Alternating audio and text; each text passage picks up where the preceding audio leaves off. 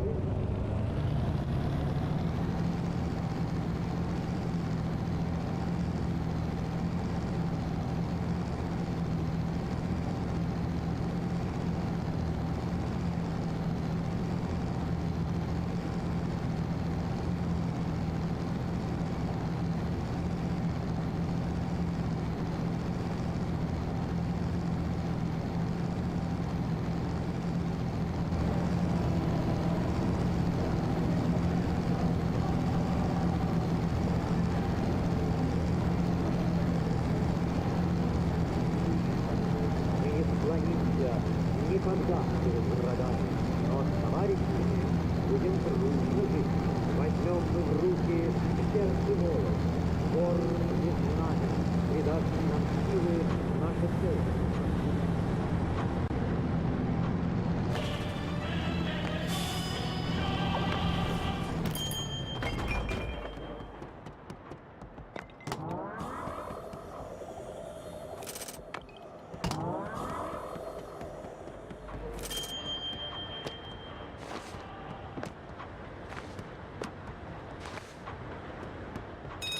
Nawoje skorelje?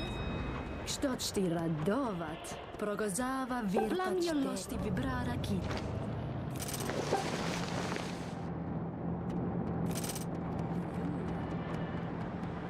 Мир нечти оригинала снова ничего. Что рано става?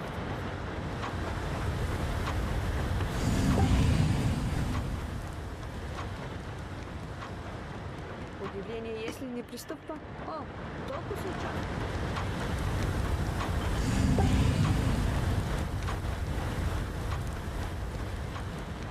Ето на своя шкур. Не знаю там сям. Люди умирают точно. Рождествия. Соединений. Шатов убит.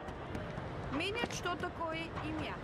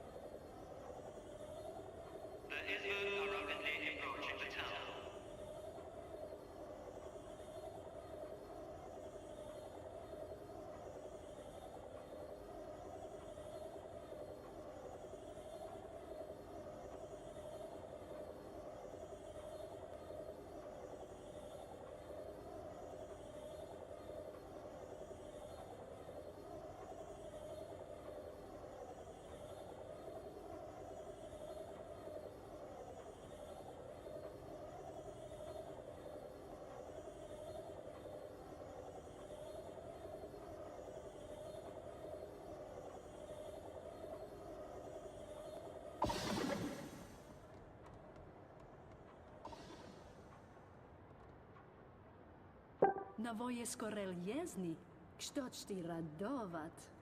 Plizajadi korta pista radovat. Progozava virtač derot. Tak ti erda bali livua. Pucir pravadi stagnjast. Budget! Ne porilastu rekori va odin Nebraska ridati Česku kotori. Kogna vas vrocjaki porto skimli, bajne kotso gramania nista. Nemlo kot sukko. Uscerb. Sto korlo per rozbo. Gotovi nasit vrema, ubeda mejo. Navoje skoreljezni, kstočti radovat. Plizajadi korta pista radovat. Progozava virtač derot. Tak ti erda bali livua. Dobro je?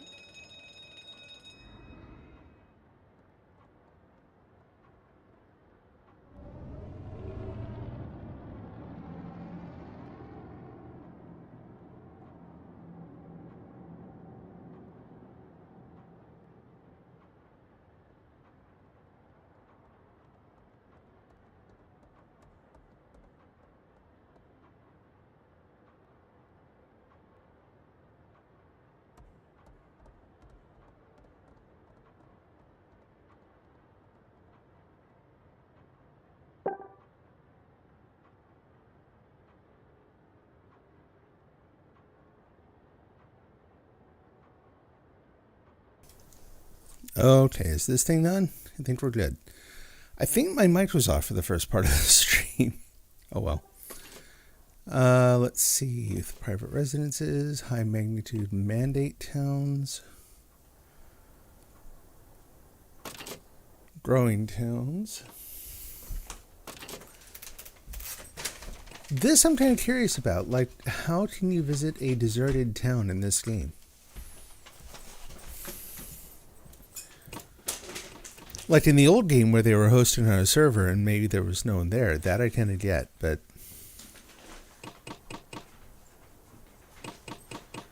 So do they gather up a certain number of towns and they just kind of store the files and you can go like adopt them, or what's the deal?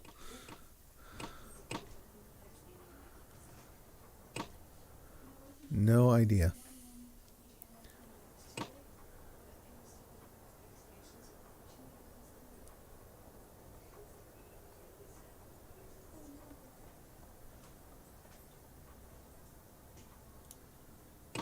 They have comrades in them, obviously.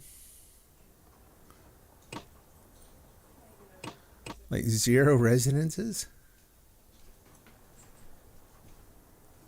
Let's go take a look.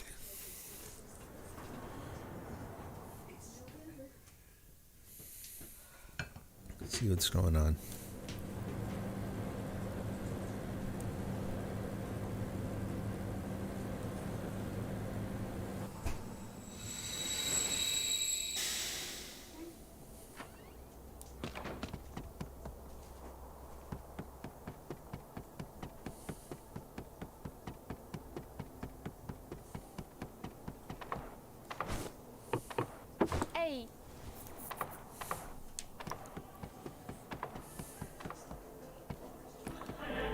So we got the robot island out there. We've got... Looks like they're in need of most things.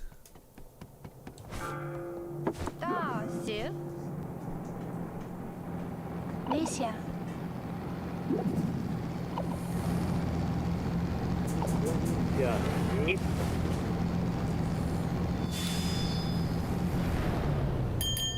Looks normal enough.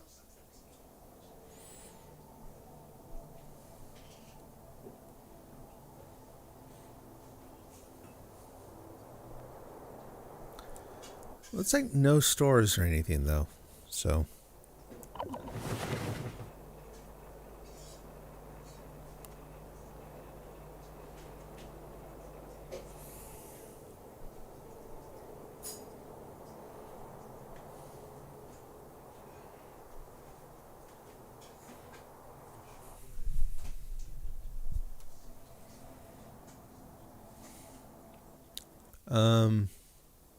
Hey, bus.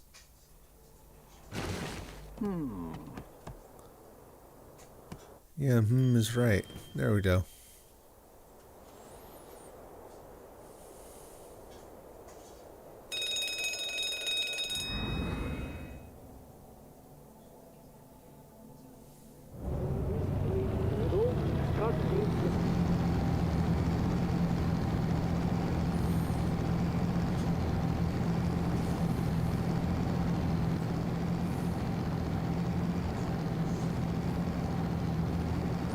Any work done on this so far? It looks pretty well untouched so far as I can see.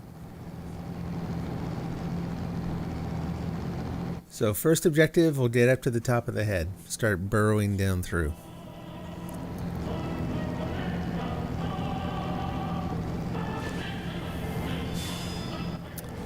Actually, first objective, get rid of these jerks. Come here.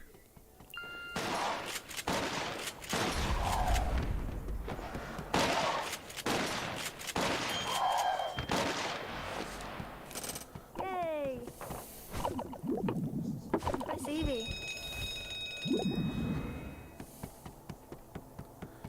Nice. Спасибо. Trying to hit the, Yay! there we go. Oops. I followed the bumbles. Hey, nicely done. That's the way you do that.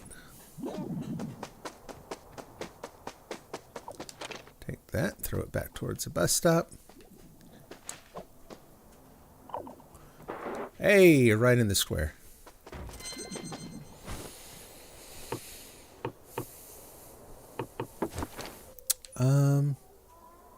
Oh, you hear that?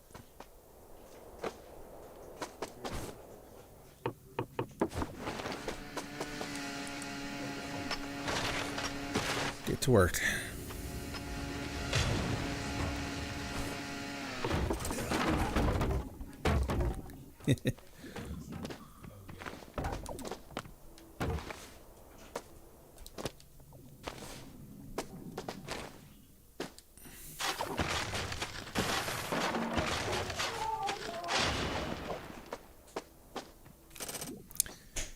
The bad guys? I don't see any bad guys.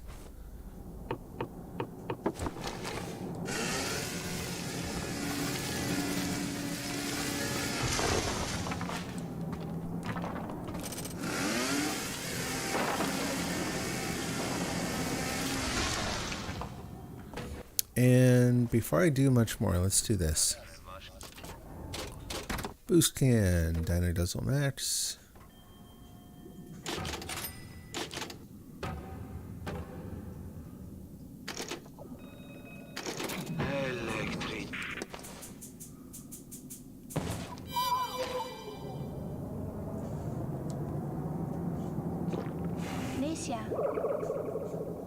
Oh shoot, thank you. Good heavens, I'm just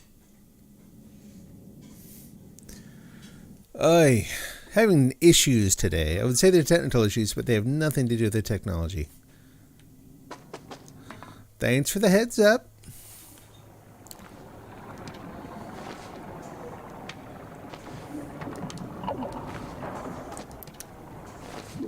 Silly, silly me. Oh.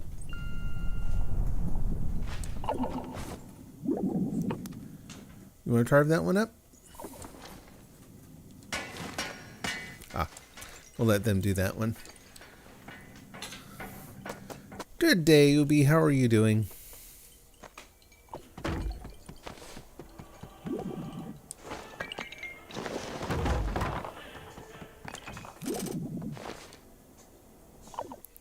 Wonder. Let's see what else we can do here. Purchase history, gestures, licenses, boost cans, tools, void powers.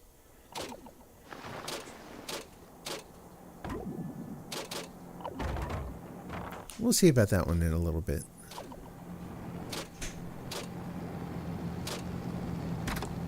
Nope, that ain't it. No, of course not. I thought they had stickers out there too. That's not going to work. Good, I'm glad to hear it. Now, how are we going to get all the way up here? That's the thing.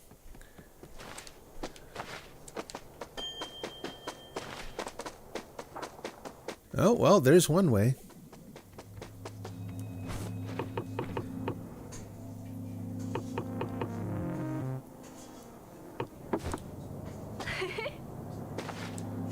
That is a good thing.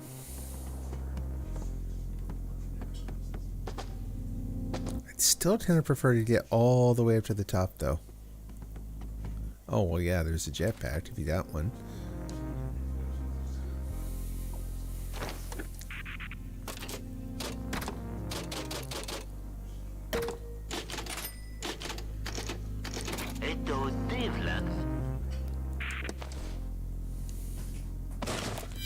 Let's get into a good place to use this.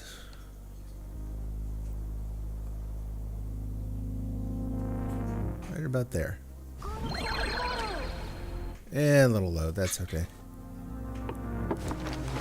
No, not chainsaw. Shotgun. There we go.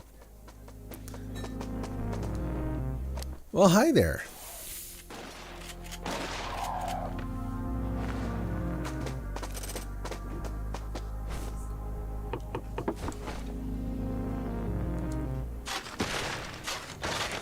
Let me make sure I'm digging upwards here.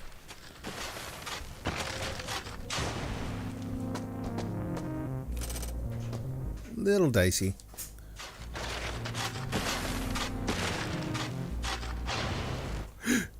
Oh, okay. No, see, that's what I meant. Oh, man. All right, let's try this.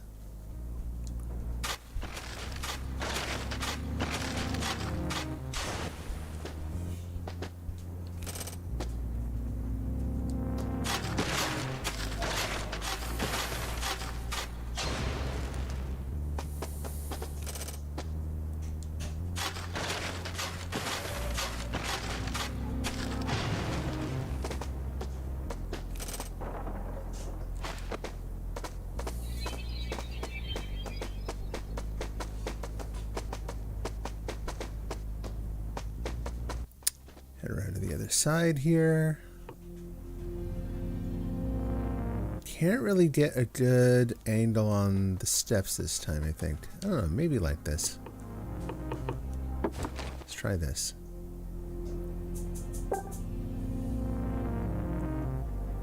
Here goes nothing. Yeah, I thought it, yeah, it's going to stick out a little too far. That's okay. Guess we'll just go from there this way, all the way up.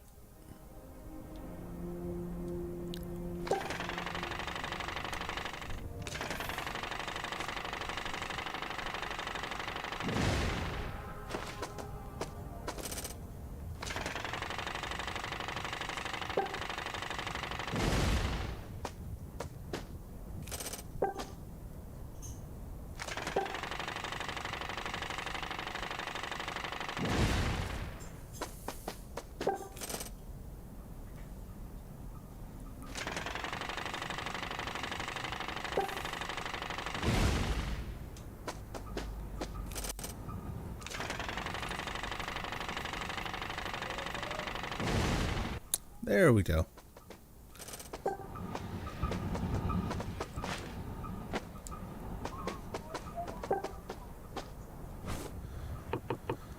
Okay, do I have any bridges left? I don't think I do. I end up spending all my money here.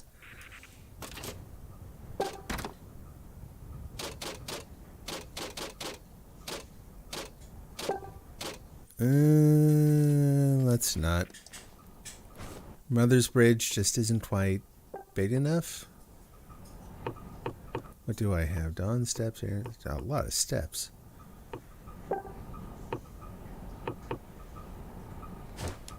I got nothing. I got nothing, and I've got no good way, I don't think. Yeah, I've got two hits on that thing. Ugh.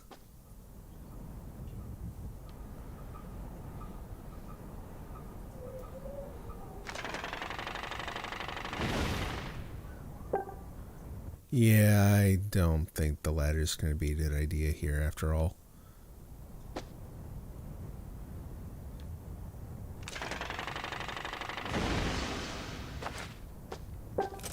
Rats. Really hard to tell what's down there. We'll try it. Ladders aren't all that expensive, really.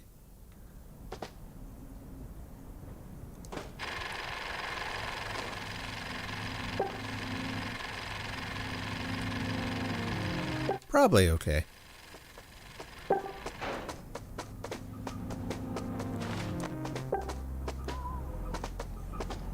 Start up here and start tunneling down in.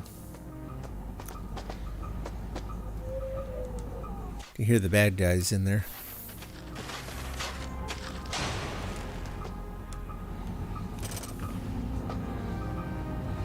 Right there. Shotgun, shotgun.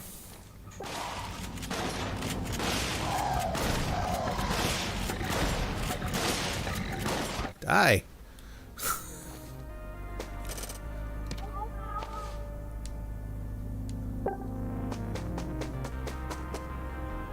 Where are you? I hear one of them like right there and I can't see it. Just on the other side of the wall.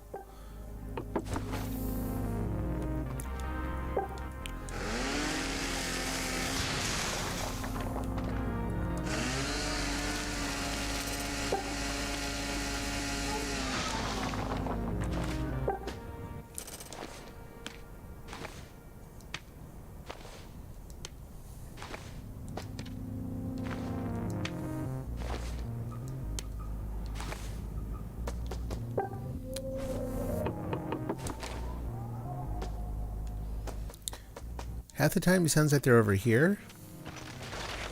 We'll find out.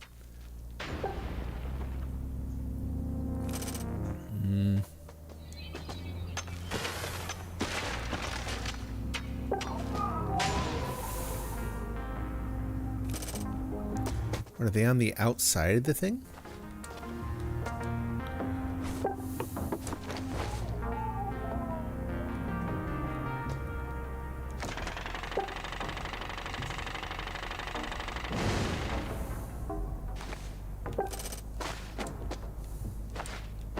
Money.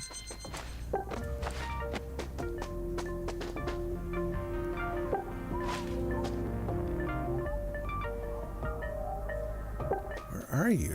I swear it sounds like they're right out here.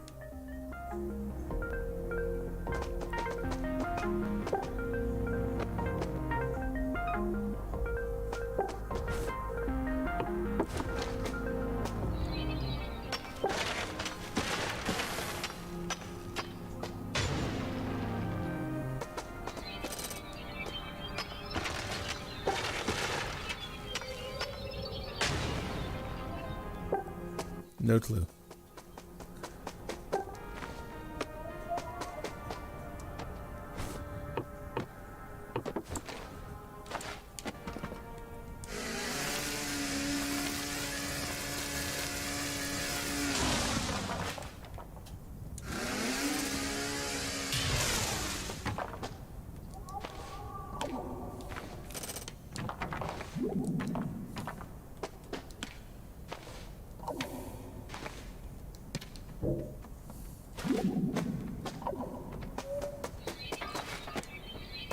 Oop.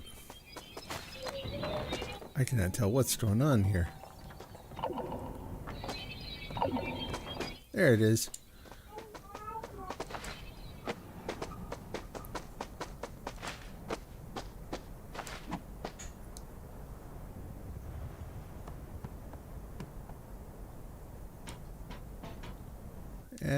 Let's not actually go all the way down.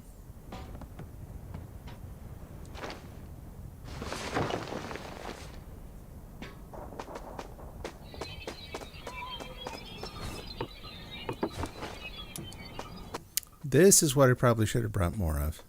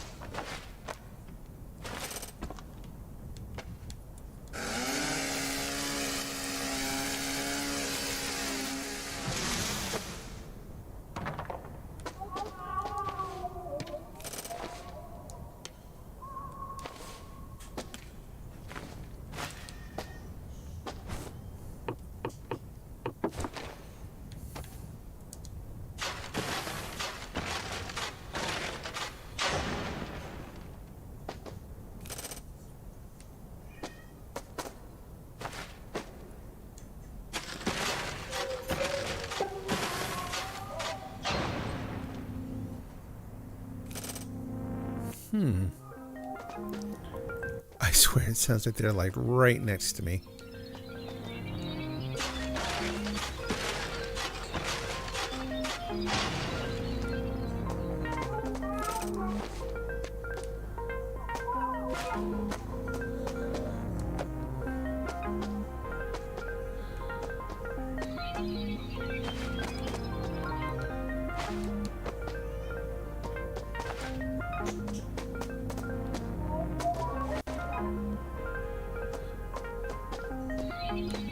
Grab that light. Just grab it.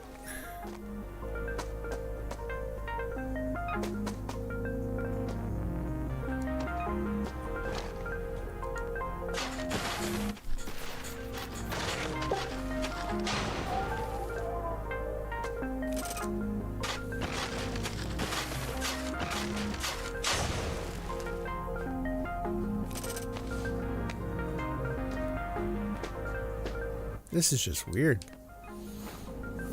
There, I hear. Okay. We're getting closer. I'm kind of surprised. I don't remember having to dig so far down. Whoop, hello. Yeah, I don't remember having to dig so far down in last time.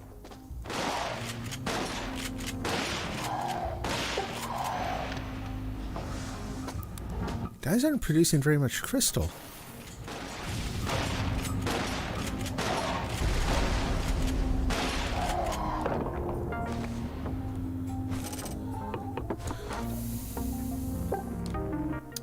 How best to get through here?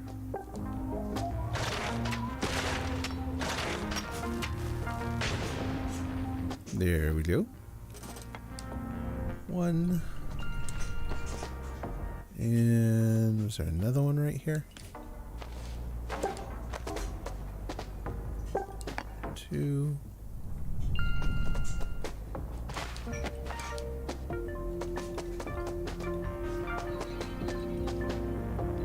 Hey, it's daytime. Kind of.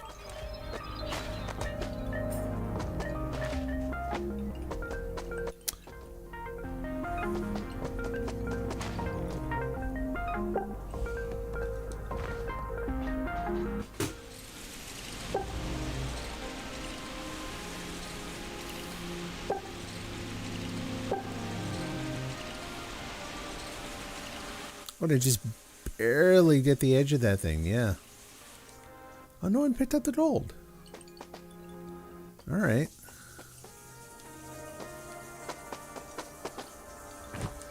I thought the AI help or something would be there. But I guess there are three of us, so there really isn't a lot of AI help right now either.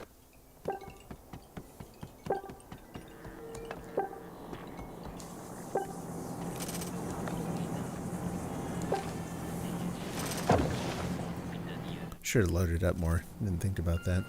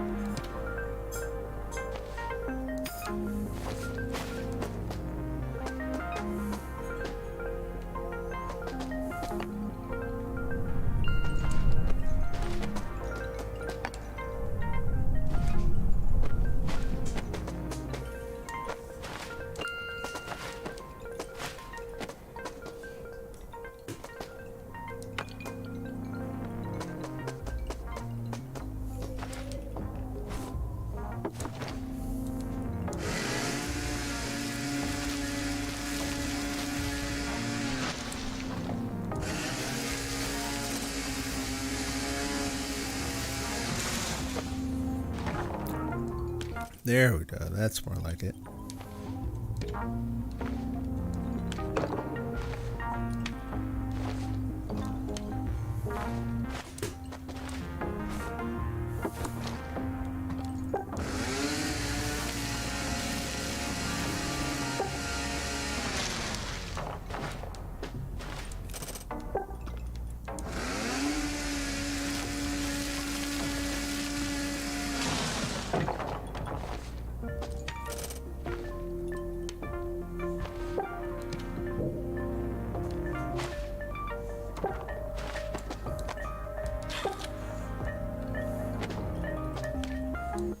I'll leave those there because I gotta take this little guy.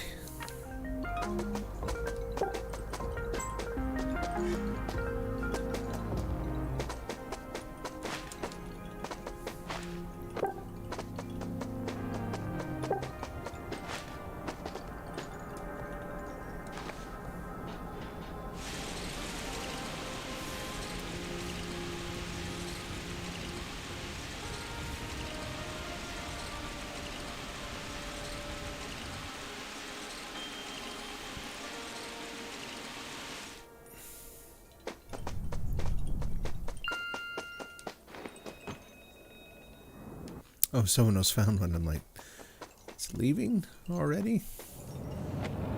I'll take that apple in a minute if it's still there.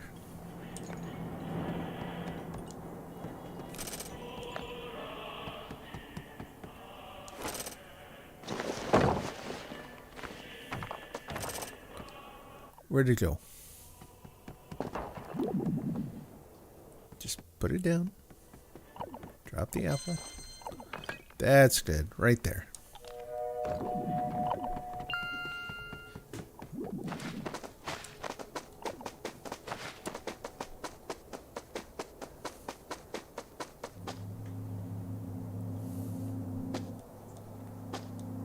Hello. Come on. Go.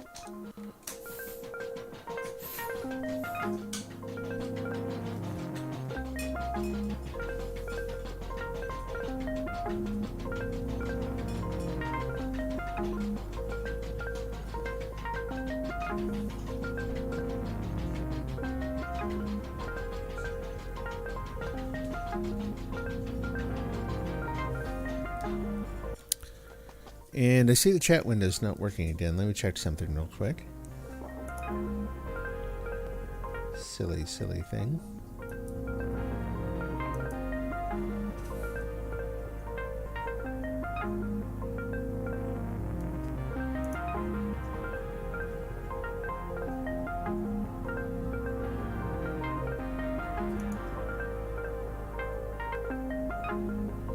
Hopefully that triggered a refresh. We'll find out.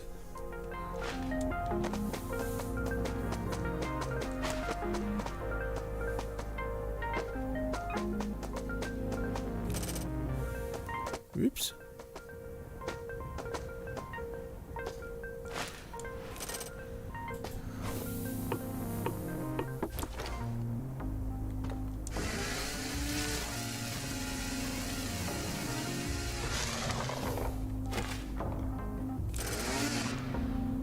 Whoa, neat trick.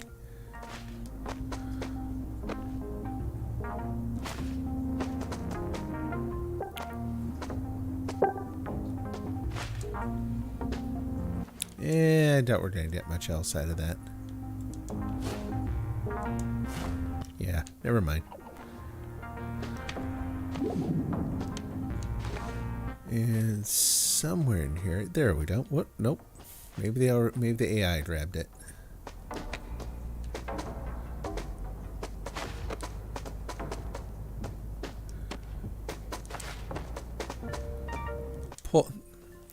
Know about you, but yeah, I tend to try to pull the lights out of the rooms that are done. Put them in some central location that we have an idea of how many you actually have.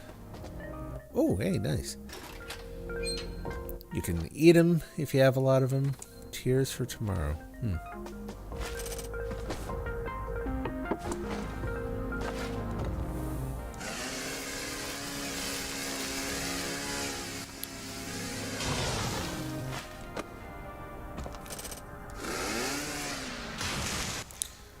Again, neat trick, and I'm glad that eyeball was there, because otherwise, or ear, or whatever that is. Yeah, the game sometimes has some clipping issues. If it can't resolve you and the camera together, it seems to like boot you like to the next boot. Yeah, anyway, yeah, you get it. You get booted out of a room, and sometimes if you're up in the air, that is not a good thing. Everything done in there. No other dolls. But that way too, like you look around, if you see dark rooms, you know, nope, those are done. No need to keep looking.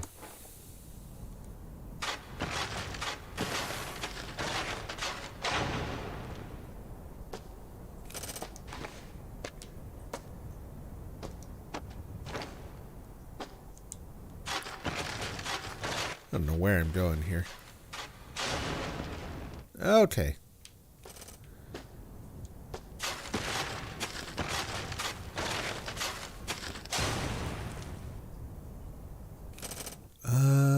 Is that... Am I getting out of the eyeball here? I think I am.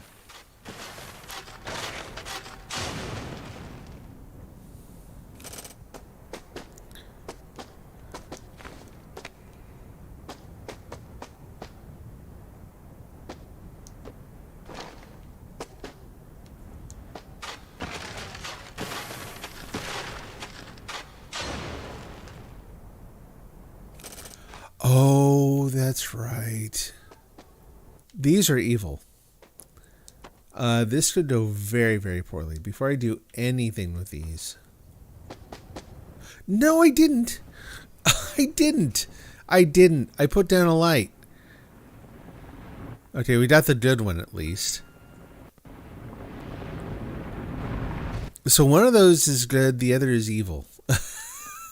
Thankfully, oh wow, there's a lot of them in here. Anyway, some of them will basically, hello? Oh! I did not mean to do that. I'm truly sorry. Just step away from the other ones. Alright, let's see if we can get oriented here. Look at all the dolls.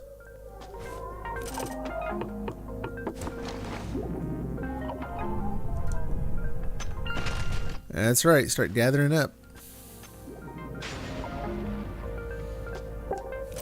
Need a light. Yay!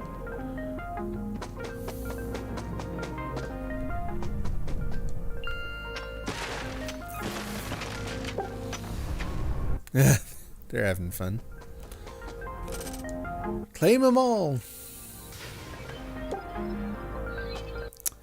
Okay, where am I looking?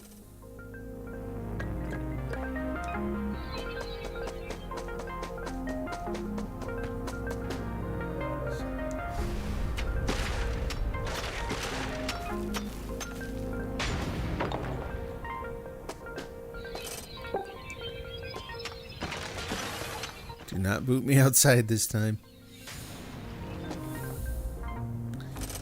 Sure, yeah, that's better.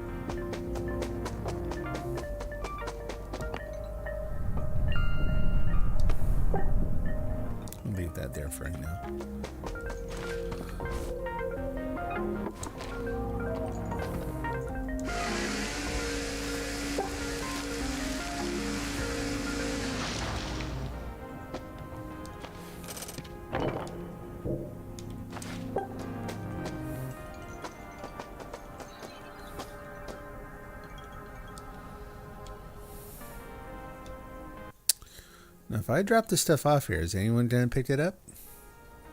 No, no, no, don't do that. I forgot I was wearing that. Ooh, put that down.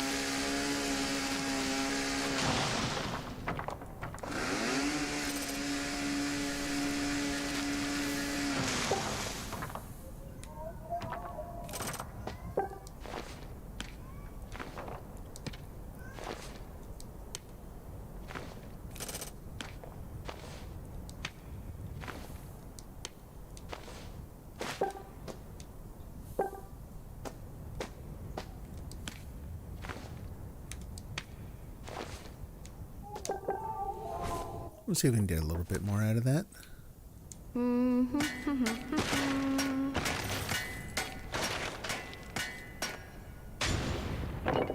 Yeah. So 7 blocks out of that one.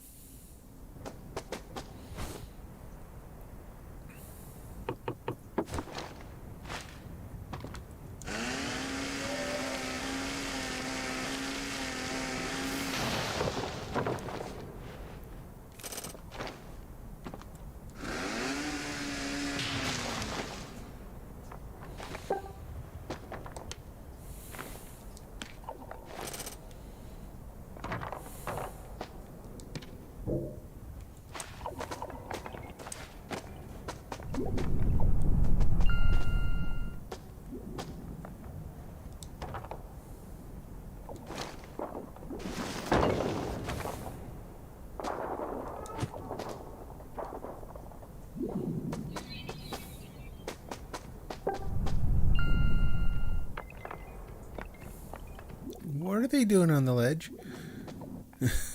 What are you doing?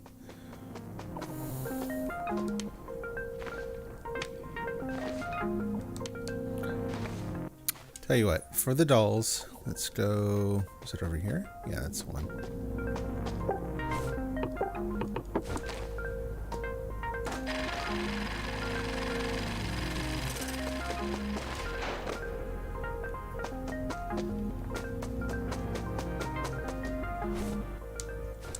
To get a light over here.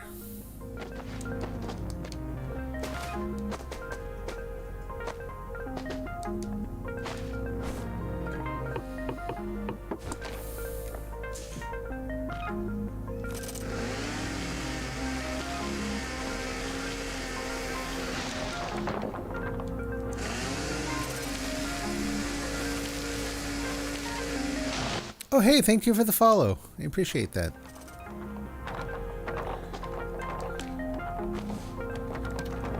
Always nice to meet new people. Have new folks join the Naughty Nation. Even though the Naughty Nation is just kind of a word at this point. It's not really... There's nothing else that goes along with it right now. But later. I won't say soon either. That would be kidding myself. But at some point... there will be more to all this. Try to make it more fun. Yeah, I'm not touching that monolith. Ah, crud. Glad I didn't fall down through the middle. Up, up, up. There we go. Take that. Sure, right there. Let's kind of mark this doorway. And we got that, and they got the ones from down there. That's good. We got one more load of resources, then go down and help gather stuff up.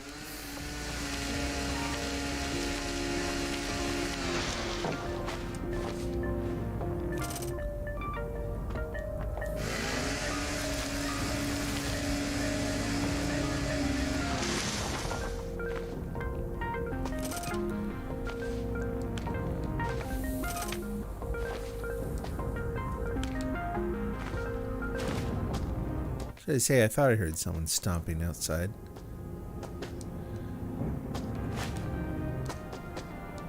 on, grab it.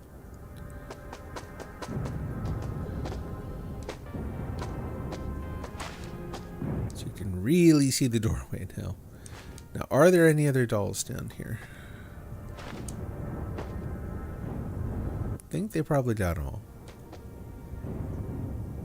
Which is fine. That's good. Oh! Here's someone down here. I'm gonna have to go get another chainsaw. Which kind of makes me wonder, like, do they have a store yet?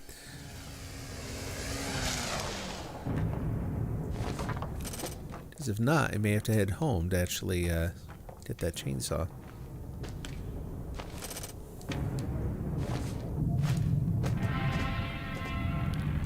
Oh dear.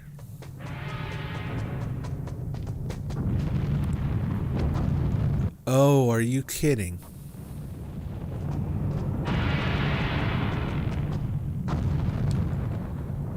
Not cool.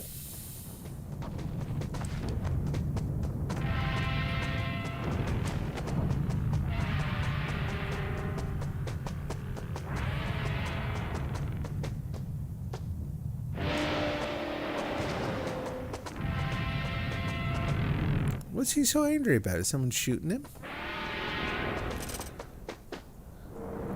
Oh, they are. Are they out there with what? Like a shotgun? What are they shooting him with? Oh, no, that's him reflecting in the void. I thought that was a cloud. Oh, nope. They're hitting him with a rocket launcher. Okay. Well, this will be fun.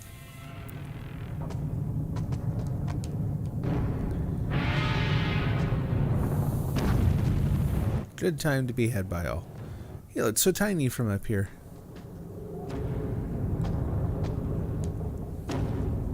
Huck.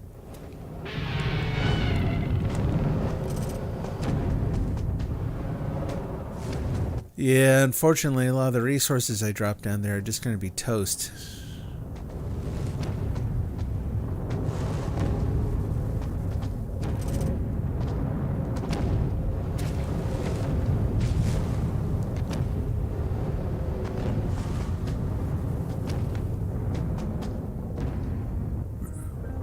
Oh, he's not quite where I thought he was. Okay.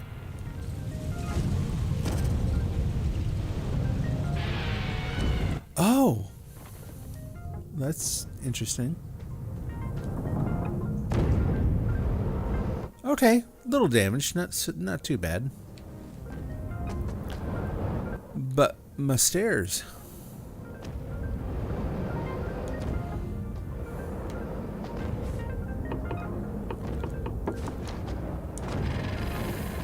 We adapt.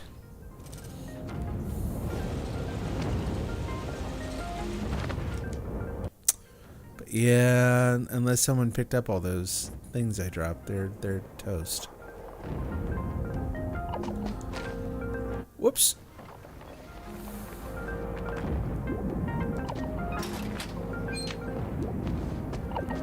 Yeah, that's what I was trying to do.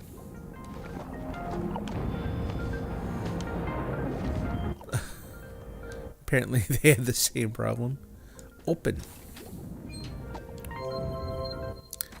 A brooch. I'm honestly not that crazy about the brooches. Woo! Look at all that. More. Let's head back to town and help put stuff away.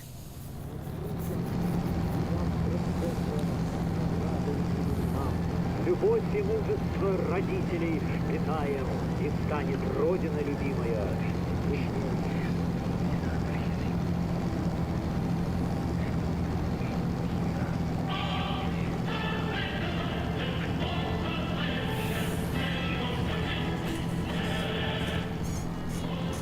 Yeah, I've been looking forward to maybe making the next, like, affiliate or whatever. It's not affiliate, but whatever the next level, the next status is on Twitch. But they've kind of changed the rules along the way. So it used to be that you needed 50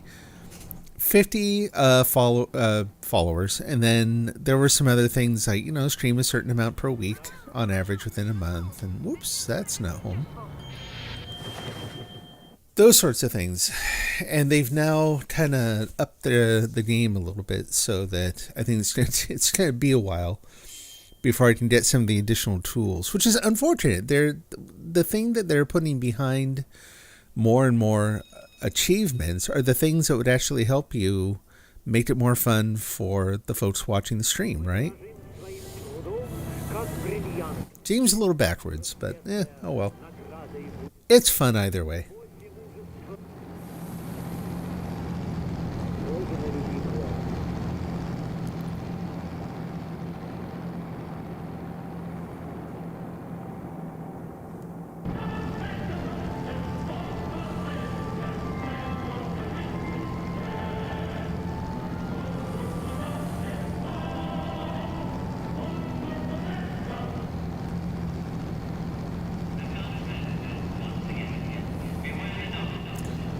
Crazy ride. Start loading up.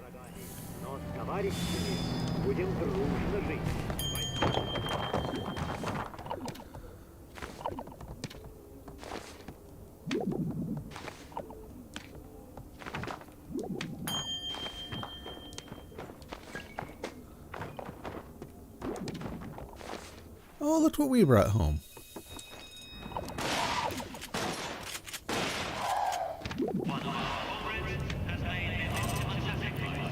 Oh no. Куда пойти далеко? Рисунок е толкова мира. Очень погода. Hey Jin, how you doing? Yep. Streaming kind of irregularly right now. This week did not go like I thought it was going to. Не знаю, там сям. Луѓе умираат, точно. This was going to be my just kick back and have fun week, and instead it ended up being my no. You've been sleep deprived for a month. It's time to go into hibernation. It's been a hibernation week so far, which kind of sucks. Like, I'm glad I'm able to rest. That's good, self-care and all that. It's just not quite what I had planned.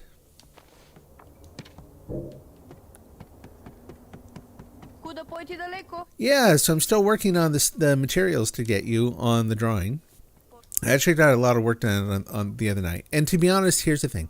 It's taking a while because I'm the sort of person who blows everything I do out of proportion. And so I'm probably putting way more details in there, way more effort than I really need to. But it's also my nature. It's very difficult, if not impossible, to resist. So there you go. But I will have some art samples and background info. I'm having fun writing 10 Tons Bio. Probably too much fun.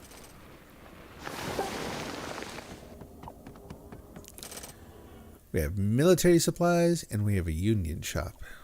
We need a residence store. Have they built their own house? I don't know what you're doing, but good job.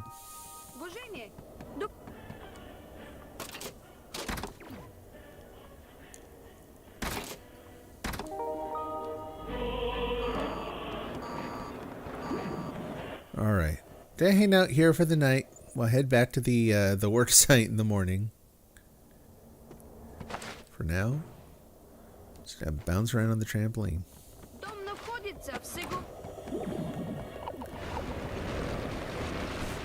You too. Excellent work. Oh, good. Good. How are we doing for the goal? 35 out of 50. Nice. There's no apples on that tree.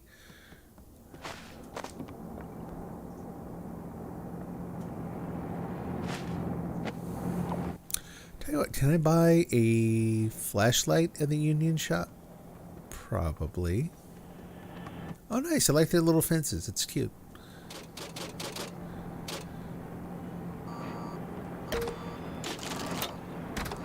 Probably not a great flashlight. We'll get two.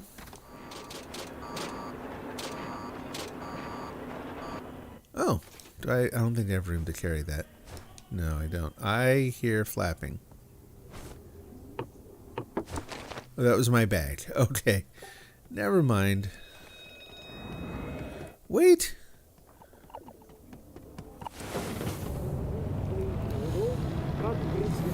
So the bio plays a part into the art? Yes, it does. It is kind of an optional part, but what I'm trying to do is, like the first artist that I talked to when I was looking to commission the character, were like, you know, had the very general question. So what are you looking for? And so there's the most basic answer, which is I'm looking to make a live 2D, a rigged live 2D model that I can use as an avatar in my stream. But then when you get down into the, okay, cool, what should it look like? There's so many different angles you could take on that, right? There's a lot of different ways you could describe. Like, I've been using the term mid-century modern. That's probably not quite the right word. It's close. But like I learned the other night, there's an art style called doogie, of all things, from like Southern California. You know, this is like peak 1950s futurism. The future will be wonderful and it'll be full of cheeseburgers. You know, it's McDonald's and diners and that kind of thing. And so it fits into that too. You know, if you looked at the character design from that period, it squarely lines up with that. So the fact that, like, the idea that this character was created as a assistive technology for selling products that you probably shouldn't sell, like home nuclear reactors and that, it all kind of fits into the vibe. It all fits into the, okay, yeah, like if you picture, you know, that 50s futurism, again, the world will be wonderful and there'll be nuclear, you know, like I think you said, like the Pit, no, not Pit Boy.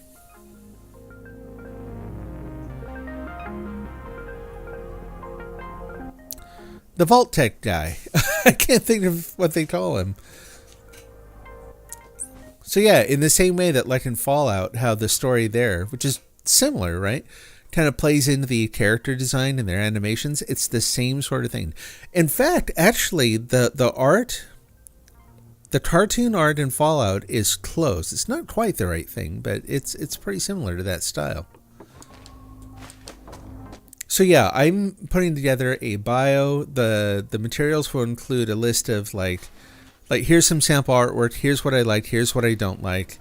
Like I'm trying to make it pretty, you know, succinct, but at the same time pretty comprehensive, so that anyone who looks at it will go like, okay, yeah, I can get a reasonable idea of what you're looking for by reading this.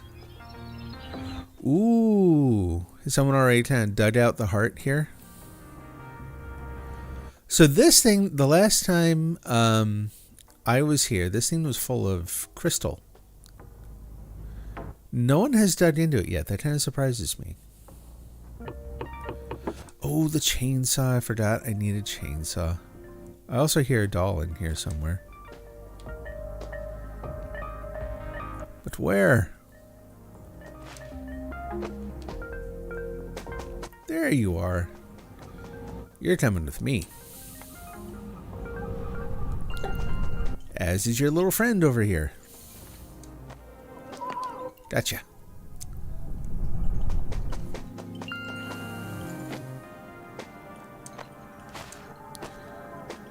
Where did I get this 50 gold done here in no time? If I... Oops. No. Pick up your little friend. If I can remember which way is the proper way out. So I hear monsters there. That's hopefully not it. More monsters. It's like nothing but monsters in this room. Oh, there's another one. All right, let's see if we can find a way to bust out of here. Do I have a tunnel? Tell me I have one of the tunnel ones. I don't. Really? Ugh. All right, gotta dig out. Vault Boy, that's the one. Oh, make sure I don't knock him off of there. Okay, well, we're heading the right way. I don't think I bought another ladder. Flashlights galore. Yeah, I hear you. What? Oh, hey, we're 10 off. Awesome.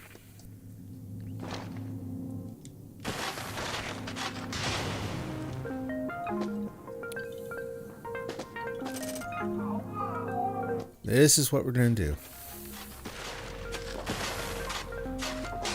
Do not fall. Okay, good.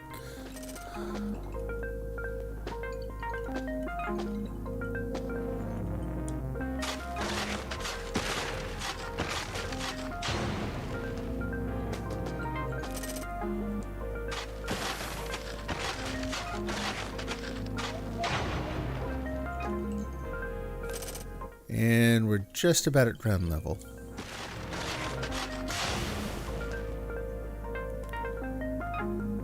Yeah, that should do. Oh, someone got to build a house.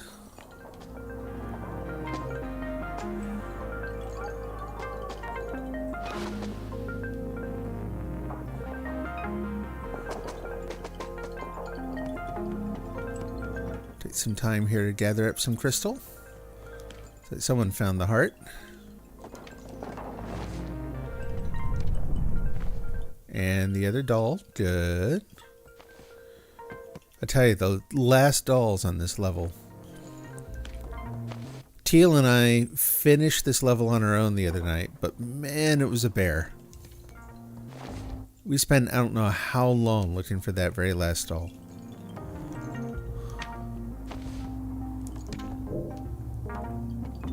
And we'll put that back. Grab you instead. Give him the boot.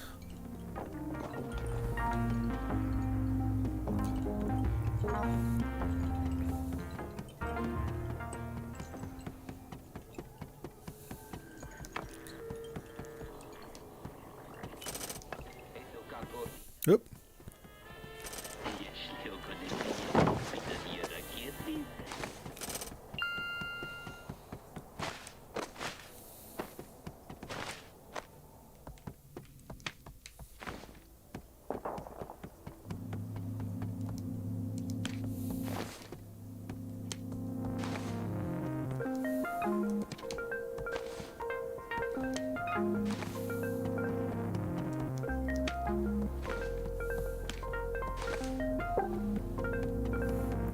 $1 is literally $1. Apparently, Edeltorp is not impressed with my crystal gathering.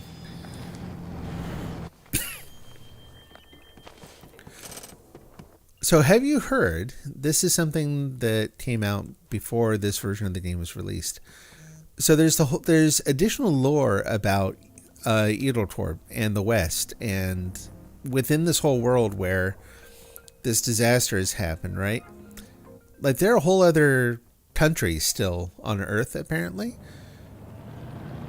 And so Dylan had hinted at one point about making another game entirely that's actually set in the country. Like, basically, it's set in the U.S., where Edel dollars and all that come from.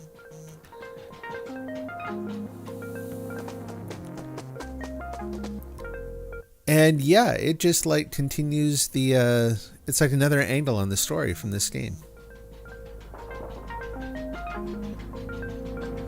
Which I thought would be really cool to see.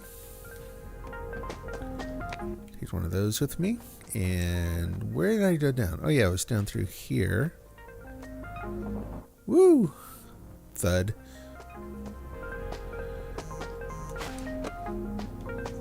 There we are. Are they actually digging? I don't see where they're digging through this.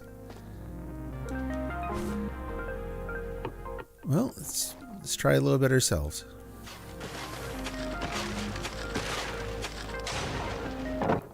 But yeah, I'm still hoping to see that, honestly. It's like a version of the US where this sort of like robotic cult of some kind is taken over. It takes place in the American South, I think.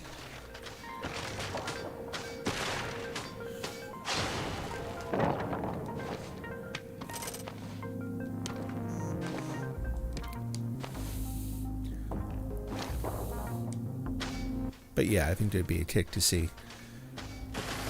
Like this game, you know, it's all influences of, you know, certain period in Soviet history. This one would be, let's just say, certain thematic elements from U.S. culture. Yeah, frankly, I would love to see their take on that. Oh, you, good luck. Oh, no. I hope... Let me see if I can get up there. I don't know if I can. Let's go dump these two. Whoa, that's further than I thought it would be. Broke my brooch, didn't I? I did. Darn it.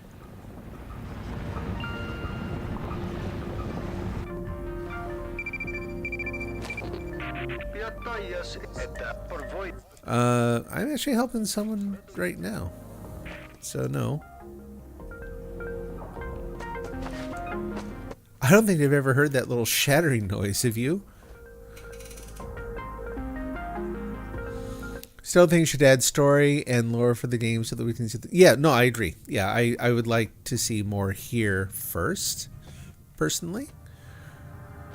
But I'm thinking long future, I would love to see games that kind of pair with this one. I just think that would be awesome.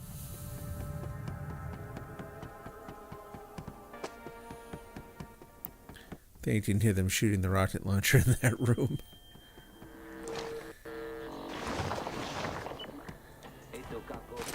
Maybe let's go see if we can help.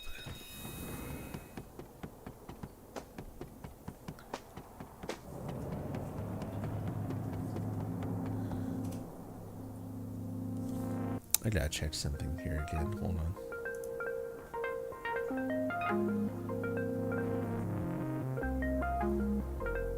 Yeah, what is going on with that? What a pain. Worked out some of the technical issues on the stream. I've got others that are persisting, and it's getting on my nerves, honestly. Let's try doing that. Whoop. And whoop, back again. Okay, looks like it reset it. We'll see if that's better.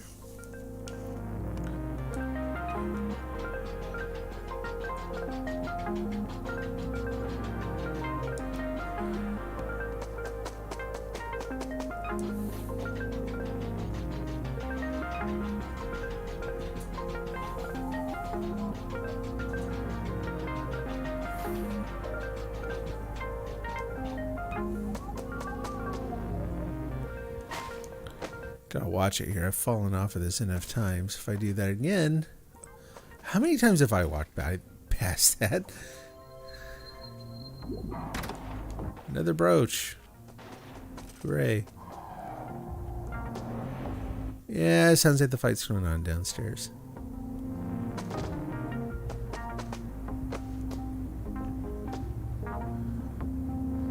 Or is it that actually up there? I think I'm going the wrong way. Can I get back up there? Probably not. Let's take a different angle on this.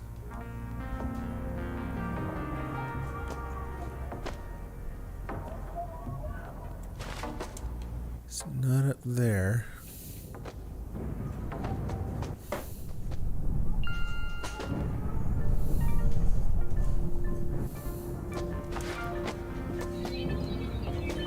Oh yeah, let's start doing this.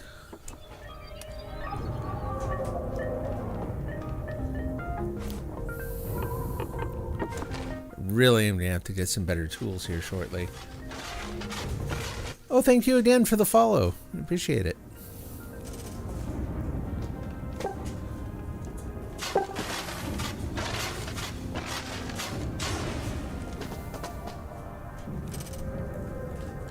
And nothing in the chat window. Darn it.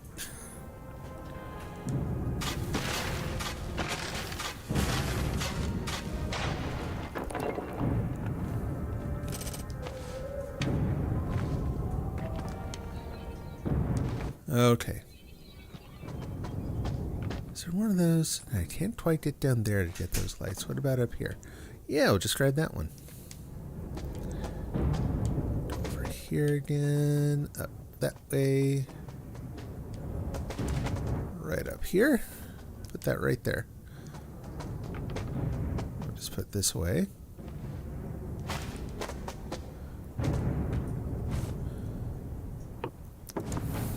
Okay, a few uses of the chainsaw out of this. So if you, for anyone who hasn't been playing the game very long or maybe hasn't seen very much of it, it's really tempting to use. In fact, they kind of teach you to use the pickaxe on the resources right away. That's actually one of the least sort of productive ways of getting materials, it turns out. You can get a lot more out of a single block of stuff by using the chainsaw down from the top, like kind of working in overlapping circles. Now I'm all out of chainsaw, so I'm not going to do that here. But yeah, if you can help it, it's far better to use a chainsaw than the other tools in getting this stuff out. I think it's going to be... Might be able to use the shovel there a little bit. Let's see.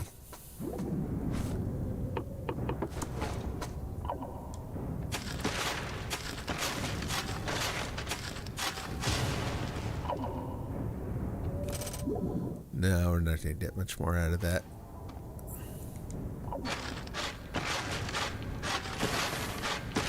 Also, if you pay attention to the rhythm, whoop, didn't need to that time, but you typically also have like a split second there to jump off of the spot that you're harvesting.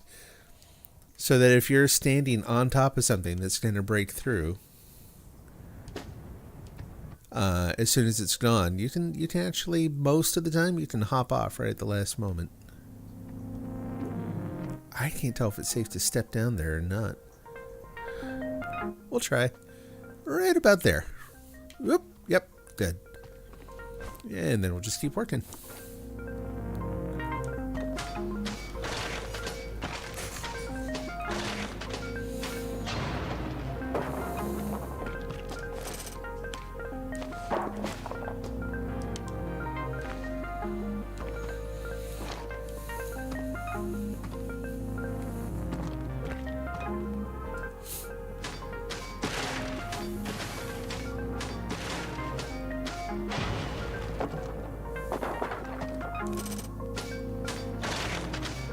Start digging up there a little bit.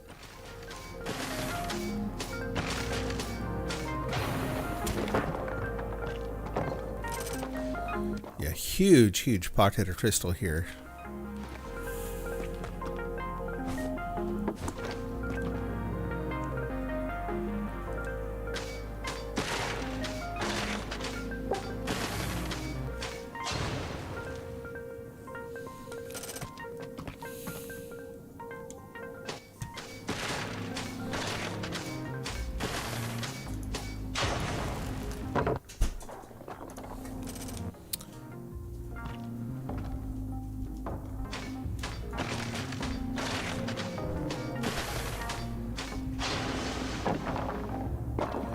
And there goes my shovel.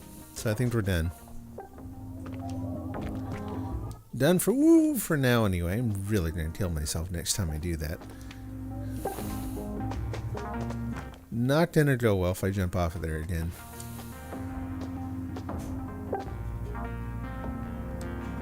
Boot.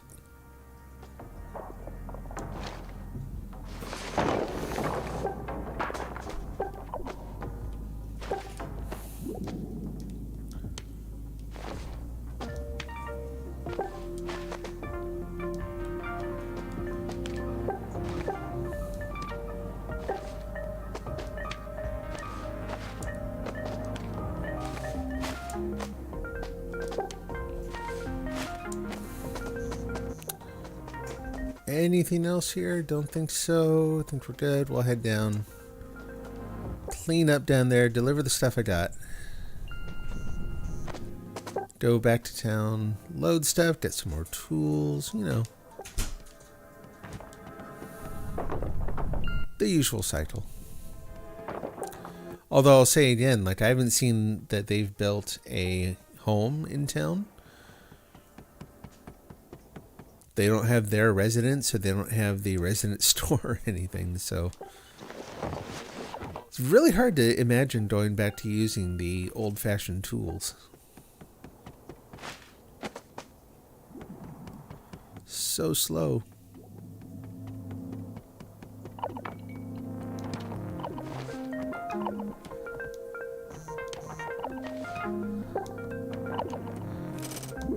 Speedy. Got your dolly? Alright.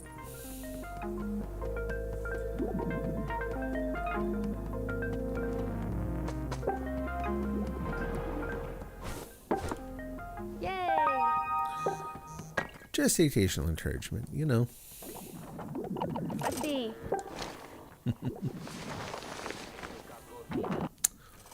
Okay. And I've got enough room to buy something from the Void machine. Let's see what they got. Alabaster High. What is that one? To crystal layer tells you to float and slow. Oh yeah, let's do that. That's what the brooch I had that broke also did that. Explosions, no. No. No. The one is okay.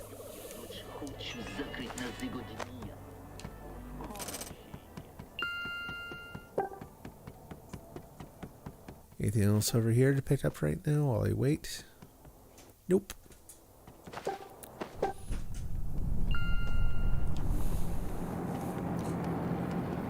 Yeah, they're actually gonna, I mean, if they're actually processing the dolls back in town, they're actually gonna hit their goal before we're done with this thing. So I think probably, where are we now? 41, we got 9 left. Couple sitting there. Not sure how many were in town.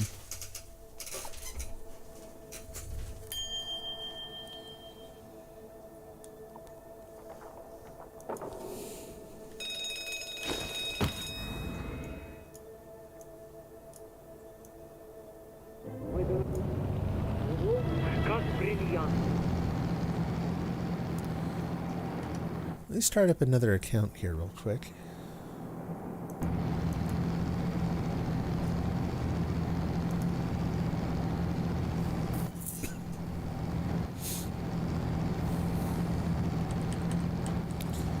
Diagnosing technical issues as I'm on the stream today. Not that. Not that.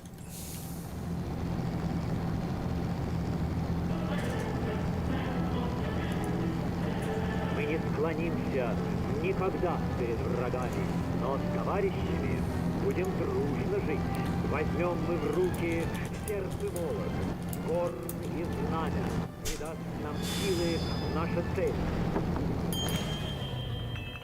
Okay, that showed up. We're gonna dump the trash here. Whoop, nope, this. Grab it.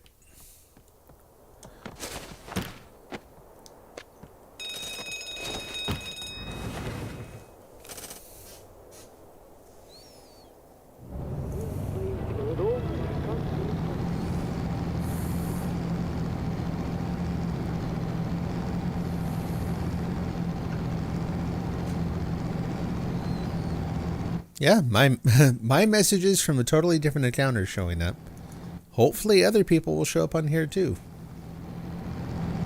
We will see.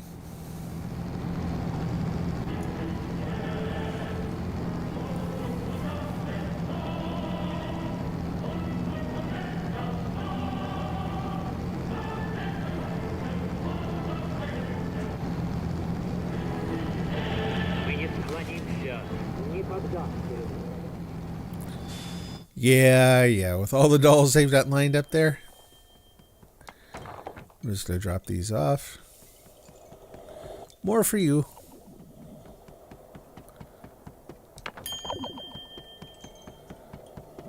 And another one.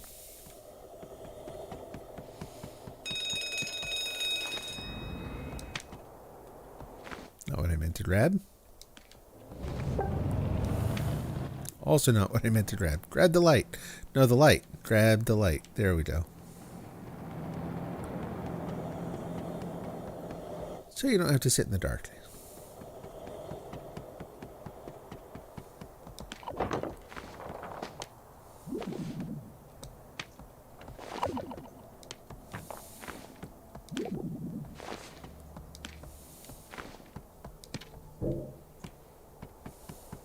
Huck.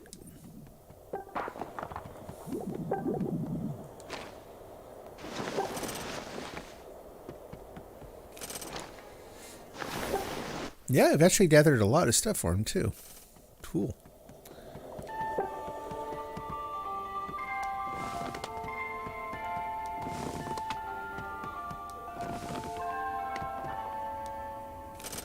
Come back for those in a minute. The sound says, once again, beware the darkness, dear comrades. Yeah, good time to come back to base here anyway.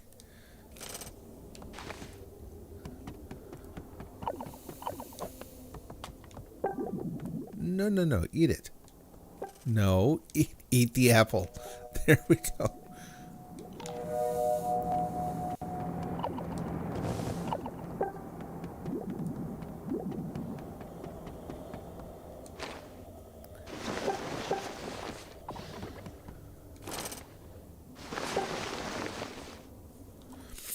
And do they have enough housing capacity? 50. Good. Yeah, it's just kind of waiting for them to process then. So I'm probably gonna whoop. All right, you guys. The Ismos are rapidly approaching the town. Yeah, they are. Do you have another gun? Can I build you a gun? Kind of wish I knew if it was okay for me to build a turret. They're not coming right by town. They're coming close enough we might have to fix the Ministry of Labor there.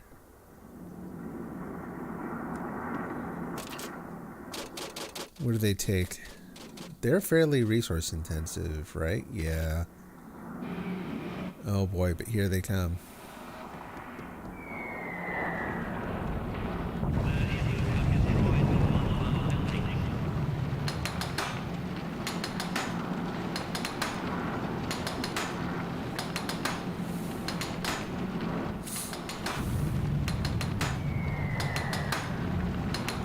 Whoop! Screwed up. Come on, back. Back, back, back, back, back. Go. There we go. Right on the last one, too.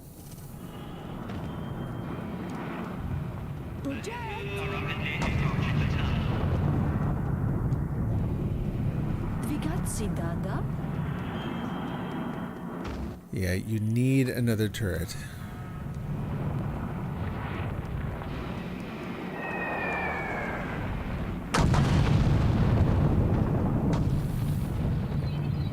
I'm okay. I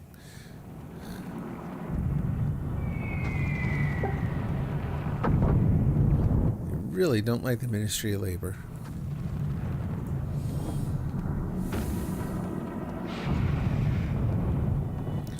How's energy in the town? Total power, daily use.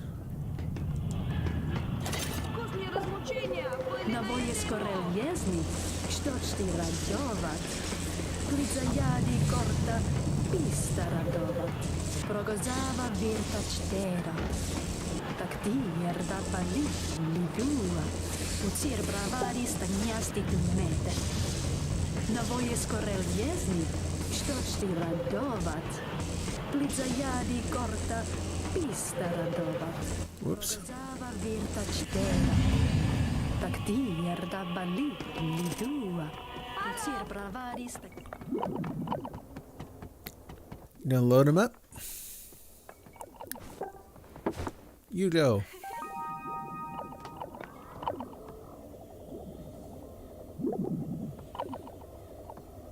It's like they're not setting quite right. There you go.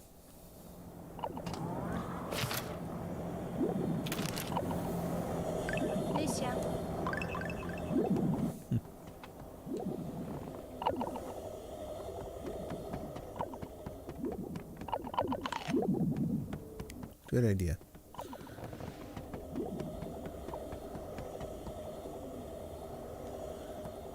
Let's go ahead and do that. So here's the thing. If they decide they don't want this, they can take it back down. It's a kind of challenging puzzle for some people. Like, I don't know how good they are at the puzzles, but... Спасибо.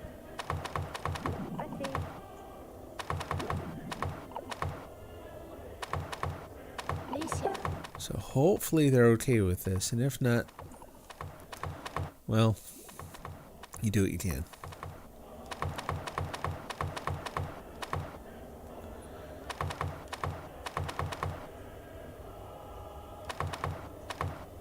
See if we can keep these together somehow. Whoop.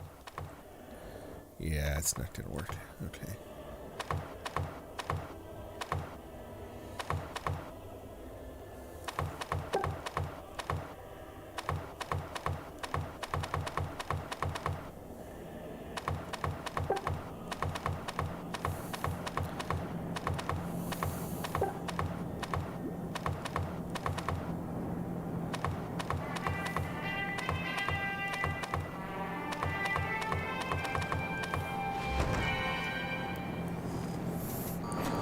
What's my strategy for solving the puzzles? It changes per puzzle, actually. There are a couple different styles.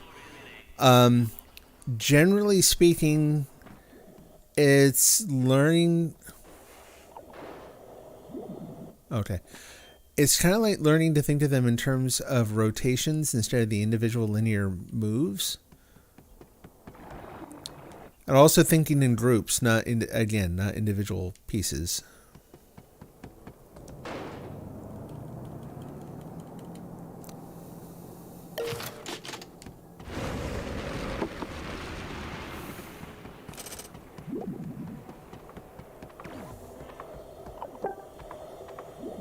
Again, hopefully they're okay with that. Construction of the defense facilities has been completed.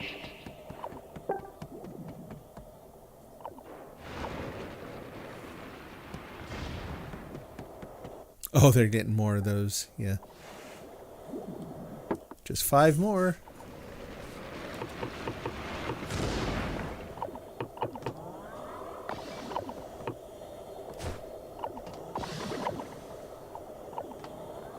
Keep them going. Или украсит. Где пишел этот мир? Ведь ракете интересно, если на Луну, давай думать о том. Ей. Мир нечто оригинала снова ничего. Длину. So we're down to 47. We need 3 more. So yeah, it's gonna be just a minute. Let me go check in my points for the town, Президент. because we're all gonna get booted here soon, and then I will just call this town done. Good people snub you because you mass-produced cars with those puzzles. Oh, that's too bad. Доброе утро там. Знаете ли ви приветствовать? Так ме Богу. Куда пойти далеко? It's one of those things where some of the intents in a town are difficult to communicate. Like, if I was in a town kind of like this one, where the resources are a little, there's not a ton. They're just starting out. So like that's why I was kind of nervous. That's actually kind of a big purchase, right? 15, I think it's metal it takes. Yay. So I really want to make sure that that's something they're going to need. What I saw someone else do, which I thought was kind of nice, was they built a bunch of stuff in my town, but then they also left me a disassembler. Like, I built you some stuff. If you don't like it, here you go. You can take it down. Yay. So if I'm really not sure, I'll consider doing something like that. In this case, I think it's pretty evident they need it. They have the materials for it. It's a difficult puzzle, so for some people it might be a help to like do the puzzle for them. And they literally just got attacked. Like, they could have lost their Ministry of Labor after that attack. It's very, very clear that they need it. The cars are very cheap. Okay, yeah, I haven't even looked at them. So yeah, it's one of those where, if I were in that position and someone made something I really didn't want, which happens, right? Typically what I'll do is I'll wait till they're gone and then I'll get rid of it. Like, they're just trying to help. there's no need to get nasty about it. If someone were being really persistent about it, like they just wouldn't leave the thing alone and they were, using resources that I needed for other things, or they were taking it on themselves to redesign my town, you know what I mean? Like obviously going too far, then I'd consider the snub. The one time we actually considered using it was someone was coming to Teal's town, to my wife's town, and they were very clearly just taking the dolls. So we were sending back just waves and waves and waves of dolls back to the town, and the population wasn't going up, but the dolls were gone, and we kept seeing the person disappear and then come back, and then leave the town and come back. And Teal felt awful about it. She didn't want to actually snub them, but I'm like, look, you need to consider, like, hey, we did it.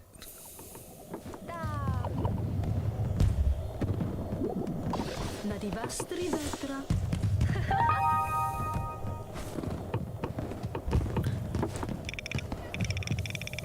Где пишел эту?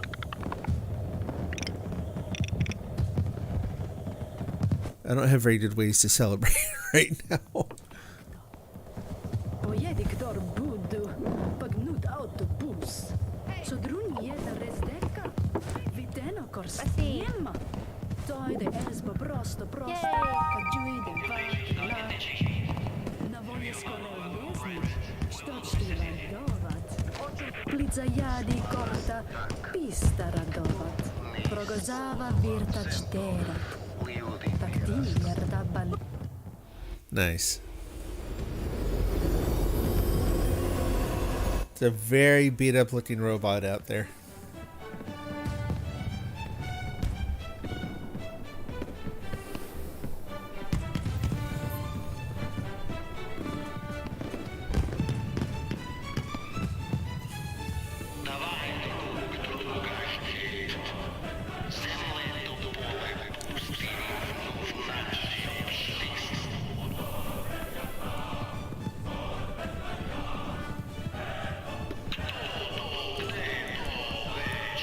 So it looks like it's mainly YouTube comments that aren't coming through, unfortunately.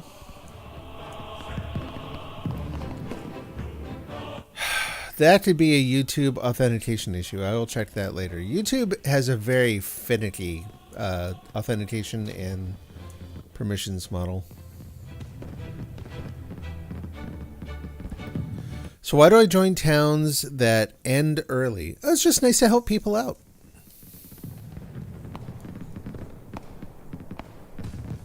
So this was also a little bit of an experiment in that it's the first time I joined a town that was just an abandoned town.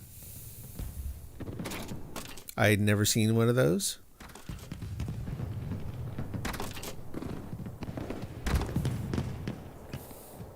I wasn't sure what constituted an abandoned town in this version of the game. So I'm guessing it's just a town that maybe stayed low level and then people didn't play very often. That kind of thing. Which to me, in terms of community building, are good ones to play. Because if someone's feeling like, oh, well, actually it's not doing another town, let's go back and tool up. If someone is feeling like, well, they didn't play that much because maybe it's their first time playing and they felt a little overwhelmed or weren't sure what to do. Maybe they didn't get a lot of help, or maybe they even had someone come to their town who was, very, very unhelpful. So it's kind of nice to go in and, show them the community, give them a positive experience of the game. So we need a shovel and a saw at least.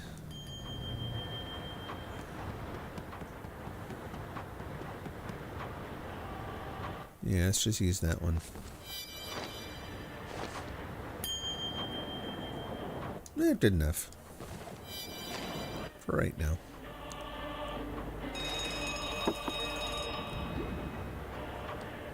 And then, yeah, instead of staying here. So, yeah, quick comments on the redesign. So, leveled up the town hall the other night. Got all that done. Moved the market over here. 2 apparel shops. I did not get the variety in the shops I was hoping for, but oh well. Put up the gates so that the bus stop is coming together nicely.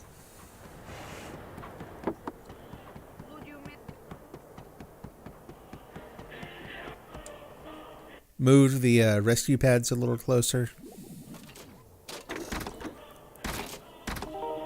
Basically some nice changes. Now let me go check over here. Merci, час. Not that. This. I still think I'm fairly low on points here. What do the other approaches do? Let's see. Increases damage of items thrown. Ladder climbing speed. That's a good one. Sapphire Dervish from Monotopy. Ooh, that's also a good one. Tell you what, I've been struggling with that one lately. Let's do that. The monitors have killed me a couple times. Yeah, 300 points. I don't think I'm going to have enough to actually do anything very interesting here.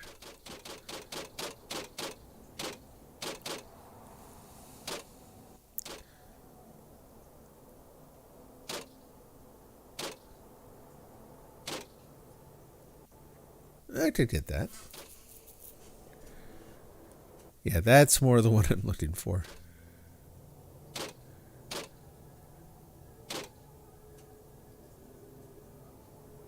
Also not bad, but can't get that one. We'll wait a little bit. Alicia. The mail. All right. Already done that. I think I've got all the tools I need. Let's go find another town. Ето, хорошо. Merci, час. Taking some time to do some community building today. So yeah, we've got this deserted towns thing. So we've got there, we have 2 people working, 1 residence, 7 residences in that town. Betty Baba. I didn't notice the names. Sunny Lime. Mayhem Monkey. I think I saw them the other night, actually. I think they were in my town. Let's go say hi.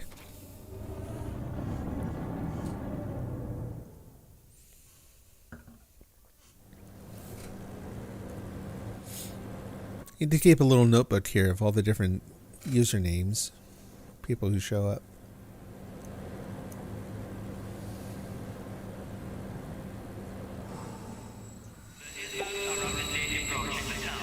Oh boy, that's not a good thing to walk in on. Holy cow, look at that. Wow. What? How is this abandoned?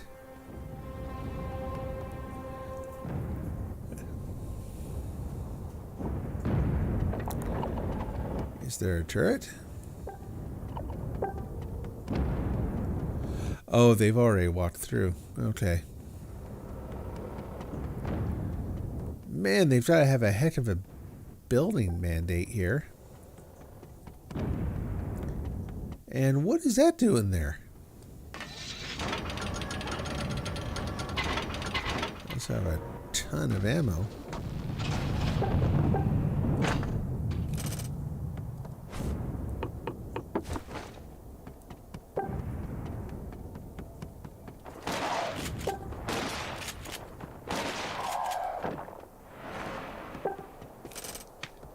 Double crystals?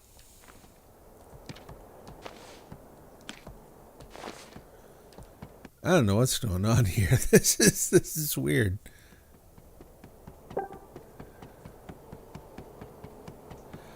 Look at that.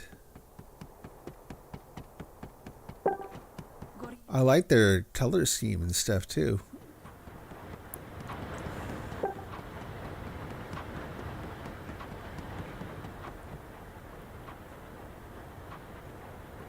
What am I looking at there? Oh, there's another monument. So this, if this is an abandoned town, yeah, I don't know what to make of that idea. How is this abandoned? Population goal 1,000. Yeesh. I feel Like, I'm the amateur here. That's what I think. So do they want people to actually cook the dolls? Total Powers could. They have 22,000 metal.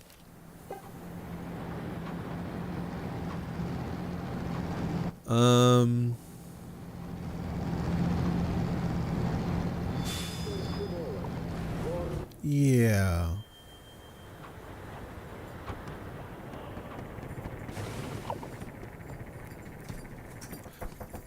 So this actually gives me some hope. Apparently someone's knocking frantically at my door. I'll be right back.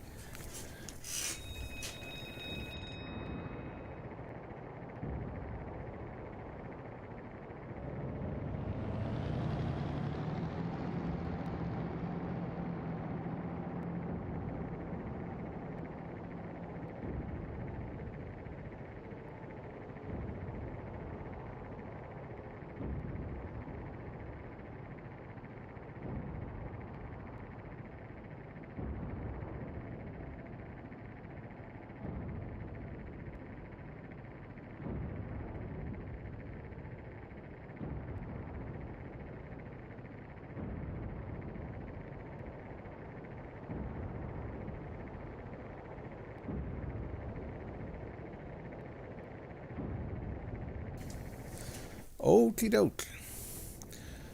So what I was going to say is this gives me hope then that I've been worried about how high the building mandate will actually go. Because there's a lot more I'd like to do with the town. But it feels like I've been really, really, really restricted.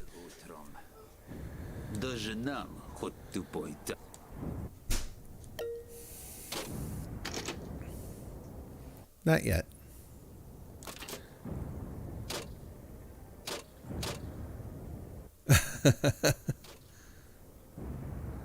Not permitted.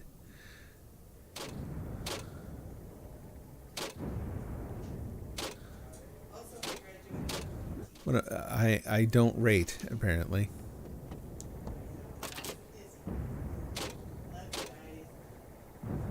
Well, that's kind of nice.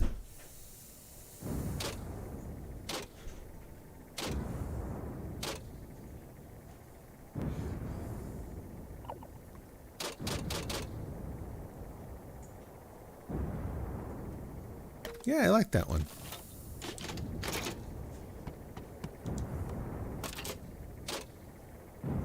Oh, I like that one too. I kind of wish I'd seen that. Should have looked across all of them first.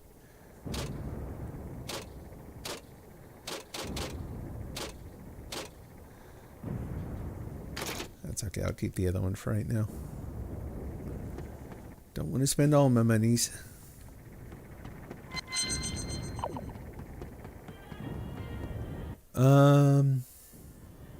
This is really fascinating. Anyway, I'm sort of still just kind of stunned by how big this place is and how much there is going on. They're just building alphabets and numbers. Hey, hi. Just saying hi. Good. Yay. Like, I kind of wish I could ask what you need done because I feel ill prepared. Oh, nice.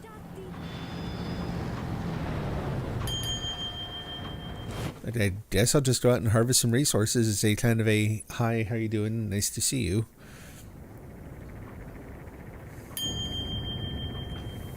Anyway, yeah. Long story short, it looks like there's a lot more room to build. That makes me glad because be curious to see what else to do with my little town. Oh, the other thing I've got to check for when I'm in these other towns, any place that has a residence store anyway, is the paint colors. I need to start stocking up on certain colors. Because, I'm glad on the one hand that I got a fully color synchronized town. Like, the bus is blue, the town is blue, the lights are blue. Also, it's a little monochromatic, right? Like, it'd be nice to have a little variety in there. Yeah, and I think they've probably done a lot of what they need here. I really do feel kind of generally useless here.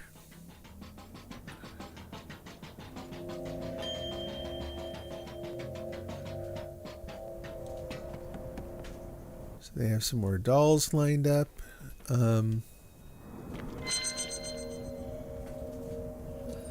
Couple more up there.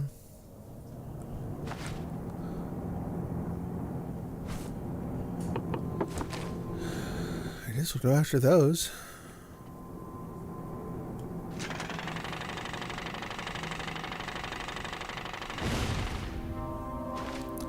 It really is amazing to me how far some people have advanced in the game. I don't play super regularly. I mean, I've got, you know, time constraints on my day.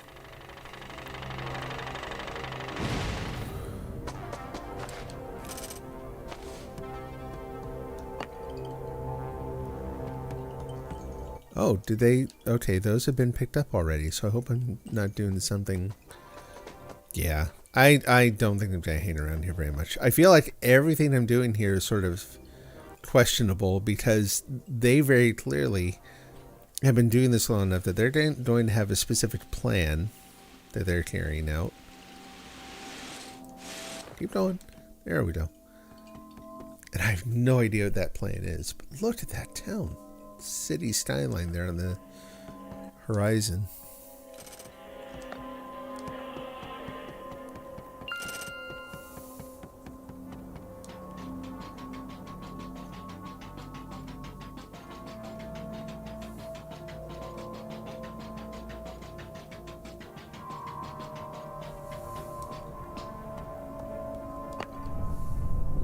Oh? Now the island's going away. So, okay. Well, hey, I rescued a couple people for you.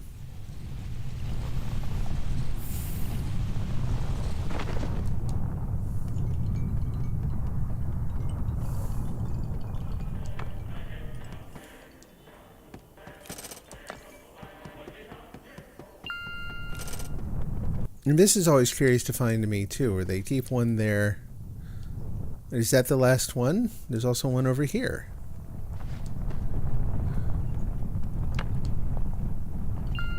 Nope, not the last one.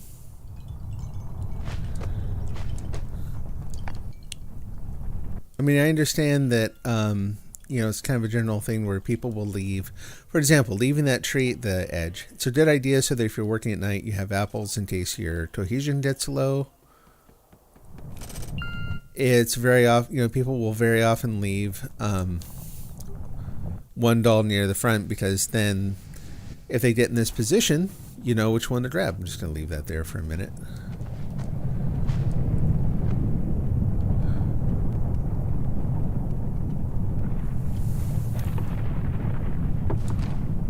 Let's see if we can do this. I'm obviously not going to be able to find all of them, but let's see if we can meet this challenge. Yeah, here's some more in there.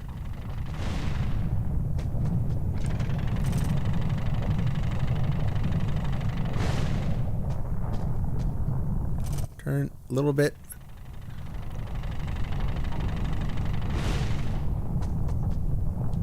Can I do that? I did it.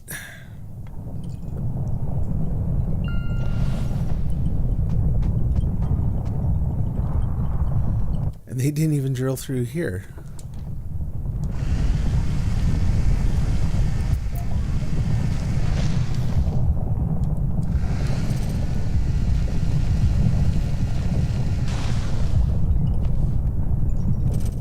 Where are you? So we've almost finished the island here in the last moments.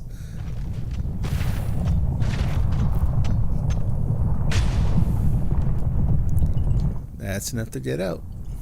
Grab that.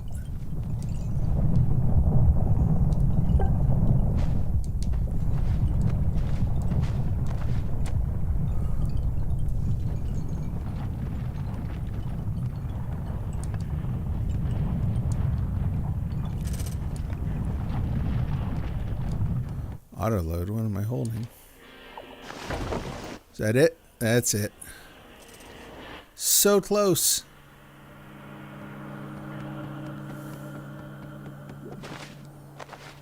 May as well grab the light too.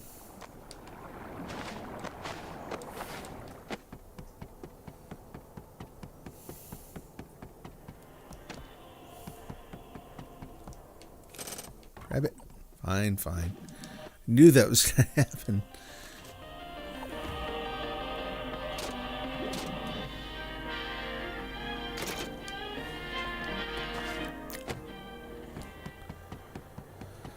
And now we wait.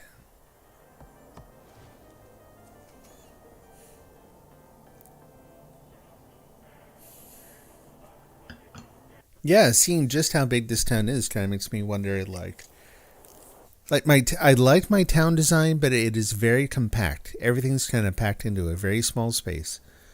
And it kind of makes me wonder, what do we want to do with it on a larger scale? Part of the problem being is the bus path.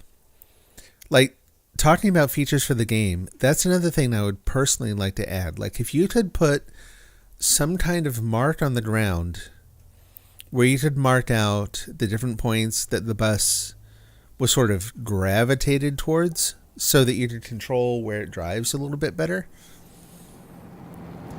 It wouldn't necessarily be a fixed path, because depending on where the islands turn up, the bus may have to go very different directions.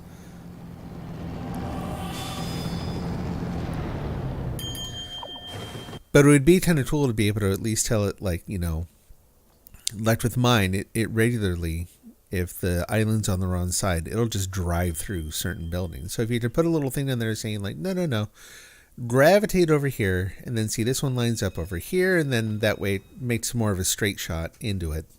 Because then you could also plan what other buildings you put up more easily. You wouldn't be worrying about the bus knocking over fences and that kind of thing. Because while it will go through buildings, and it looks bad, but it doesn't hurt anything. If you put up those little decorative fences, the bus will go through them and just knock them out of the way.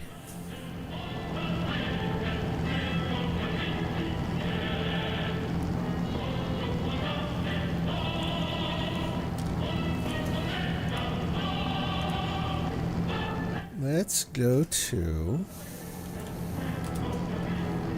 Let's try YouTube chat here, see if I can get that working.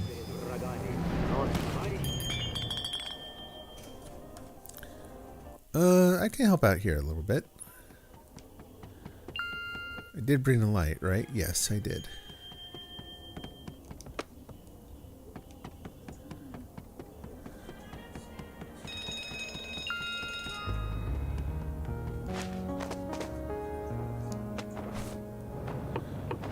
Glowing eyes there coming out of the darkness.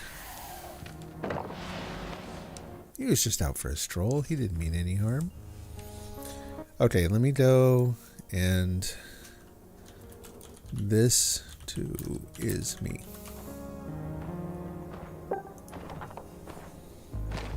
He comes by, sees the crystallized remains of his friend, but is also just on a little stroll out for the evening. It's curious, what kind of effect does he have in play that's making more crystals? Yeah, YouTube chat isn't showing up. The other one is, just not this one.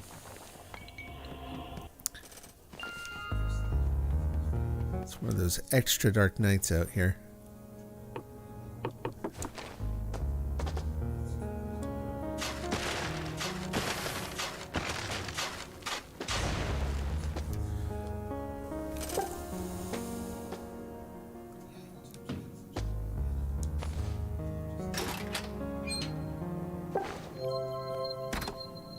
That's not bad.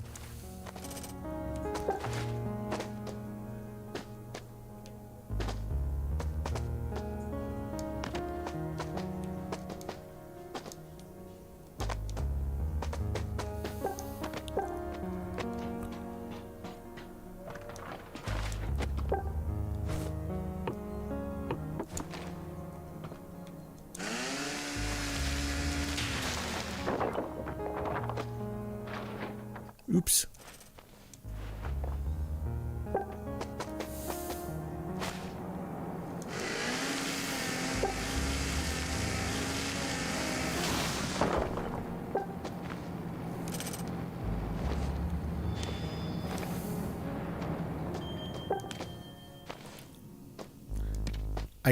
I also cannot imagine what the town would be like. Like if you got a goal of 1,000 people, what is that town going to look like by the time you start getting towards 1,000 people there? In terms of the NPCs, like that's gotta be nuts. So from my game programming experience, how would you program the 15 number puzzle? What would you use? Vectors, array, what? Oh boy. That's a good question.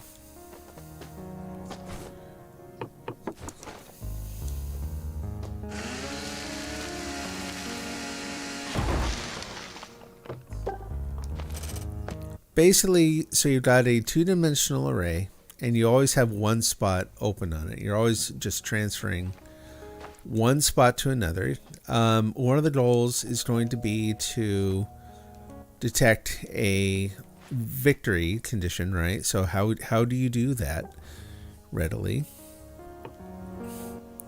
Yeah, I mean, the short answer is I actually don't know. I'd probably start out with something like, a simple two-dimensional array and go from there. But the thing is, what I would probably do first is actually study some of the mathematics behind the puzzle. And then from there, once I get a better formalized representation of the, like, something that's better suited to making the moves and all that, then I'd consider it. Like right off the top of my head, I could say I would pick one thing or another, but I really don't have a good mental model for the game itself yet. So, and that's going to be more important than my first gut instinct. Like, I was working on a version of the game Set, which is a card game. And in doing that, so it's like you've got 4 different attributes that you have to track, each of which can have 3 different values. And then determining what constitutes a set, like what determines a what do you call it? A trick in the game where you can actually collect some cards off the board. It's easy to tend to figure out mentally, but when you formalize it a little bit, there's a little more to it. And the family that makes the game, one of their kids was studying mathematics apparently, and came up with an abstract algebra for representing the game. Using that abstract algebra made it easier to go through and set up data structures that kind of modeled the game better. And you could also use that algebra to prove different qualities about the game. So you could do things like, if you're trying to build an AI, then that becomes handy.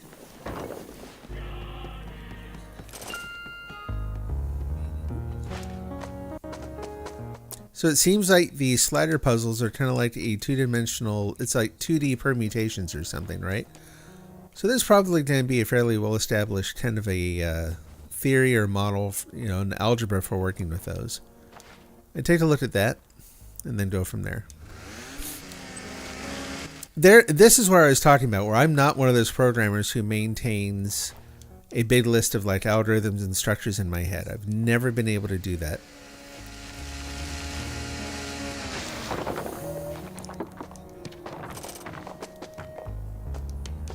Anything I'm going to do like that, I'm going to have to go and study it a little bit and then go from there.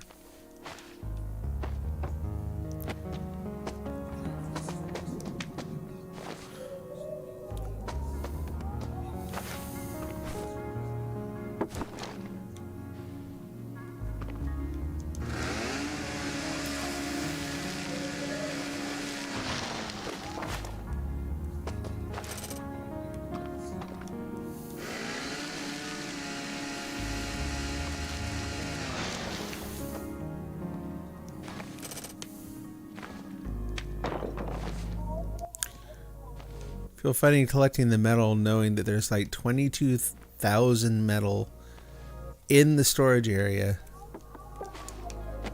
back in town already. Like, I'm contributing nothing to this.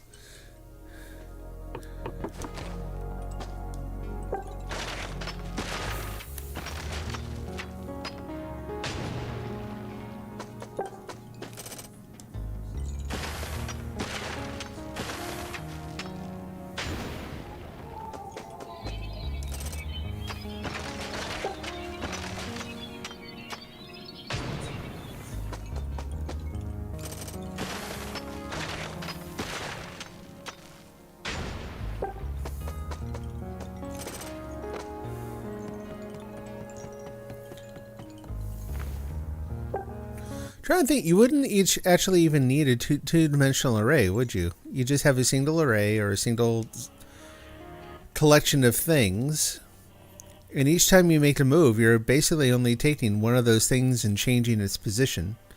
So rather than using an array structure to try to shuffle around values, you'd probably just make it so that each time you move one, you're just updating the one thing that you just moved. And then that way, too, it's really easy to determine a victory condition because each thing has its home location, right? So each time you make a move, you can basically update a variable that says how many pieces are in the right position. So if you've moved into the right position, piece into the correct position, you can update that thing and say, yep, this is another one in the correct position. Maybe think of it as a count of the number of pieces in the wrong location. So as soon as that location goes to 0, you're done. They won.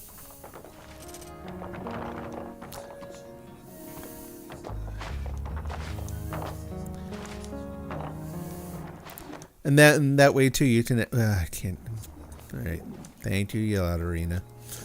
Anyway, you could have the checks that determine whether or not you're making a lethal move and that kind of thing at the same time.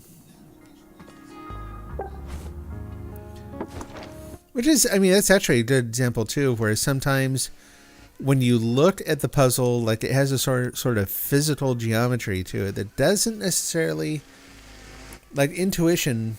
It's going to tell some people, myself included, that, you know, hey, use that in the actual model for the program. You know, make the structure look kind of like the physical thing does. And it's like, well, that's not very often going to be all that helpful, actually. There's going to be some other abstraction that is better oriented to the goals of the thing than just its physical shape.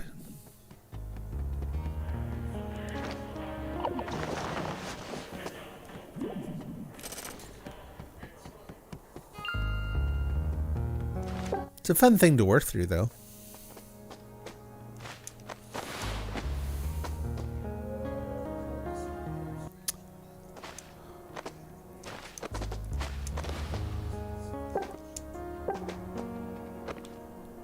Aha. Gotcha. And I'm out of chainsaw again. Chainsaw is proven to be one of the single most useful tools in the whole game, I think.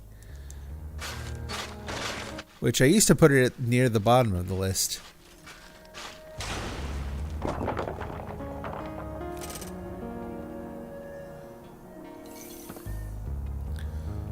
So you don't think you need any checkers, you need a timer, and while checking if all the numbers are in order.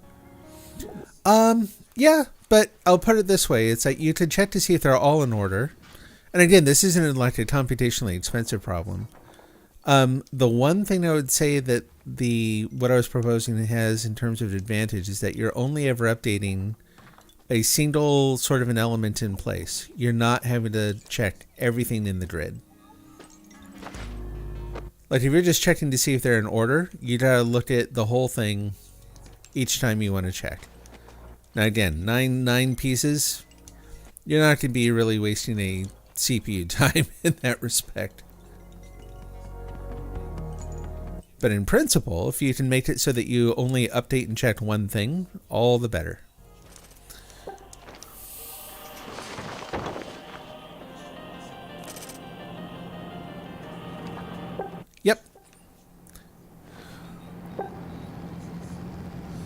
PicTac's, yeah, PicTac's just for basically horizontal traversal, and that's about it.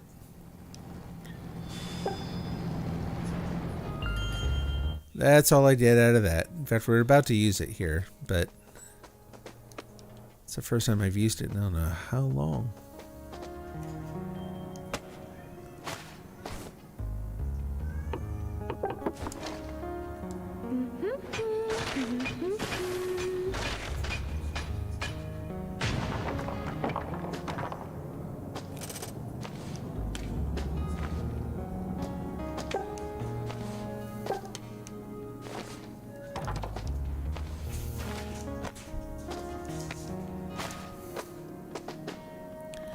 Like, that was one of the challenges in that set game, is that you've got basically this thing that looks, again, it looks like a two-dimensional array.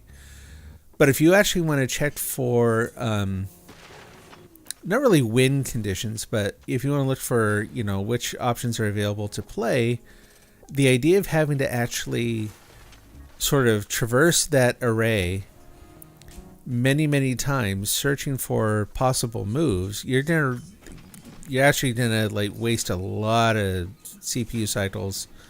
It's probably going to be actually cost prohibitive in terms of computation. It's a more challenging problem than the is the grid done. Yep. Yeah, you can have it check the first row, but if I told you to do something that only ever had to check one element at a time, which would be better? So you only ever have to check one element, or you have to go through the list or array or whatever structure you've used. Which would you prefer? The one that checks one, or the one that has to check multiple things?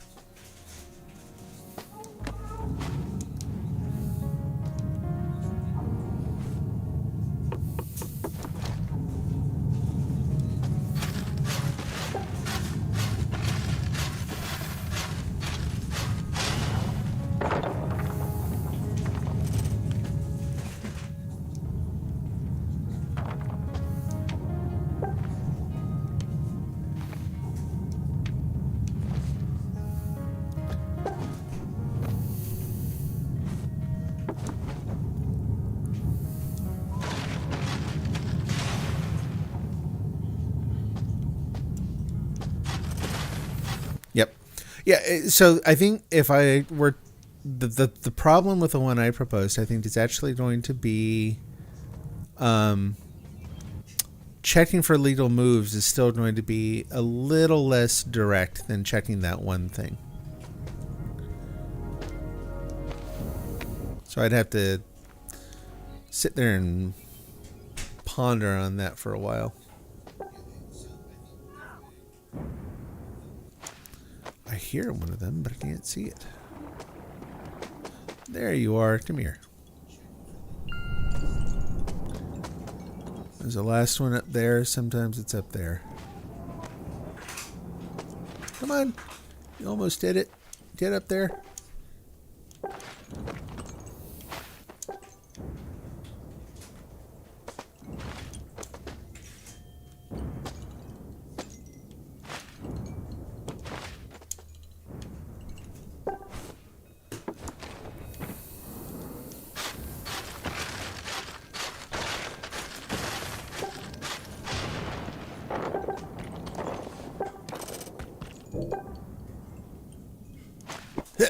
Oh, oops. Oh well.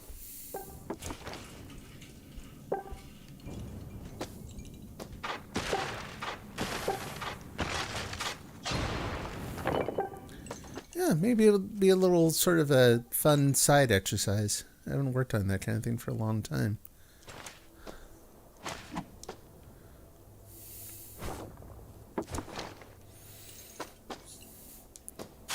Now, ask me about relational databases and how to scale certain kinds of processing in a relational database, and then I'll probably have a more immediate answer.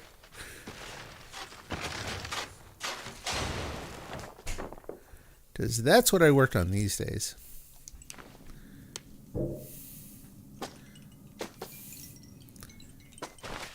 And the answer is actually really straightforward in that case. It is don't focus so much, or don't focus exclusively like a lot of people do, on optimizing your indexes and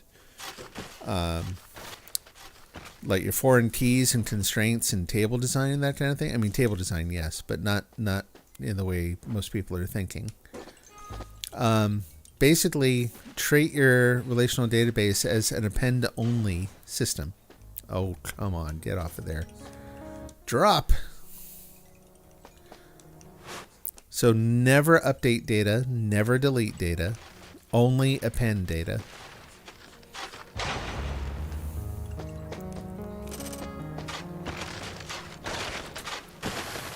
Use no actual foreign key constraints. You know, be very, very selective with your constraints anyway. Oh, cool.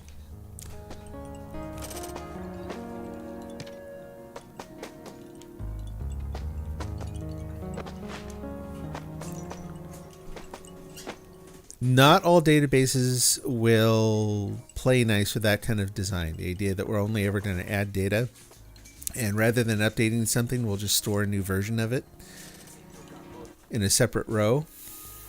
Yeah, sorry, it's gibberish to a lot of people.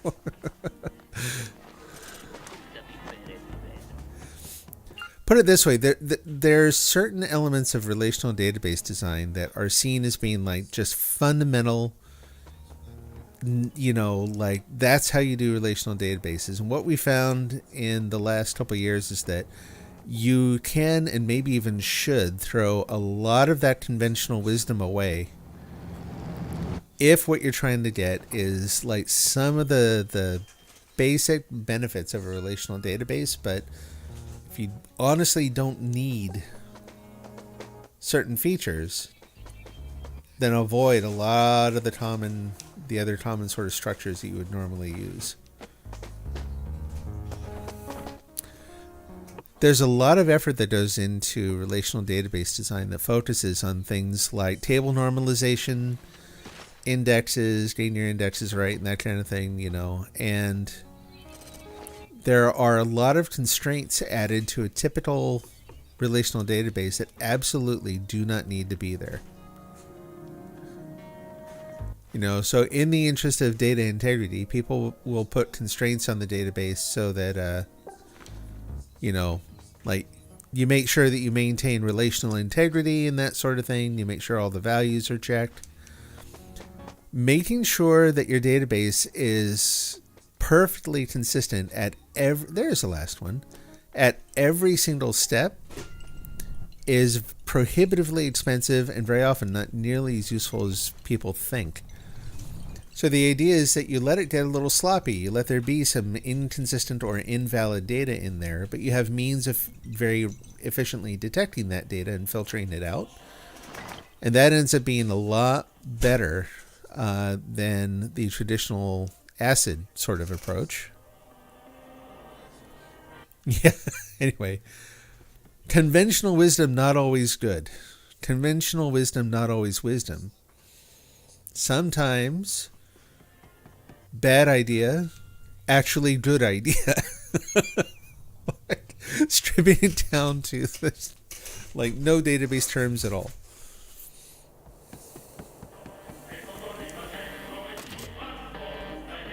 Did I look at that already? Oh, no, faster excavation. Yeah, I got room.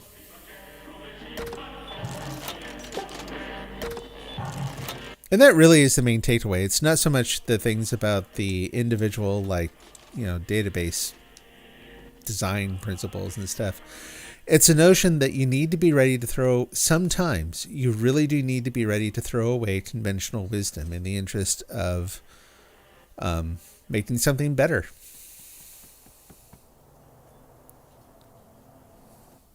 When I say expensive, no, I mean in terms of like you've got thousands and thousands, tens of thousands or even hundreds of thousands of requests coming in where you need to store data, and you've got a lot of different processes that are all kind of dogpiling on the database all at once. They're all trying to add their data, And you're trying to make sure everything stays in sync and you don't accidentally duplicate things and you don't have gaps and the data is correct and consistent.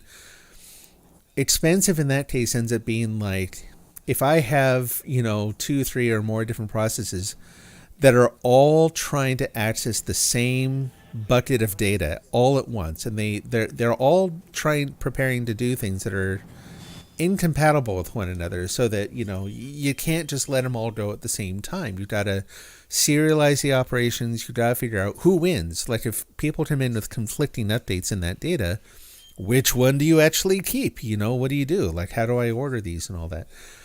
There's a lot of stuff that goes on where, again, expensive means that your database ends up sitting there waiting for one of these processes to do everything it needs to do, right? So it goes to insert some data into your store, and it has to do all these different checks and resolve contention and wait for resources to become available and all this. And so expensive is in time.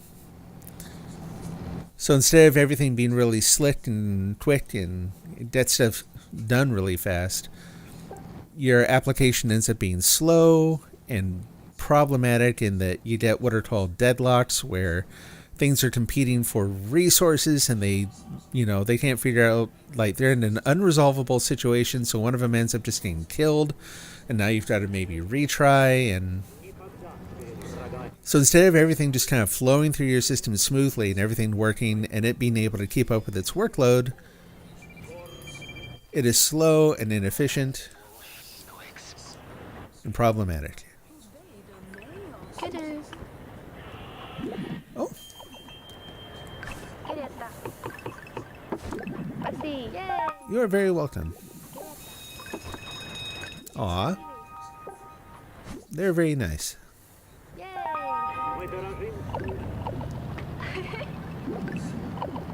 Yay. Yay. That's my last one. And then we take the bow.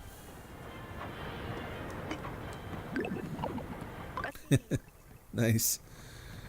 I gotta find their recycling bin. Находится всего пристанище. So no, not expensive in terms of like money and that sort of thing. More expensive in terms of how well does it perform. Expensive in terms of time, CPU cycles, disk resources. Ends up being slow. Slow and unreliable. Yeah, reliability actually is another good way to kind of measure that.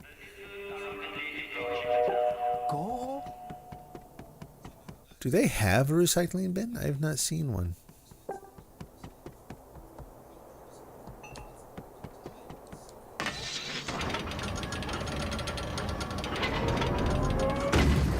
Whoops, too low. Get him.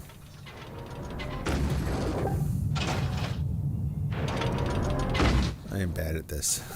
I just need to be done. Ugh, I don't want to waste their ammo. Let's not do that.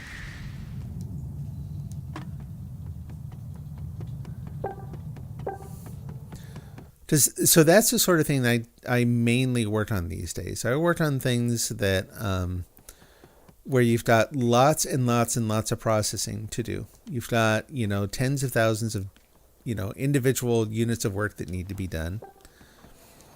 And limited options in terms of how you distribute that data out across all the different places you store it. So how do you make it so that the system isn't constantly fighting against itself? You don't end up losing data or having these operations fail. 12,000. До свидания.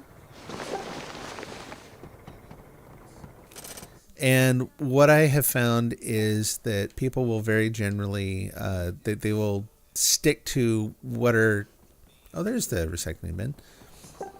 There are principles that work at very, very low scale, like, a single user using a single system, so no risk of contention or timeouts and that kind of thing. Oh, nice.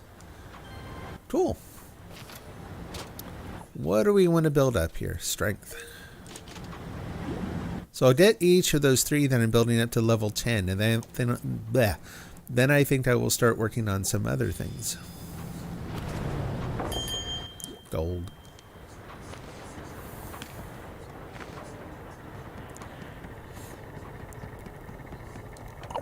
But that simple change in philosophy, the idea that like, yeah, we never update data, we never delete data, that new developers who see that for the first time get a little wigged out. They're not sure exactly how to work with it, which is understandable. It's different than what they were taught. This is really cool, all these different options. And I'm hoping to find one of those more durable chainsaws. More durable, there we go.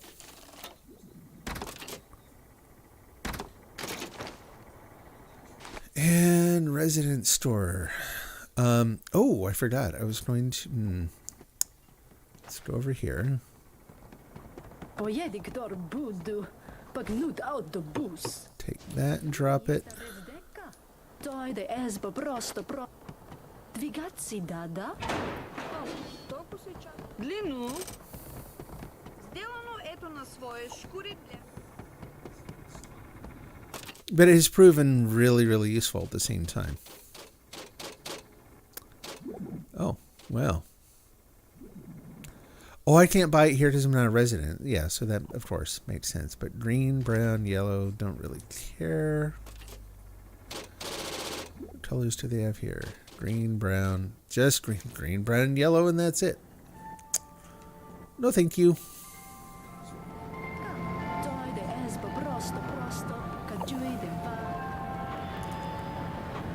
So, and that actually, it's funny, but in pursuing that sort of strategy, it's led to other benefits that I really didn't expect initially.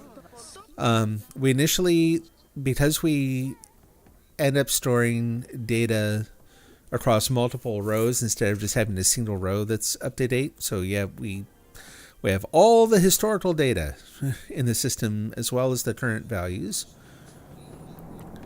And it was kind of like, well, how do you write a query that only gets the latest one? And so without going into details, it meant that some of our approaches to how we fetch data also had to be rethought. In the initial versions, mixed results. But we've done to the point now, wow. I'm taking a picture of this. Do I have... Let's just kind of kneel here. That is crazy.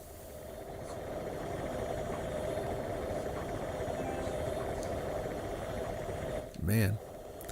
Anyway, the way we do things now ends up actually not only being more efficient, it leads to simpler queries than we traditionally would have had to have written, and it makes it so that we can automate more of our testing.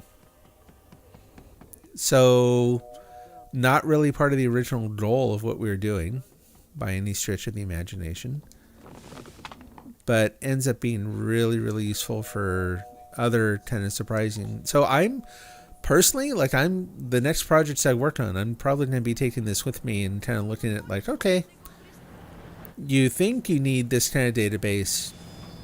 Do you really? And you think you're going to use, let's actually not do that. Sorry. All done. All done. Where's the bus station in this crazy place?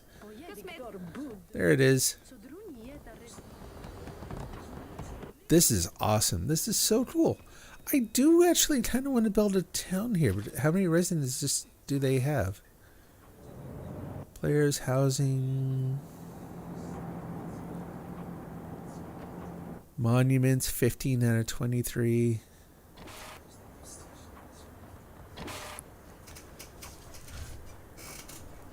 Объем музыки, то чтиви, удивление, если не приступа. О. Anyway, yeah, so those are other good reasons to sort of question, like, it's generally good to question convention, not for the purpose of challenging it blindly or for no good reason, but to surprise yourself, to find better ways of doing things, And also, frankly, to get someone who challenges convention but turns out to go with convention anyway will have a much, much deeper understanding of why that convention exists and where it works and where it doesn't. So there's all sorts of good reasons to do that. Що рано ставаш сонце? What am I looking? So I'm looking for the number of residences in this town. Where do I? This got to be a cool. Nice. I'll take it.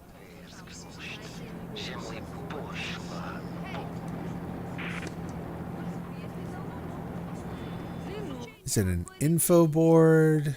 Where do we find that? Oh, excuse me.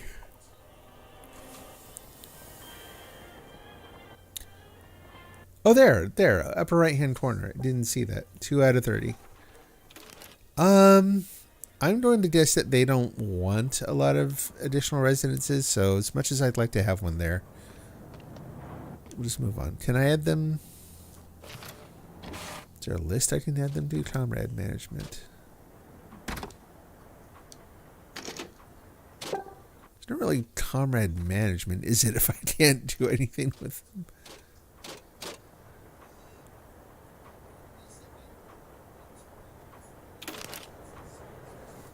Yeah, I was being blind.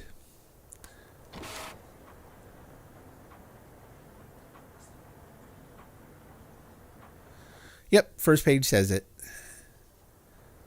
I like their flag, too. That's a really cool one. Kind of wish I had that one.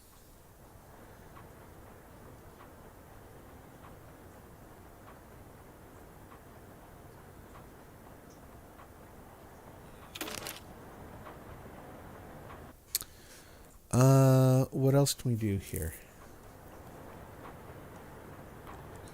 Let's hop out here.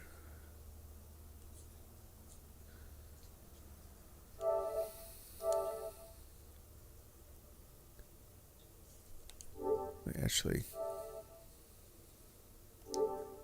back to the game. This is for Batumaru.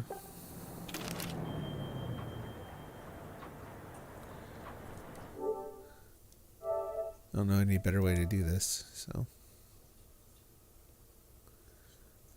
And just in case, I'm going to do this briefly.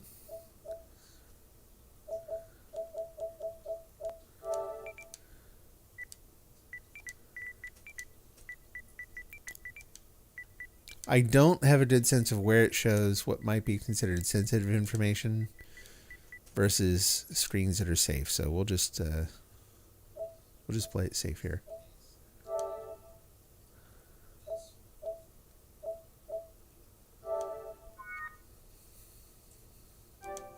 Oh, they say no. Okay.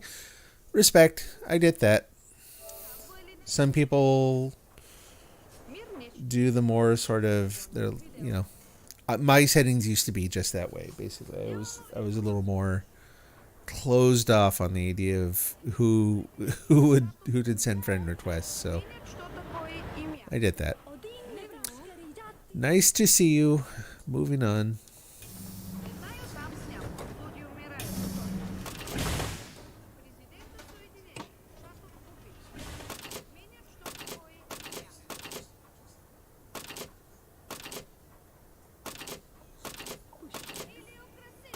Where's the... Yeah, just go here.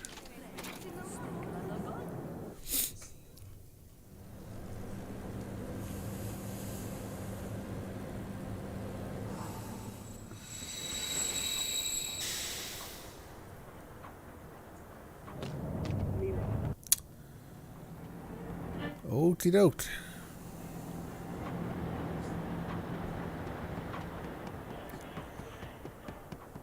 Let's see how fences contribute to mandate.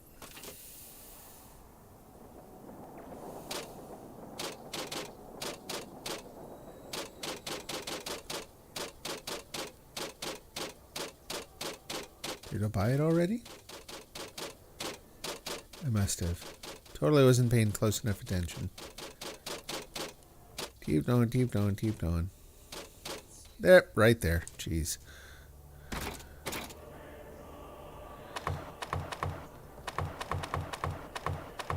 Resources and facilities belong to all people. Share them freely. Što slava Bogu.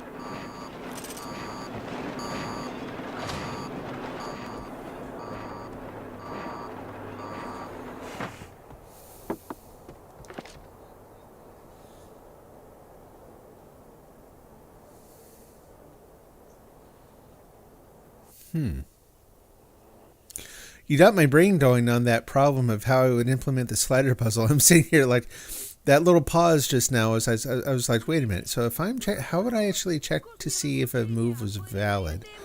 And then it was like, no, I don't. Стават семцовце. No, don't. Don't shake it. Куда пойти далеко? Right there. There we go. Мира.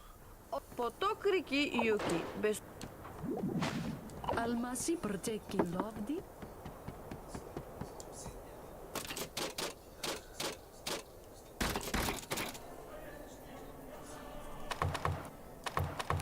Anyway, yeah, kind of thinking about how I would represent, like, how do you know if a certain move is valid?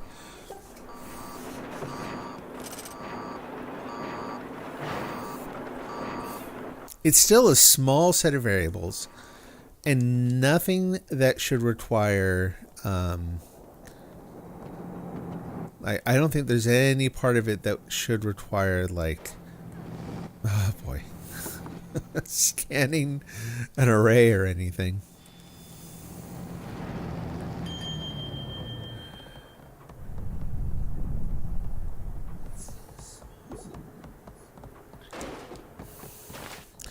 But I also, frankly, I tend to overcomplicate things on the first pass a lot, which I don't think is all that unusual. I think that people who are more experienced, better trained in those kinds of problems are going to have, like, as you build up, as you've gone through a lot of different solutions of that kind, you're going to build up sort of a platform, a foundation of principles that you're going to be able to reuse better. I lacked that foundation. Ето, хорошо. Мер сейчас. Not the valuable moves, but the valid moves. That you want the system to be able to prevent you from sliding something into the wrong spot, right? Ето, хорошо. Мер сейчас. Like two pieces can't occupy the same slot on the board, that kind of thing. It's still a totally fair question. Like, I might be overthinking it. It might be that there are other ways that you kind of check on that aren't built into that aspect of the model. Yeah, collision detection, that kind of thing. So what I'm thinking of is that you have a model of this thing where the model is self-contained. Like, you're not going to rely on the collision system. Not that you meant this. This is just an example. But anyway, you wouldn't rely on the collision system in the graphics to tell you whether or not you could actually, like, move to a certain spot. That would all be baked into the core model. That model would then drive whatever's going on graphically. Пак Богу. Куда пойти?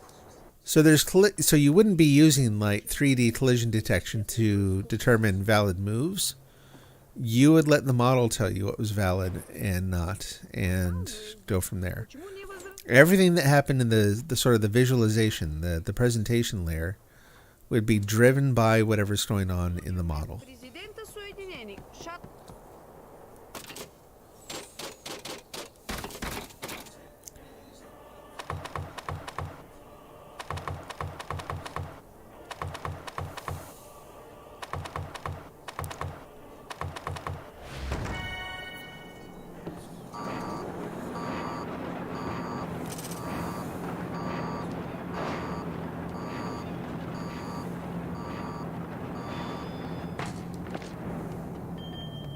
И Юки. Без того, что вы въздържали.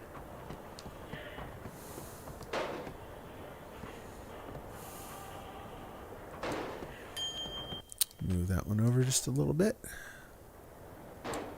better. That one too. Различни места изучали правил?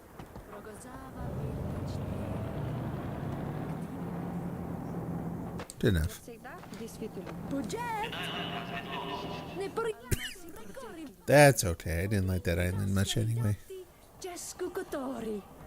Everything would be database and not physics based. Yeah, that's a way to look at it. That way, glitches in the physics or rendering, the 3D engine, wouldn't lead to invalid moves in the game.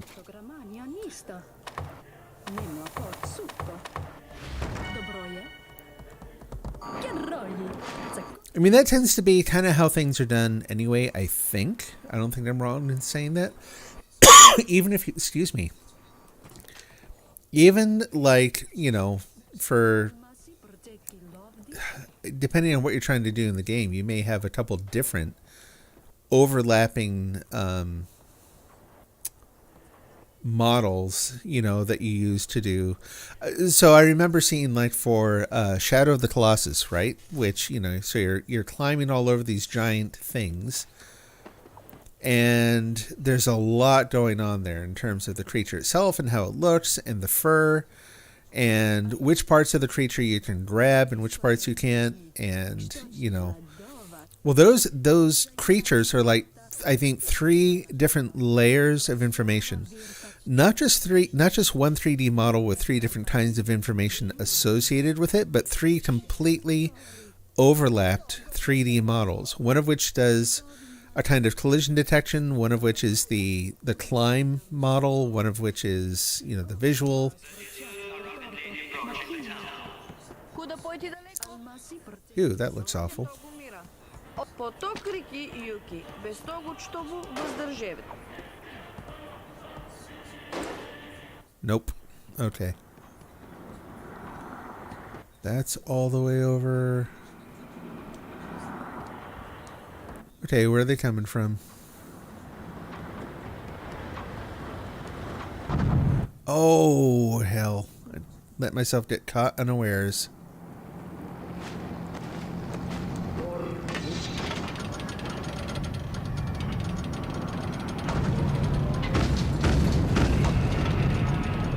Crud, I can't even take the time to shoot him now. Hate those things. Someone hiding under the slide back there.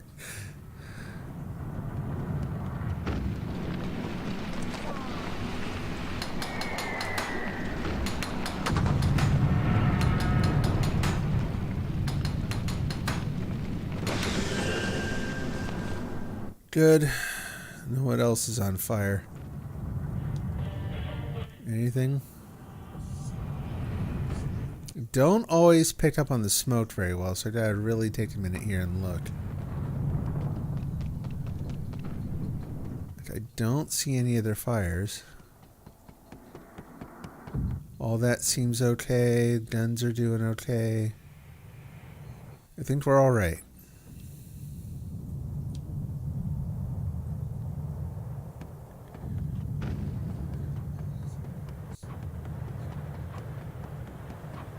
Why not just use simple draw square methods? For the actual, detecting valid or invalid moves? I guess the other reason is that, point in principle is that it's actually easier to model some of those things in the data structures than it is using the actual 3D models for the thing. Or I would imagine it would be anyway. It's better separation of concerns. If you've got a set of rules you want to implement them using the thing, I don't know how to describe this. Better to implement them in such a way that they can drive the visualization rather than letting the visualization be part of the rule implementation, but part of it also being implemented in the data model. So it's easier to maintain and generally easier to implement if you keep clean separation of those ideas. Što rano stava sem solce? Hey! You know. So the rules of your game are actually encoded in one place. They're not distributed across, partially, a sort of a data model that you implemented, and partially in the graphics, and, partially other places.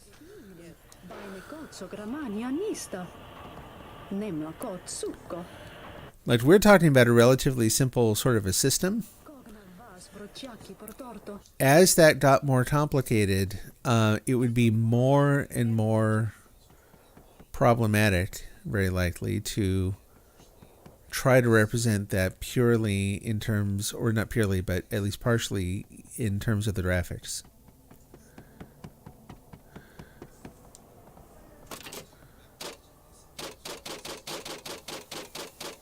Make another turret here. A couple times now I've gone over to that one spot. Okay, so this puzzle. Oh, we got 1, 2, 3, 4 up at the top. We're going to do a slide that gets that in place. There's 5, so it's going to look for 6. 6 and 7 are kind of lined up, so I'm going to make it so I can keep those together, do that.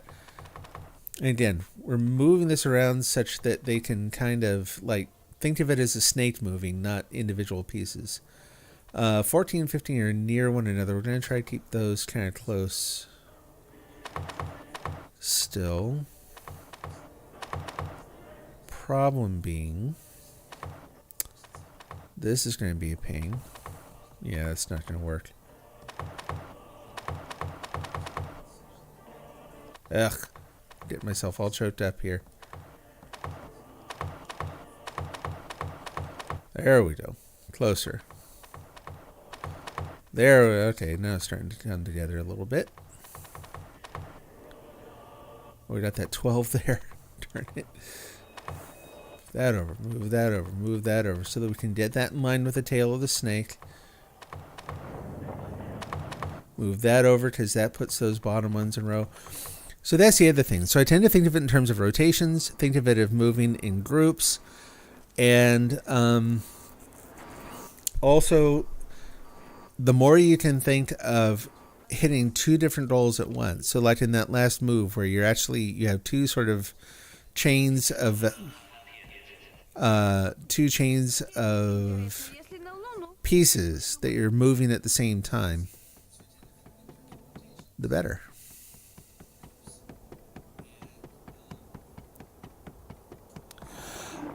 I guess, so the way I would think of it is, in terms of why wouldn't you use collision detection and that, or draw square methods and that kind of thing to detect whether or not a move was valid, is that it leaves part of the logic of the thing implicit. Yeah, 12 and 13 are always the issue, yeah.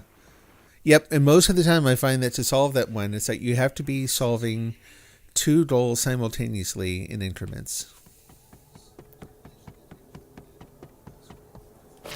How's the town mandate? It's pretty much full now. Yep, they have to wait till I level the town hall up again.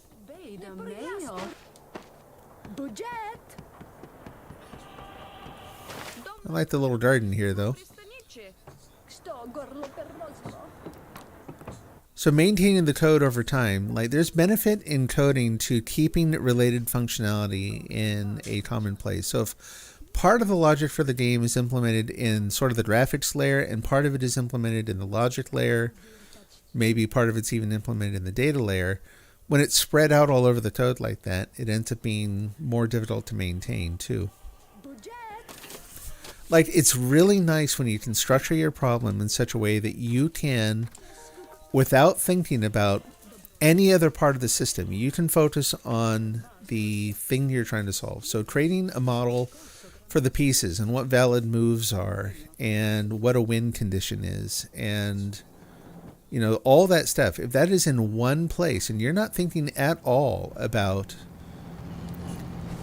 the graphics or any other aspect of that problem, that ends up leading to typically cleaner solutions, more maintainable solutions for that piece that you're working on. What am I missing? A pick. Do I have one over here? Yeah, I do.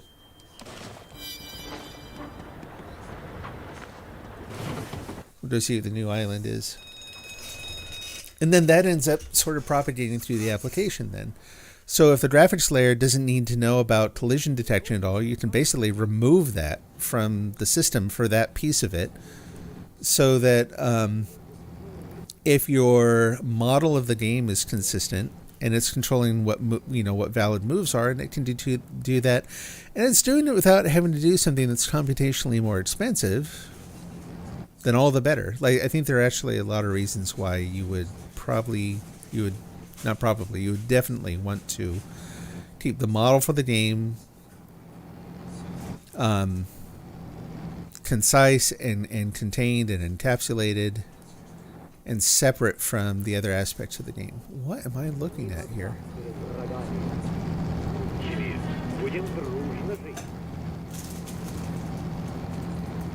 What is that? Hey, you.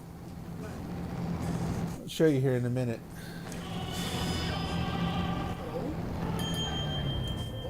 Yeah. I think I forgot. Yeah, I don't have ladders or anything. Back to town after that ride out. And then I'll be there in a little bit. I'm gonna check on some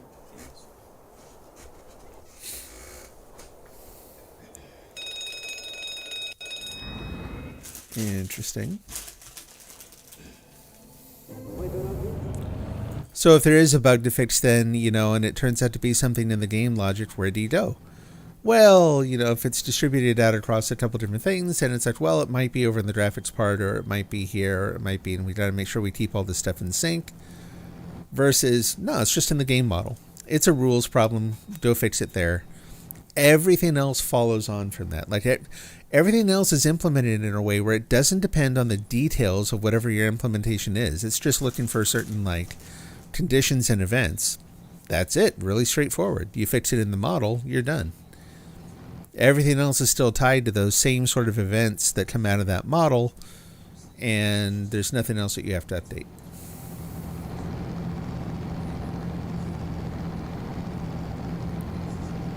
Clean separation of concerns has many, many benefits. Okay. How many flashlights do I need? Let's get rid of that one. Oh. Cycling bins over here now.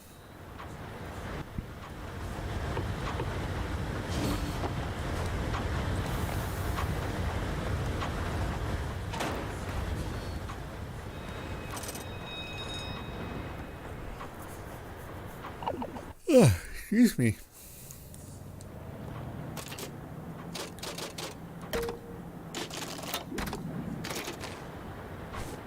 What do you think? Just the one? We'll get two. Ooh, no. Parasol's the other thing.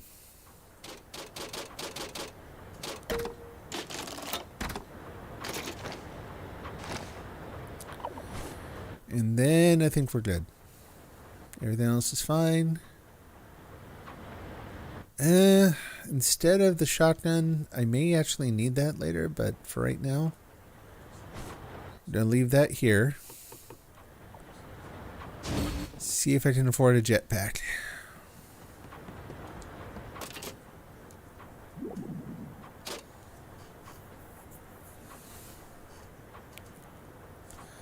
That ends up being, it's interesting. So that idea of a separation of concerns is actually a really important idea, but it's also, I think, one of the more difficult ones to teach.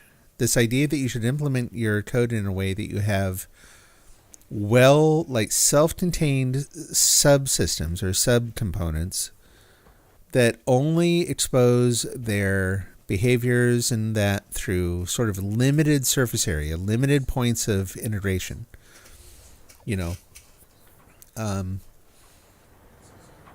That way, if you only expose what is absolutely required for integration of all these different components, and you have a change in one of those components. Now, again, it ends up being a change that's kind of internal to that component, like you got one of the rules wrong or something. But the outward-facing interfaces didn't change at all. There's nothing really fundamentally different in the overall model. You just have an internal bug to fix in that one part. Well, you can fix that one bug, and then everything else normally just kind of flows. Like the change the problem you're having is contained to one specific area of the code. What? Okay, well now I need the shotgun. You are an uninvited jerk. Go on. So is it worth the trip, sir? Somehow I don't think so. Like, when you're working on a big, complex system, lots of parts, but it's been implemented so that, let's see, 2.5, colored propulsion. This colored propulsion flame, I have not figured out how to actually, like, change the color. Oh, no, I'm carrying the shotgun again. Darn it. Hold on. Blah, blah, blah, blah, blah. Let's keep messing things up here. There's something deeply satisfying about realizing, like, oh, I have everything, like I have a feature to add, or I have some kind of bug to fix, and I'm just going to put it in this one place in the code, and like magic, everything else just sort of adapts. Everything else just, you know, you don't have to make changes anywhere else in your system. There is something truly beautiful about that, and deeply satisfying in actually seeing it happen. That is one characteristic of a really well-defined system, is that that clean separation of concerns, that quality of the system, so that, you know, if you're making a change and there's no good reason why these components should be interconnected, and it turns out they aren't, and everything still just works, that is a beautiful thing.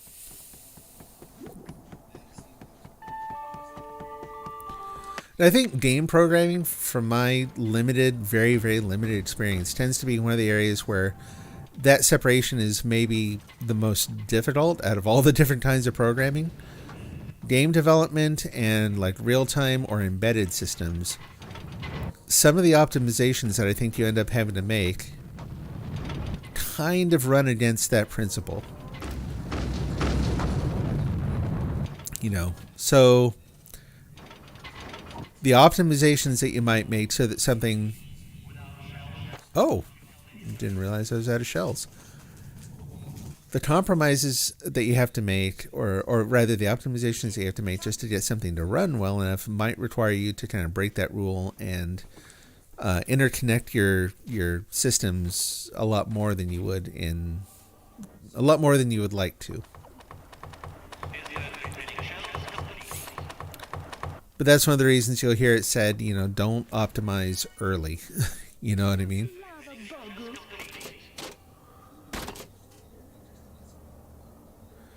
Get back into it, that way I can help you. You will find a lot of people out there who know this stuff, who will be very eager to help out folks who are learning.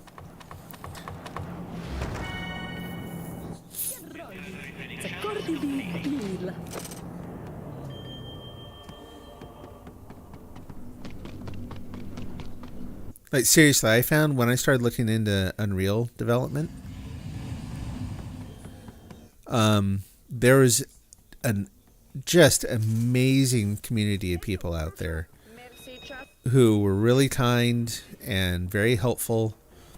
And don't get me wrong, it's like any I'm not getting on the bus in the middle of the night here. It's like any community where, yeah, you're going to run into people who are kind of, you know, presumptuous jerks too, who are like, oh, you don't know that, you know, whatever. Yeah, it's just part of the whole thing. You're going to have to face a little bit of that. Mostly, though, people were pretty cool.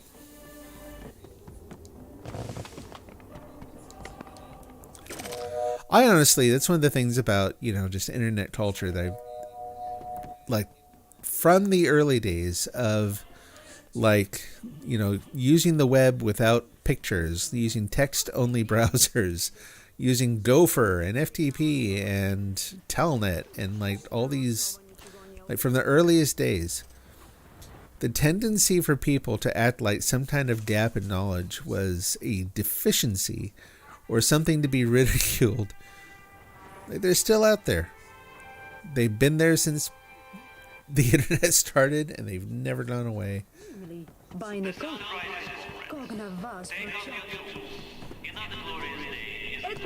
They are a nuisance. Every time you ask for help, people don't. It's too bad. So, okay. I guess part of it's going to depend on, like, what platform you're looking for help with and that kind of thing. So, a couple things. So, like, I have found that, like, I started getting into custom keyboards a while back. I haven't been able to do anything with it for a while. Too many hobbies, too many time constraints. There's a local community around that can be really awesome. My first experience with them was golden. It was just like, they were super helpful, and hey, you might want to consider getting these kinds of tools. They're going to really help. I'm like, this is awesome. This is so great. Thank you for all the help. The very next time I went back and was like, hey, I built a thing, and they were like, oh, that's absolute crap. Not them. It was a couple key people in the community. People who unfortunately were kind of prominent in the community. But yeah, there are a couple of them who are like, oh, yeah, you know, someone asked about that. They're like, oh, well, weren't those parts expensive? I said, no, actually, especially considering the manufacturer, they were pretty cheap. And this guy pipes in and he's like, oh, yeah, that's because they're crap. I'm like, oh, okay, thanks. You know, hey, I liked them. I have crap taste, apparently. And let me tell you, I don't. They're perfectly fine. They're parts that use far less material than a lot of the standard, like, keycaps and that kind of thing. So they're cheaper, you know. They don't have legends on them, you know what I mean? They don't have the letters printed on them. So again, they're cheaper. And they were exactly like the look I was looking for. I was making a keyboard that was what they call an ortholinear. So instead of it being like, if you look at your keyboard, how the keys are staggered in rows, you know, an ortholinear keyboard will just have like this perfectly rectangular grid of keys, which I like as an alternative keyboard. It's kind of fun to use. Hey, I know that person. So it's an ortholinear keyboard. It has all like these red, transparent, flat keycaps on it with little finger impressions, which just, you know, chef's kiss. Like, to me, looks absolutely beautiful. But this guy didn't like the company or something. And so instead of like going, oh, it's not quite my thing, never mind. No. Standard internet schmuck. You know, with too many outside opinions. So what are you going to do? Could be a perfectly nice person in other contexts. I don't know. I haven't really interacted with them since, but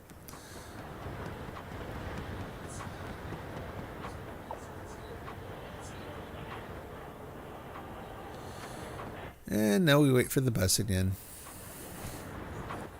Well, I'll tell you what, like, here's the thing. If you ask me for help, I will offer it as I can. It's just that for what you're doing, as you found out today, I haven't done, like, in proportion to the kind of work I've done overall, I haven't done a ton of that. And it's also been a long time. And, you know, so you're not going to get great help from me. Now, if you ask me about certain things about career or programming languages or, oh, I did not realize I was so low on power. Whoops. There I will be able to help out. Other than that, it's going to be it's going to be talking shop. It's going to be, yeah, I wonder how you would do that sort of thing. Here are the things that are important to me. I could be totally wrong on this. Every time I offer up, like today, every time I've offered up a opinion on, here's how I think you should implement that, what I hear immediately in my head is this little voice going, you're wrong, and everyone knows it. There's going to be a programmer who actually knows this stuff out there who's going to be watching your stream and going, this guy's an idiot. This guy doesn't know what he's doing. And they might be right. Like, I'll stand by the principles that, yeah, you know, the separation of the models would be good. Hey, I think I thought of a solution where instead of having to scan an array, you can just check individual values. And so instead of it being a linear cost in terms of the number of tiles on the board, it's a fixed cost. Each move is the same cost, and you don't have to scan anything. Like, hey, all the better. But again, the point is, sure as I am about that, it's not my thing. I really don't know for sure. And the kind of cool thing about the area that you're looking into is that some of the best, the like tried and true solutions are revelatory. In other words, they're nothing you would think of right off the bat. The person who has come up with a really good optimized solution for that has made use of angles on the problem that you maybe never would have considered, or at least wouldn't have considered in your first pass. And if you take the time to go in and study and understand their solution, you're not just going to learn a single new thing in programming. You're going to learn like a whole new strategy for how to solve certain kinds of problems. You're being sarcastic about me starting it. No, I know that, yeah. But you're more excited to see how you would go about doing it. Sure. No, that makes sense. It's sort of like an offshoot of imposter syndrome. Anytime I offer advice, I just want to make it really clear. This is point of principle, is all it is. I want to make it really clear where I'm coming from, why I think the way I do, and the relative, like what I think is the relative, like reliability or value of that advice. I don't want to mislead people. And I like people to know exactly what they're getting into if I'm saying you should do this, that, or the other thing.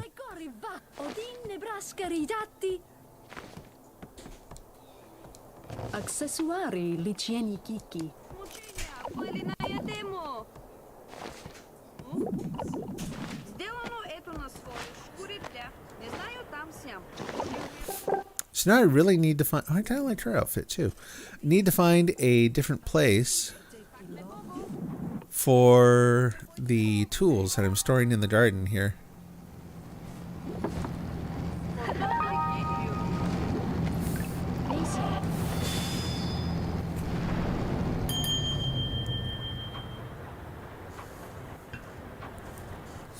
So in terms of game frameworks, yeah, Unreal does have a good community. Depending on where you live, I would also... I think I'm yelling because my headphones are up really loud. Depending on where you live, I would also recommend looking for a users group. The one that's around Portland, Oregon is outstanding. Again, at least it's been a while since I've attended, but they met regularly. They had people in the group who were in direct contact with Epic Games and getting like all the latest info, so they were really proactive about it. They had people in there who had shipped completed games, so they had a lot of experience and you could glean a lot from them, and they were excited to talk about their work. You had people like me who are complete noobs and just kind of learning things and, you know, trying stuff out. It was a good mix, and it was, you know, it was good to kind of get out, and it's also a good way, of course, to meet people in the industry. And people also, frankly, tend to be nicer in person than they would be in forums or on Reddit or whatever. So there's another advantage. This is going to be interesting. All right. So I've got ladders. I've got a jetpack. I'm off. Here we go.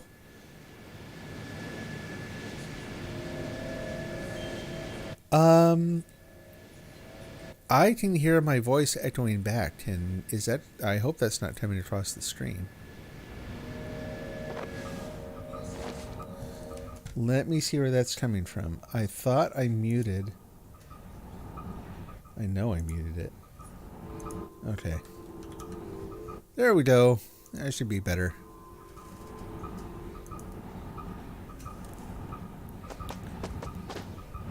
Oh, and I found a monolith already. What do I have? I've got Tears for Tomorrow, Soaring Steps, Serpent's Return, Mother's Tide, Mother's Plateau. Mother's Steps it is, which is not my favorite one to use here, but it's what I got. Where's town? There's town.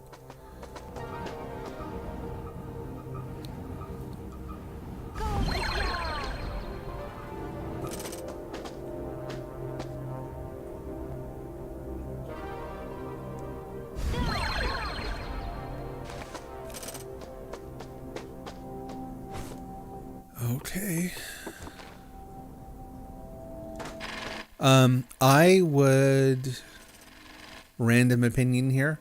Just we're talking game engines and frameworks a little bit. I would recommend staying away from. All of a sudden, the name's gone. What's the engine that's very popular and based on C#?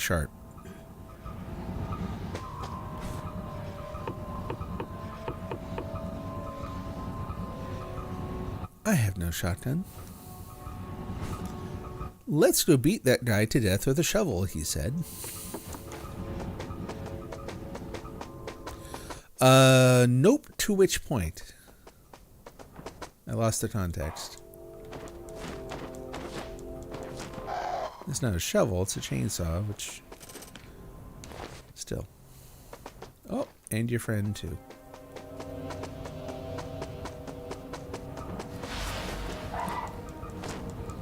I'm getting ready to sneeze. Oh, nope, the audio wasn't coming over. Okay. Excuse me. Normally I like to mute the mic before I do that, but I didn't reach it.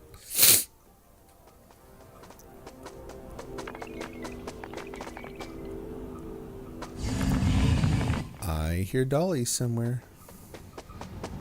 Bouncing around.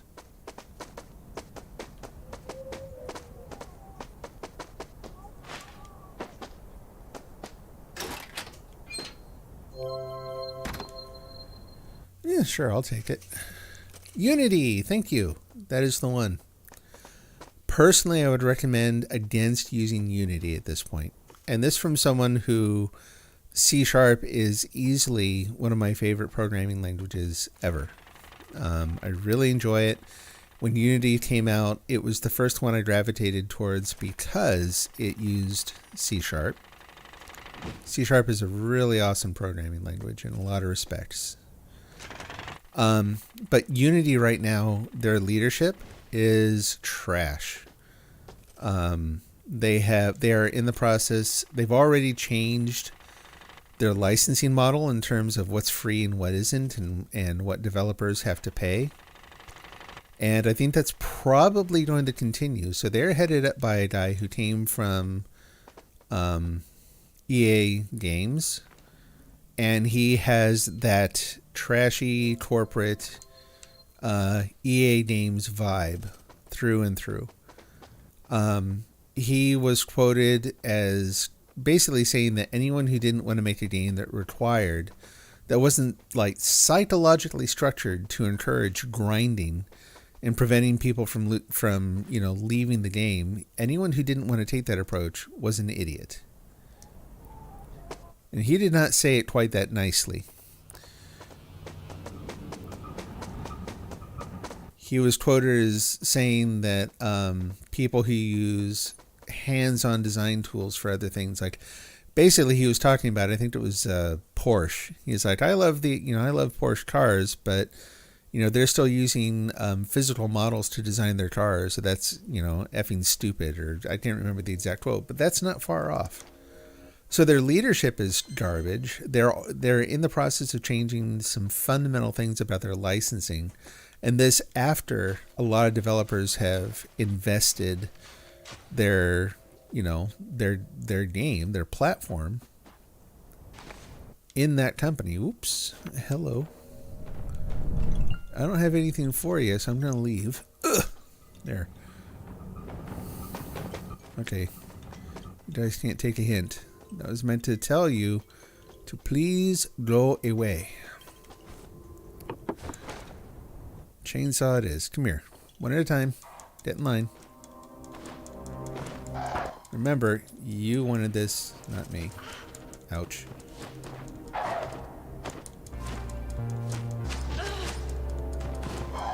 Gotta get to the apple tree here in a minute. Oops.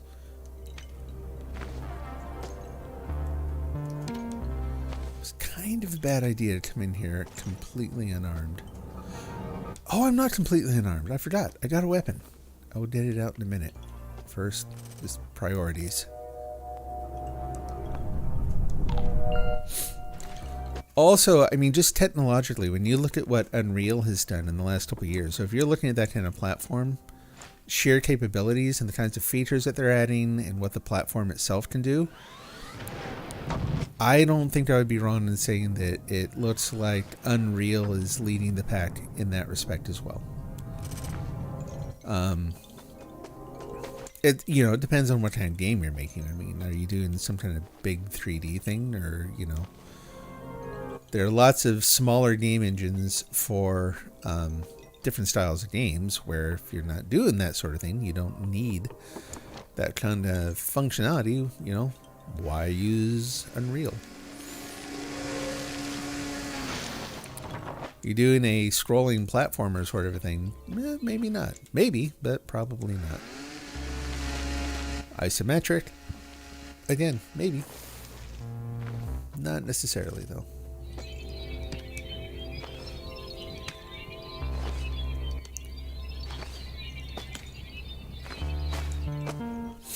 But yeah, it's also, again, disclaimer, it's been a while since I've surveyed that sort of thing, like game engines and that.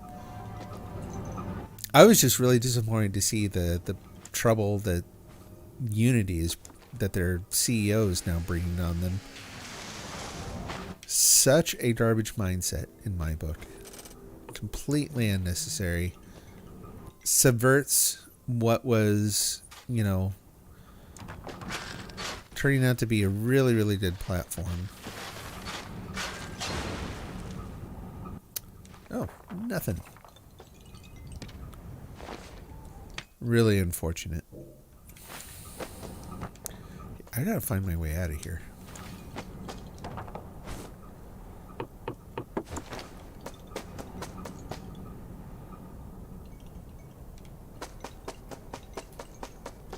Let's just choose a spot and start digging. And let's get... Ooh! Why is my pick glowing?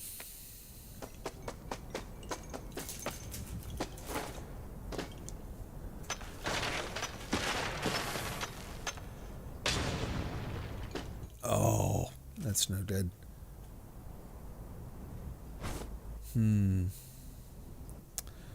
Dynamite would be handy. I don't want to use one of... I know I just got that void power that lets me tunnel through things. I don't want to use that yet. So how about this?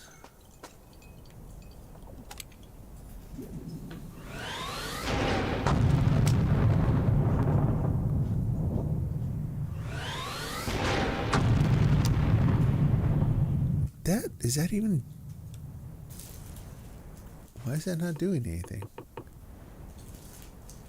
Is the Mark II one of those ones that doesn't damage terrain? I don't think that did anything. Okay, how else do I get out of here?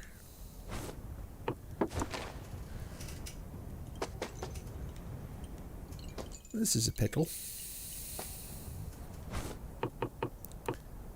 Yeah, let's start there.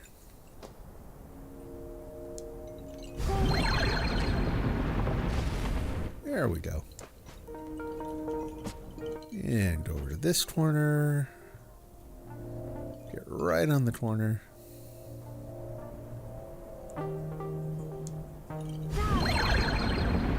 Just like an elevator. Perfect. Look at that.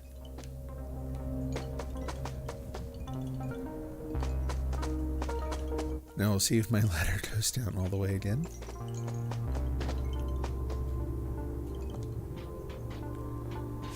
I hope so.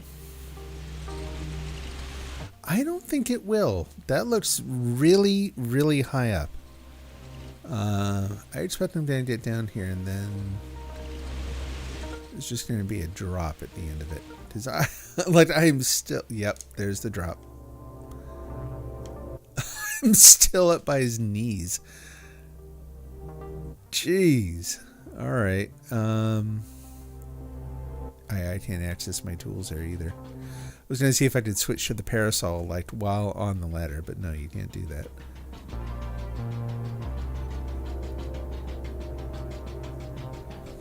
So yeah, so C#, beautiful language.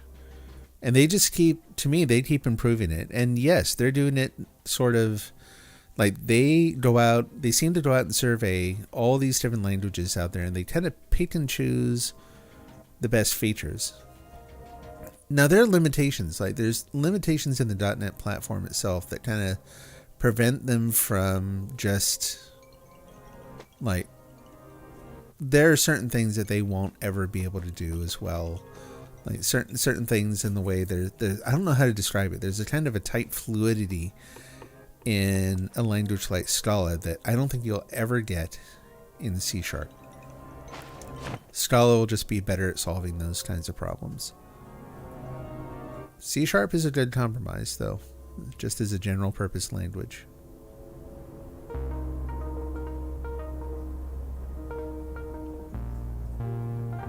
So Unreal, they really push their sort of like visual programming tools. Whoops, apparently I went a little too far out.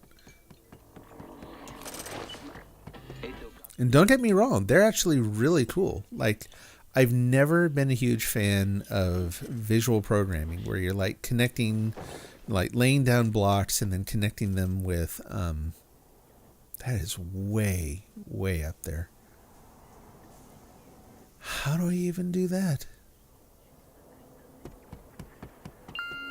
Like, I can't build something up to that.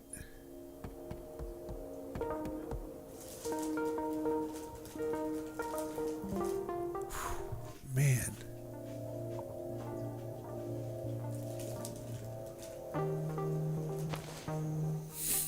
I don't know. I don't know exactly what to do with that one.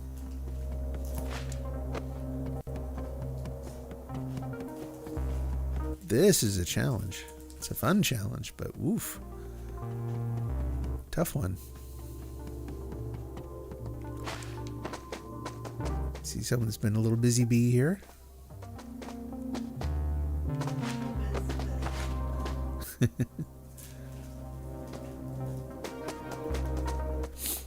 Anyway, so yeah, Unreal, cool, but you have to program in C++.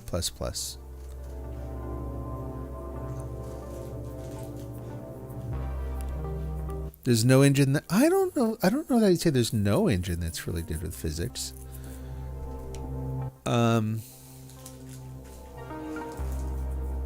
Havok, I've heard good things about that too. I'm not sure about what other kinds of tools are available or the licensing model, but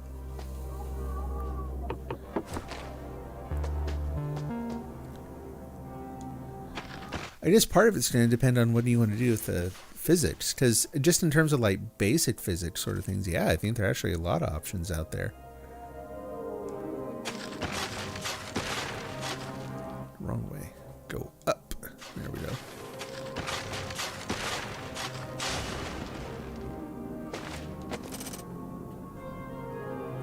So dark.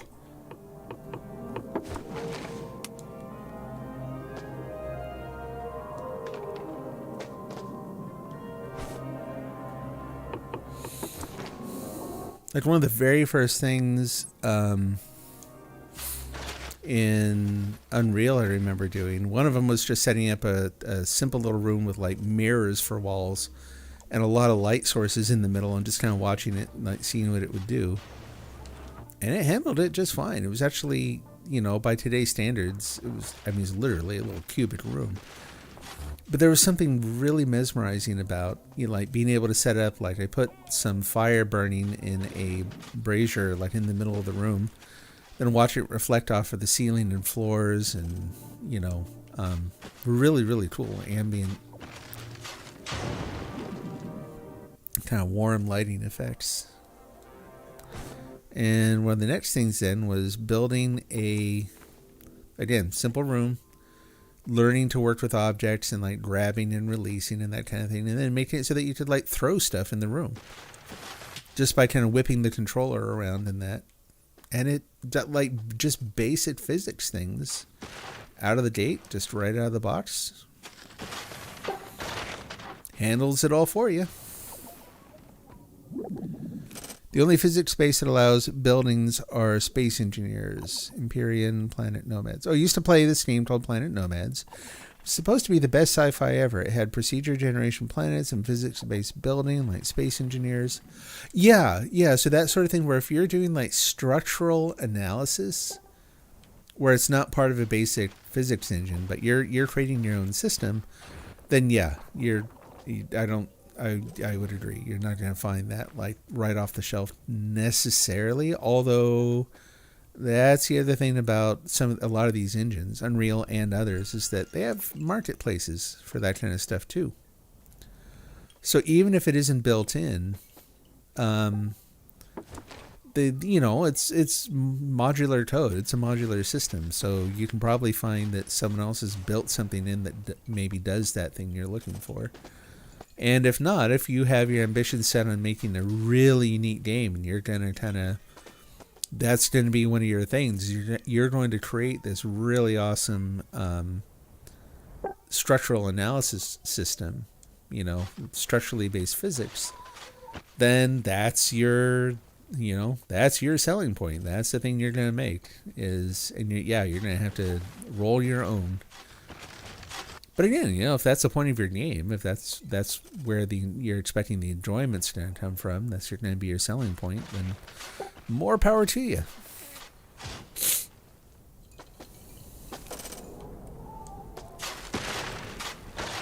So, I mean, you look at, this Tomorrow Children itself, good example of where Q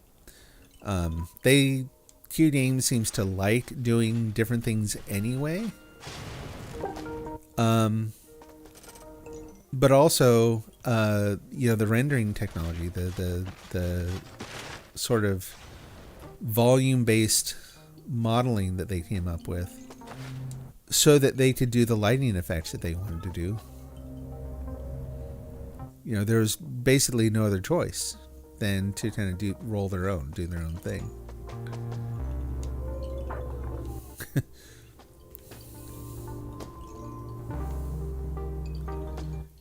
This island feels a little more personal. Oh, and scrap mechanics and terraformers, newest physics that worked really well as a game. Destroy, yeah, but the best physics game you've seen is Besiege. I am not familiar with Besiege. I don't think I've heard of that one.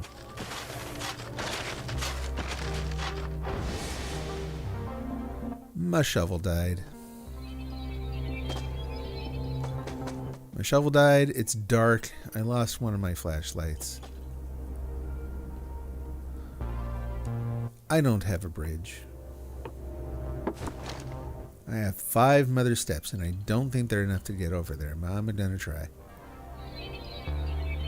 Get that ladder like right in the center of the screen.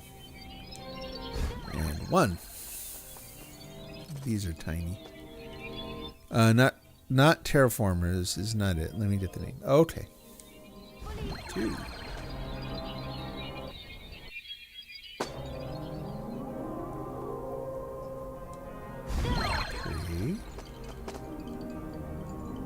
And we'll just kind of leave that there. Is there now, can I build a straight path out?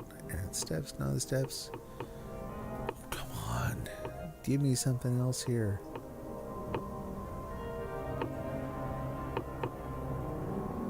I've got nothing here. So close. And also so very dark.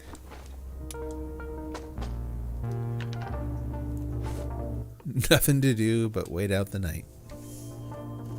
Trail makers. Okay.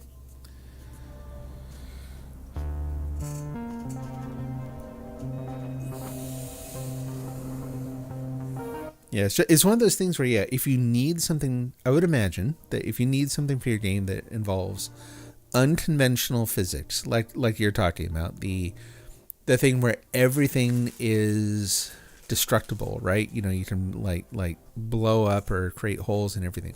So this engine, from what I heard early on, one of the things it offered was like, it doesn't seem like a big deal to anyone just looking at the game, being able to tunnel arbitrarily through big 3D things.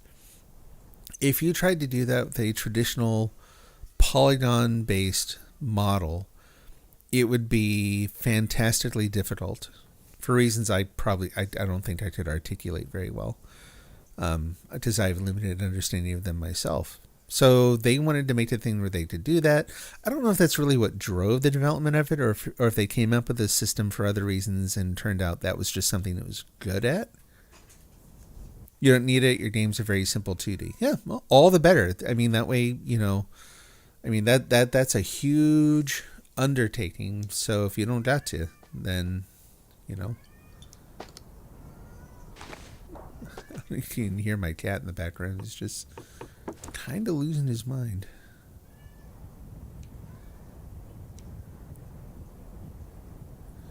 So this sucks because I'm kind of at the right height here, but I have nothing to build a sort of a level surface out there. Let's see what we got here. Pathway, tunnel, desk tunnel, step, soaring step, serpent's return, stage, bridge. Yep, that'll do it. Let's use that.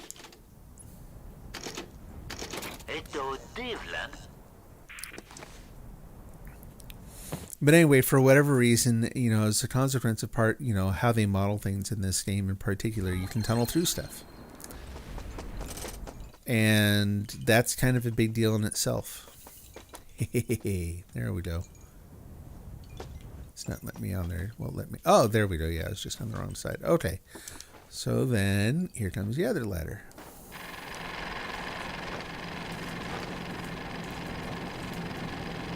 And that also is a very long ladder. Jeez. Hopefully this one goes down all the way.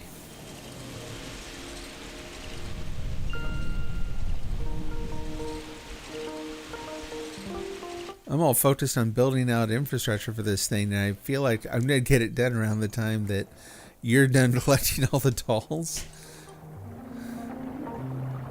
Let's hop over here for a sec.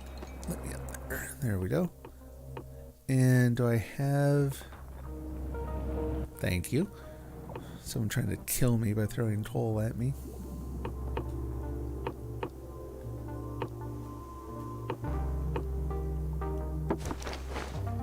Let's see if that does it. Ooh, that's a little too big. That should work though, right? Ladder shouldn't break at that point, should it?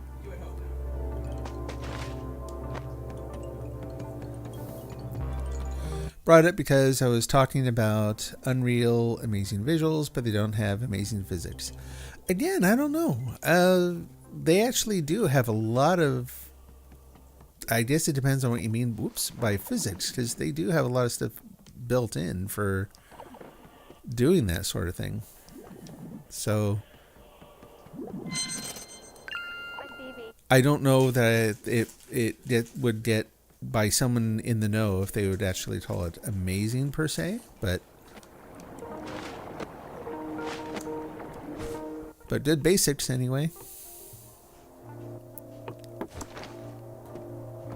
Like basically, I would be curious to know if there's something that someone feels is lacking in physics in what they offer. Like, well, what is it missing?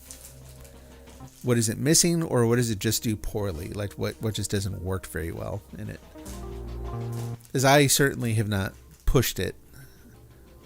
Scrap mechanics. So, okay, so like, like breaking objects and that kind of thing.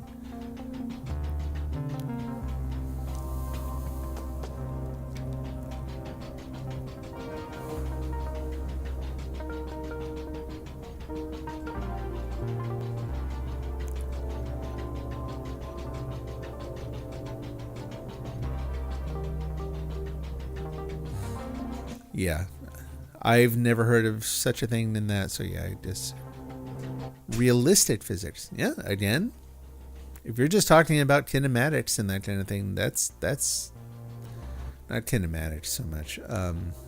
Yeah, kinematics, basic mechanics and that kind of thing. Then that is definitely in there.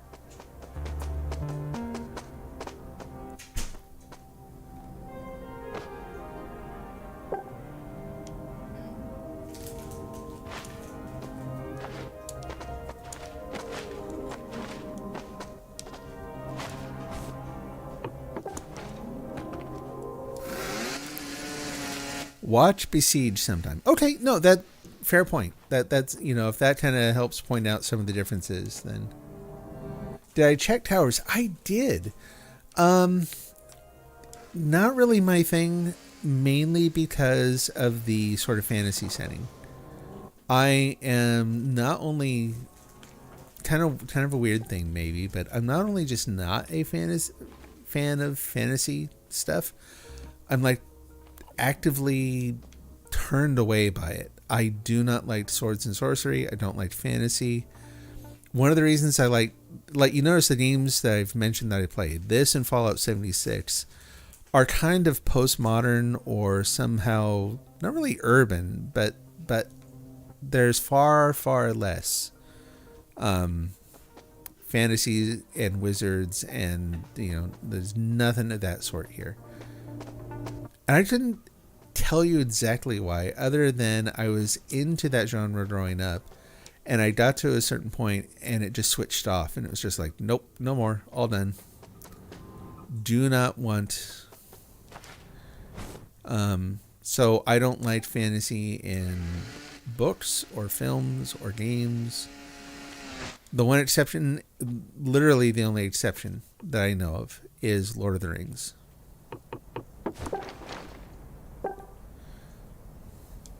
So I had trouble getting past the sort of the themes in the game. Well, some of the graphics too looked really interesting. Like, there are parts of it that look kind of like medieval fantasy inspired, and then there were, did I run out of?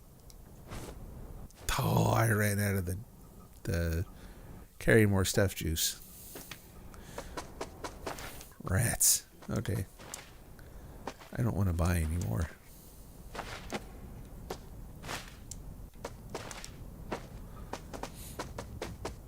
Anyway, it was kind of hard to see past some of that.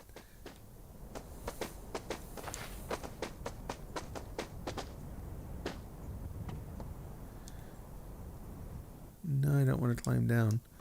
Just want to drop that, and then drop that, and then go back.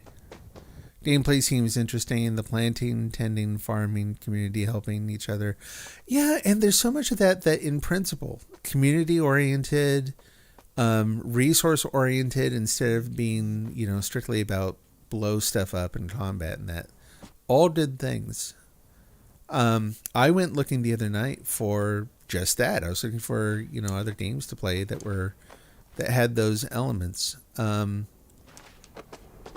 And found a couple that, while they look interesting, and I actually appreciate that part of their sort of platform is that, yeah, they're not about blow all the stuff up, shoot all the things, kill all the monsters, which is cool.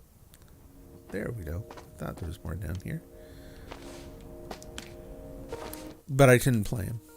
There's no way I would not get any enjoyment out of playing them, because of the thematics, the visual style, and the sort of the period that it takes place in, and that kind of content just rubs me the wrong way.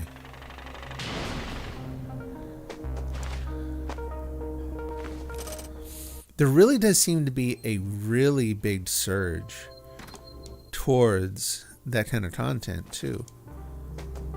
Like, you look at the number of games that are coming out that are oriented around those sorts of ideas, like lots and lots of variations on them. It's not like I'm not saying that they all look the same. They all look, there's a lot of well distinguished different things out there, but they all kind of fall in this space that my brain just rejects.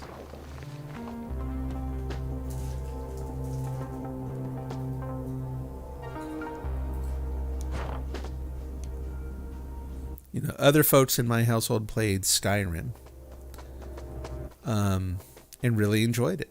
And they had their own sort of, inside jokes, and they know the lore, and it's no fun to actually be one of the only people who's not enjoying anything like that. But yeah, there's no way I could actually play it. I tried. I actually set up a character and played for about 10 minutes or so and then twit. Just nope. Not gonna happen.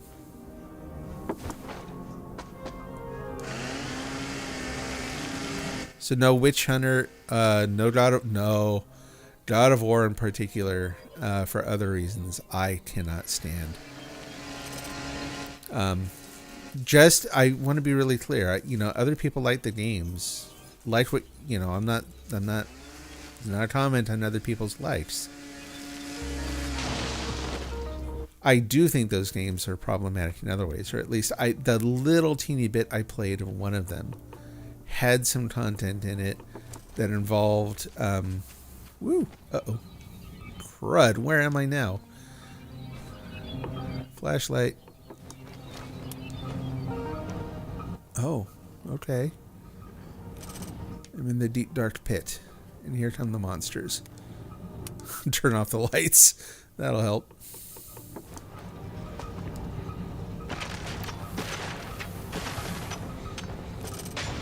I don't like the character in the game. I don't like the...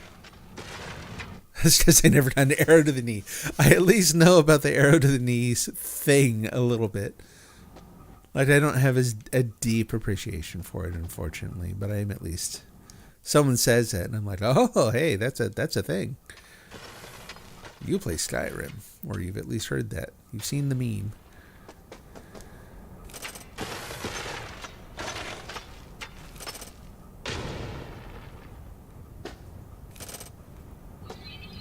I'm telling you, this is one of the harder islands I've seen. One of the more difficult islands I've seen in a long time.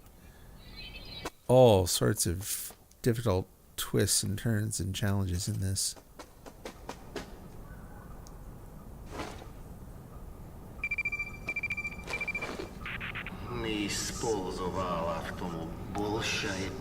Nice.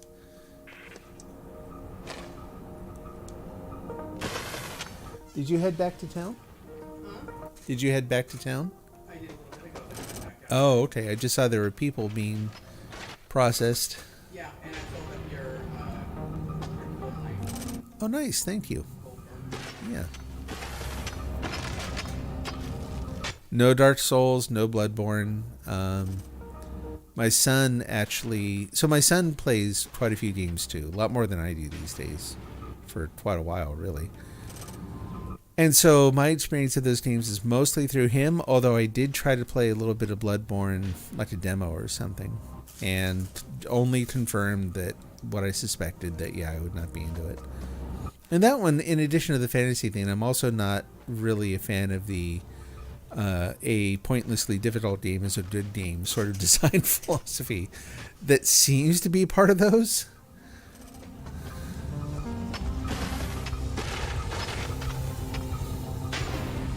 I could be wrong. Sure seems like it's an integral part of those games. Ugh, what did I hear someday? I should go back and get some of that coal now that I know the way out.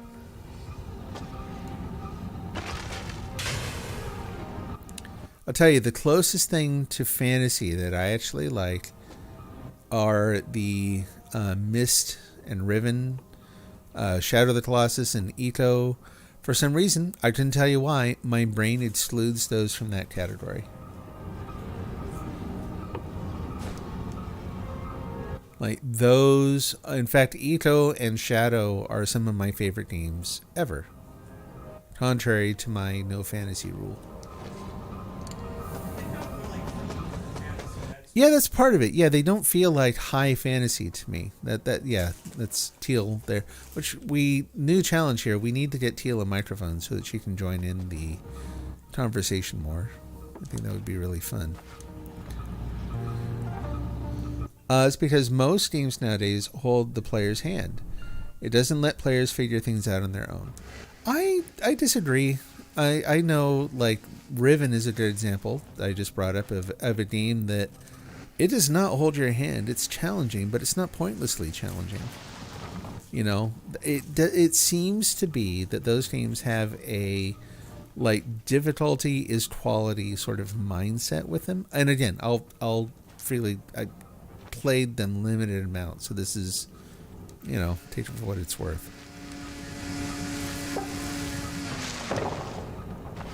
Because that is definitely a movement. There's definitely a movement out there that basically says, why play games if they're not going to be challenging, if they're not going to be difficult? And it's like, well, that's one dimension of of games in general, right?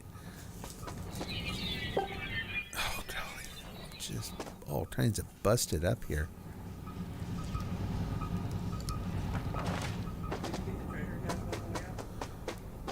Probably. Right now, I'm so, like, I gotta find my way back here. I'm in the dark. I'm very low on health. There's tree and apples down here. I'm in a weird spot.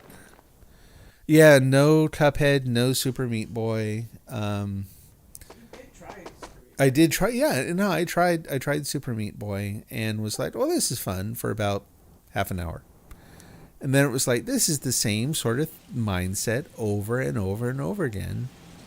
All done.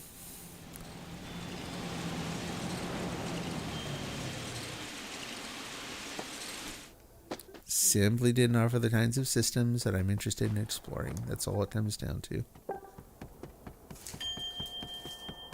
I'm a curmudgeon. I'm a grumpy old man about a lot of games. Is what it comes down to.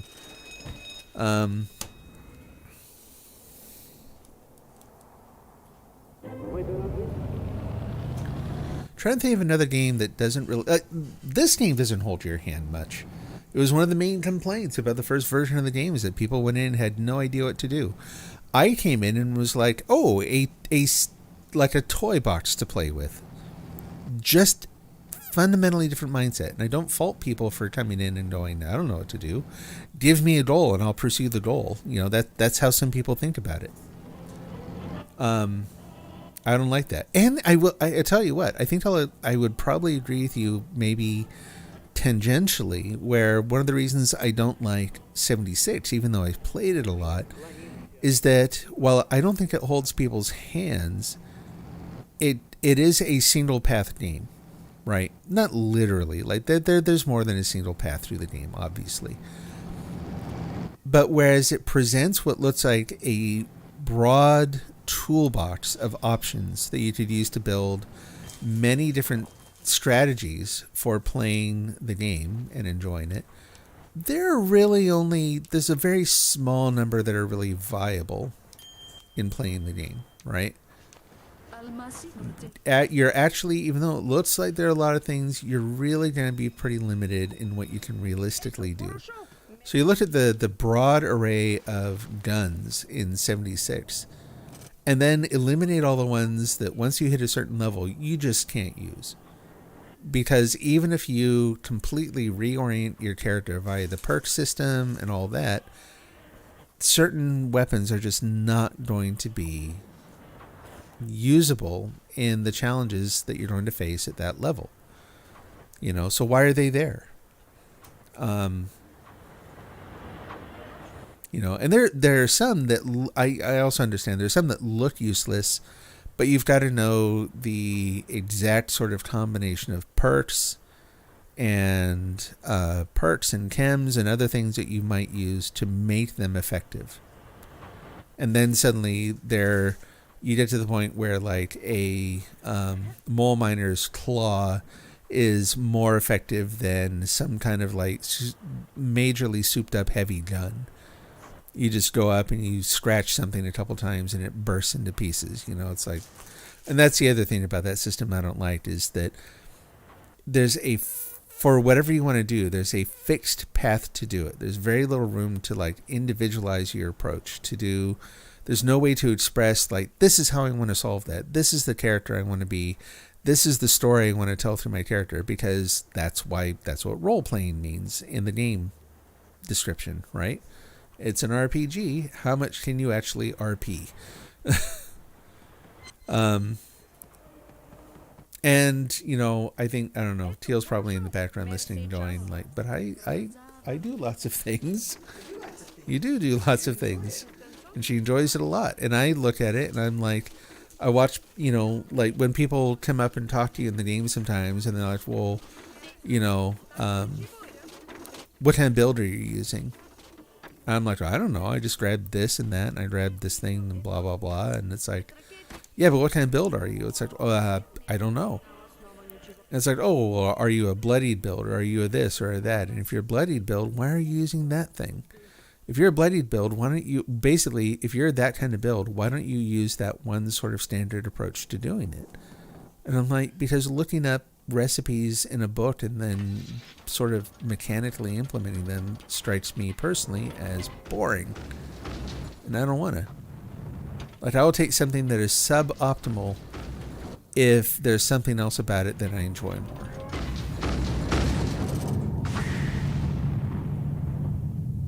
Yeah, this is easily one of my favorite games too. I don't know that I have a singular favorite, but there's a reason why, I was like so absolutely heartbroken when it went offline. Angry too. Like angry at Sony for not supporting something that was truly unique and inventive and just like nothing else out there really. So it went through just different stages of being like just like done with Sony in general for not supporting it. I was always really surprised. I guess I kind of understand why this is, but when it felt to me like so many of the critics were being such absolute garbage about the original game, like they had such an not just a different opinion, because a lot of people will try to tell you that, well, it's not that it's not bad criticism, it's just they have different opinions than you. And it's like, no, yes, to some degree, but really good criticism has a strong objective foundation rooted in history and technical aspects and aesthetics and philosophy and anthropology. Like, it's a big deal. Good criticism is very difficult to do. It requires someone with, ample education in the thing that they're criticizing, where they can put it in context. And game journalism is not that, on the whole, right? Most game journalism, I'm now repeating the speech I gave like the last night that the original game was online. So much game journalism is just not well thought out. It's not well substantiated or supported. It is based entirely on the notion that my opinion is different than your opinion, and just let each one stand and don't question them. And it's like, no, sorry. There's reasoning and facts and completely objective aspects to it that make it better or worse. So all that said, a lot of the things that were written about this game in its first version were trash. They were fundamentally broken. And then I watched, because Dylan was so involved with the community, I remember watching him and going like, why aren't you wigging out? Like, I want to see some anger here. And maybe that's just kind of selfish on my part, and it's maybe even a little immature. But I can't imagine that. If I had made something like this and I watched it get taken down by an irresponsible company and a bunch of journalists who are doing just a really poor job of doing their job, of doing what they do. Like, where's the anger? Where's the outrage here? This sucks. Like, if this game went away, it means that a lot of the games that I'm really going to enjoy are just never going to get made because of the way the market and journalists and that react to things that are different, because they seem to lack the interest or tools or whatever it is to really evaluate them well. So anyway, that's a lot of reaction for the phrase, this is my favorite game. But yeah, it's easily one of my favorite games too. And yeah, the Soviet sort of, there's actually, Twitter is kind of on its way down in flames maybe, but currently on Twitter there's an account called Soviet Visuals. If you haven't seen it, I highly recommend you look it up. It's going to be a lot of stuff that is sort of like source material for this game, like old Soviet advertising, propaganda, kids shows, and that kind of thing. But it also includes architecture. It includes things from the Soviet space program, the things that they used to kind of promote it, and that, I love it too. In fact, the combination here of the Soviet influence, the color palettes, and the sort of muted look, the character designs, which we kind of found out in between games is actually based on Czech puppetry. This is a culturally rich game. You don't have to know that to play it. You can play and enjoy it, and you don't have to know a thing about that. But this is where I think, the opportunity for good criticism comes in. When you look at the Soviet visuals, let me type it out. In fact, let me go look at the account name really quick. Easier just to do that, I think.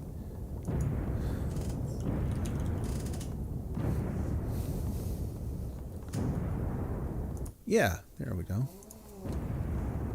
We'll just put that in there.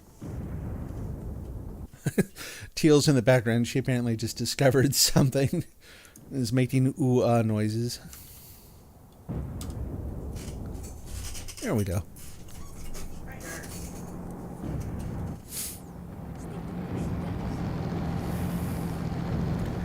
I mean, and I also grew up in an era where there was, a lot of innate, deep distrust of Soviet anything. Which is unfortunate because, the things that go on a large scale politically are different than what the culture is in a on-the-ground, day-to-day kind of basis, you know what I mean? Where it's like there's a lot of opportunity to share really cool stuff. And we get whole generations of people who kind of miss out on that because of tensions like the ones that have been rekindled now by current events, right? Like, as much as I hate what's going on between Russia and the Ukraine right now, it does not, like it would have encouraged in days past, doesn't make me mistrust Russian people or Russian Soviet, Russian culture and that kind of thing. What's going on in terms of the government and politics in that is its own problem. Anyway. But thank you for the feedback and thanks for the questions too. And I hope you find something you like in that on that account. I actually, with the way Twitter's going after, Elon Musk purchased it, I'm kind of curious to see which of the accounts that I kind of follow on a daily or weekly basis are going to move to some other platform. And that's one that I personally don't want to lose because I like the material that they share.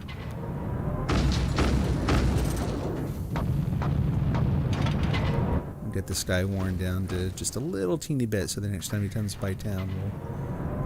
Actually, is he coming out to the island? Can you see? Yeah. I have no idea where I am. Okay, you might want to take a look outside. There's a Isvard marching your way. And it looks like he's going to go right by the bus stop.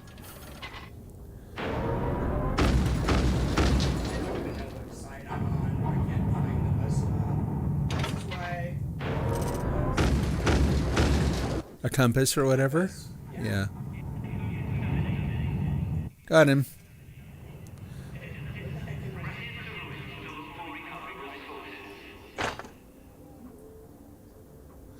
Why would they move away? Accounts may be leaving Twitter because they distrust what Elon Musk is going to do with their data. They worry about the platform becoming more open to philosophies that are fundamentally problematic. I don't know if you heard, but as soon as Elon Musk purchased it and started talking about, it becoming a platform for, complete, saying, oh, we're going to save free speech. Not that there was a problem with that anyway there. But as soon as he did that, the sorts of things that started to crop up on Twitter, literally, immediately, within a day, 2 days tops, were awful. It's nothing that, if you are running an account of some kind on Twitter, whether it's a personal account or you're using it for business promotion or whatever it is, and you see what kind of things that he's allowing on there, you may want to consider moving away. Yeah, no, Elon Musk he's firing people. This is actually, so Jen, this relates a lot to what we've been talking about a lot lately in terms of software and teams and what it takes to operate a big system. Like, I've never worked on something as big as Twitter, personally. I can only imagine how complex, how nuanced and difficult the maintenance of that system must be. Because anything that's that old, that's grown up over that much time, is going to have its own, call them peculiarities and sensitivities and potential issues. And what we're seeing is that, as developers also decide that they don't want to be a part of this game anymore, and they have worked at Twitter. They are some of the top tech talent in the industry, right? They can go a lot of different places. They're going to go a lot of different places. So people are also worried that Twitter is going to start faltering fundamentally, that it's going to start seeing technical issues and data loss and gaps and outages and that. Don't know if any of that's actually going to happen, but it's all kind of informed conjecture at this point. But overall, it doesn't look good. The sorts of things that he's doing right off the bat don't give businesses who depend on their social media platform for their income, they don't give those companies a lot of confidence that that's going to be a place where they can conduct the business that they want to conduct. But everybody complained about the stuff that was there and has been there for years. There's been hatred. Yes. Terrorist comments. Very true. Even pornography. So why didn't they move before? I couldn't answer that. That is a really good question. Yes, I would totally agree. I think they've been, at the very least, inconsistent in their enforcement of what had been some good policies, some things that have been in place that are there to make sure that the platform is safe and welcoming and legal, according to, various rules of the different countries that it operates in. But they haven't really been consistent. And I think that's part of the legitimate complaints that you'll see from people saying that, it was all about, they take it to the other extreme. They're talking about how they're very selective in their censorship and that. I don't think they are in terms of, there isn't a lot of evidence that they're selective in terms of their political alignment. But there are a lot of things, like I've seen individual cases where someone posts something really awful and you report it, and Twitter's response is, nope, that doesn't violate our guidelines. And you're like, how could it not? How are you interpreting that? So I personally, I don't have a good answer for why haven't they done that sooner? They should have. But now, so I guess the thing is now is that they still have all the problems that you described.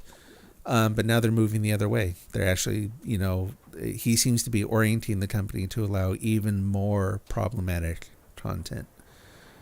So it's unfortunate. I like Twitter. I've not had, I know it's kind of known as a shite storm of sorts, in terms of social media platforms.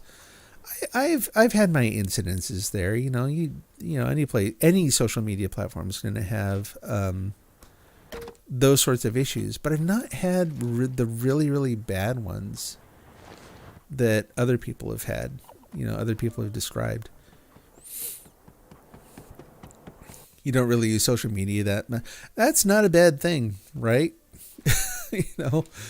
I use it partially out of curiosity, partially because I'm trying to get into something that requires some personal marketing. I'm trying to get back into writing, and maybe one of these days I'll even finish a short story, and it's well, where do I want to promote that? Or even this stream, I'm currently at the moment I'm broadcasting on Twitter as well as YouTube and Twitch, just because it kind of casts a wider net, to be able to meet more folks.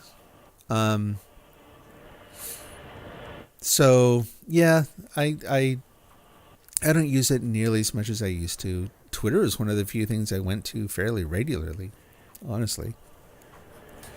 And that's because there are lots and lots and lots of writers on there.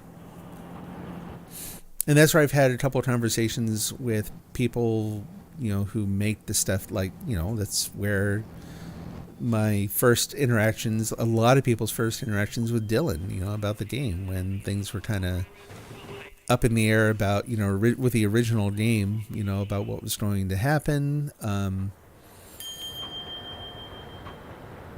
He was really in touch with the community then, and then in the in-between, I think most of that, he still stayed pretty engaged, I think, but then I think Discord kind of became their main channel for staying in touch with fans and that seems to work a little better, honestly, for that sort of interaction, because you get very focused communities, better alignment of interests and that kind of thing. Anyway, yeah, so Twitter may be having bigger problems here coming up. Time will tell. But a lot of people have sort of pointed out, too, that he seems to have bought it on accident. He made this major move where he was going to buy Twitter, and I can't remember what the original reason may have been, but a lot of people have hypothesized, in an informed way. They provided facts and reasoning for this. That he was, it is way further away than I thought it was. We'll just have to let that one go, I think. I thought he was right by the bus station. He's like halfway between town and here. Dang. Oh, well. Well, he won't go stomping through town either, so there's that. I'm going to go ahead and grab that drop ladder.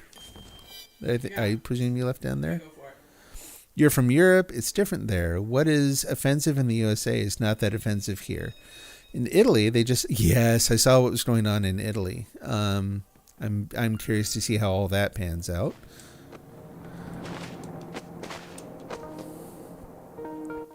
And yes, I totally get what you're saying. The U.S. is, I think, unique in its, call it, hypocritical stance on so many different issues, so-called puritanical roots, this mix, just this irrational mix of what it chooses to be offended by,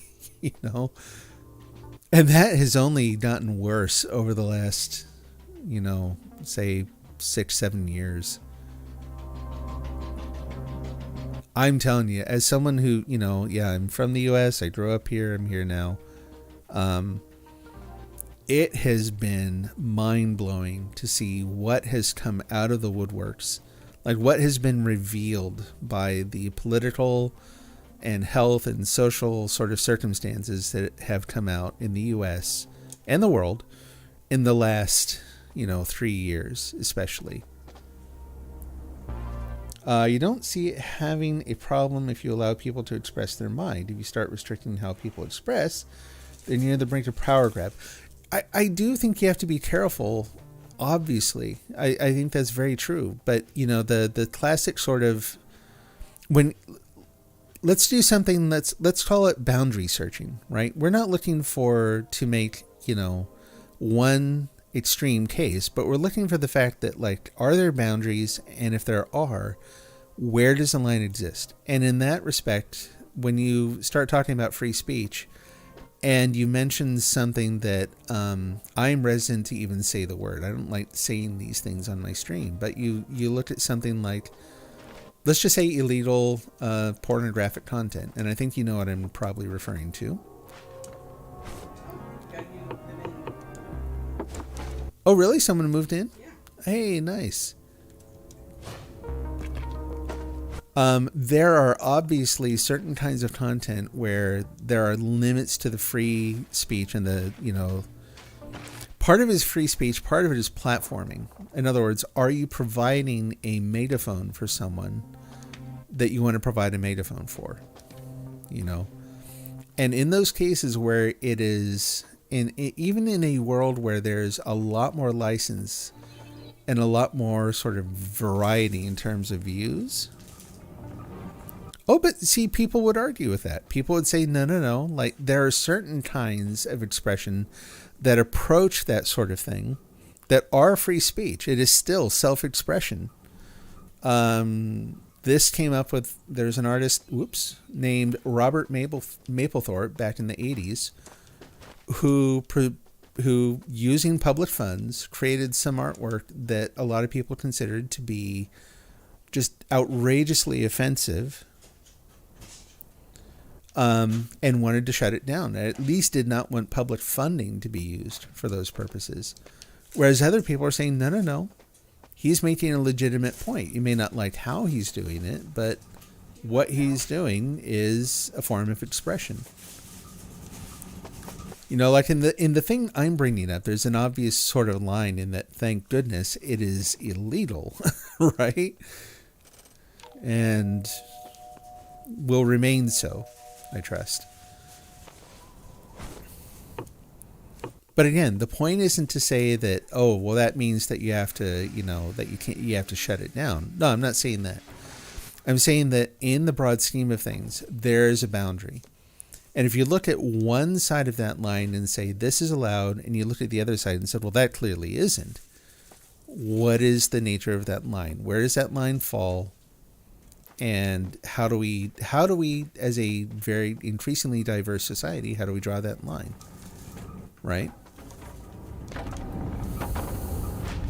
So again, it's not to argue that that is a case that, makes for a denial of free speech, as much as it is to say that there's more work to be done to find where that line exists.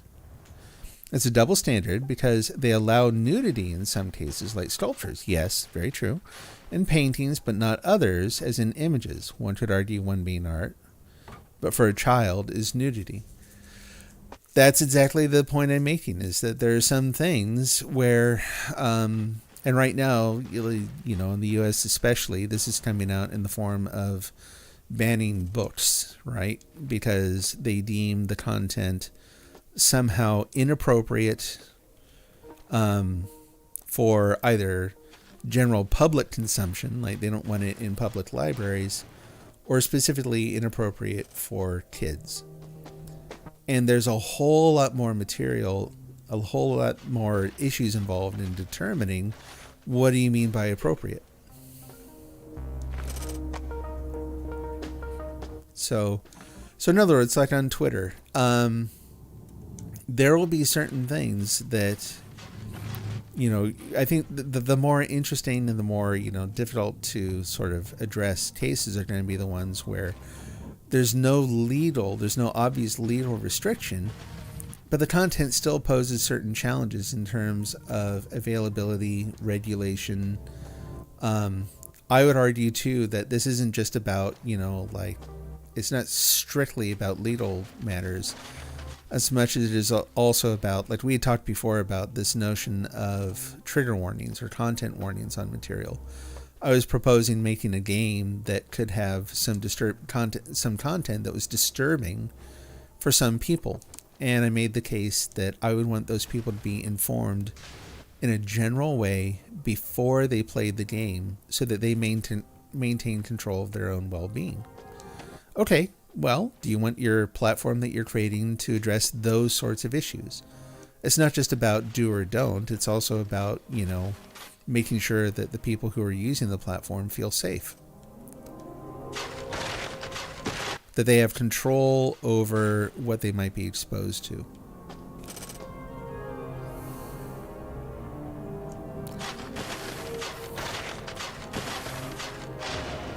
And then even on the issue of offense, in principle, I agree with you. I don't think that a simple ew, I don't like that, just, to use a very imprecise sort of a standard, looking at something and saying, blech, I don't like that, I feel offended. To me, that's not a good standard to go by. Things are going to offend you from time to time. From some things you heard is that some books were given to kids, influencing them. I'm not going to say those things, but yes, those things which kids shouldn't be hearing anyways. That's only part of it. There were some things that were in there though that, I would agree, things that are explicit in that way, I would not I would be in favor of making sure we're not accessible. But there were also other things that weren't necessarily about those topics that are also being banned, right? One of the ones that came up this year is actually one of my favorite books. It's To Kill a Mockingbird, which was deemed somehow too potentially, not damaging, but too sensitive or too incriminating in some ways because of the way it dealt very openly with racism. You know, so from my point of view, that is BS. Like that is a book that is actually very important to make available. For the same reasons I would want that book to be available is the reason that other people felt it should be removed. Danger Falls, where a party could then control a platform and oppress others. Yeah, actually, excellent point. Totally agree. I think you're exactly right in that you kind of touch on something there, that a lot of this has to do with not even the specific list of do's and don'ts, but rather who is in control of determining that, right? Because if you put that in one person or one group's hands, you are effectively giving them like huge amounts of control over a culture and the things that shape and influence that culture, right? That should not be any one group's domain. Hey there. Oh, I was saying hi to another viewer. Okay, say hi anyway. Okay. So yeah, actually, you know, that's been part of the problem for a long time too, is that it was seen that there was effectively one politically influential group of people who determined what was okay and what wasn't for everyone. And we don't want to end up there again. And we are ending up there again. It's just that right now it seems to be more folks from a different perspective that are, you know, having a more profound influence on those sorts of things now.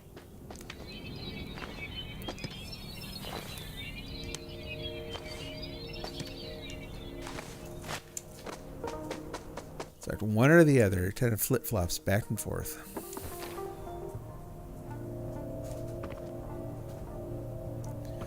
You know, you'll hear no end of rhetoric on, for example, like critical race theory in the U.S. in particular. And I would argue that most people don't really even know what it is. It's actually not a very easy thing to define. It has a complex cultural history. And again, in the U.S., that's actually part of the problem too, is that critical race theory's roots are adjacent to communist philosophies. Some of the people who coined the term and did some of the initial research in that area in examining power imbalances and that kind of thing and how they influence a society, were communist. And in the U.S., that is a no-no. As much as we like to think we've moved past that, we have not. You'll find so many people who basically take any sort of... We're having very deep discussions today, actually. Hyde. Hope that's cool. I enjoy it. Good discussion. Really good points being raised by folks here. But anyway, yeah. So there's a lot of... its origins come from a place that by themselves, whatever else the theory does or does not advocate, whatever else it says, it comes from a place that has been taboo for the U.S. And so you're going to get a lot of people in conservative politics who will reject it solely on that basis. It's complicated.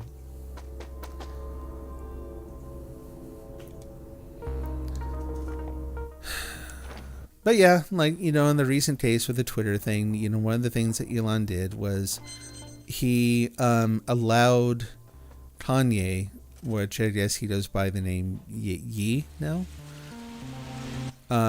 he allowed him back onto Twitter. He reactivated his account. And given that the reason that Kanye was removed from Twitter was for making openly anti-Semitic statements, yeah, a lot of people saw that as a bad thing. Not, that's pretty easy to, I think that's pretty easy to understand why people would be concerned there.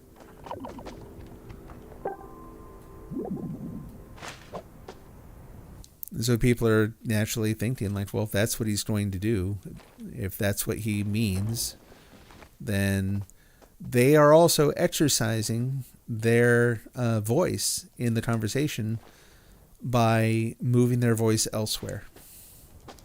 Which is, I think that's one of the best ways that free speech can operate, is that, if you have the sort of system that allows you to pick up a different mic, to go to a different place, if that's an option, that's just as important as what you do on any individual platform. Oh, the little bridge thing? Well, do I think it to be part because of past communist history? Only partially. Like, yes, that is definitely part of it. It has to do with America's deep sort of distrust of anything but unchecked laissez-faire capitalism, right?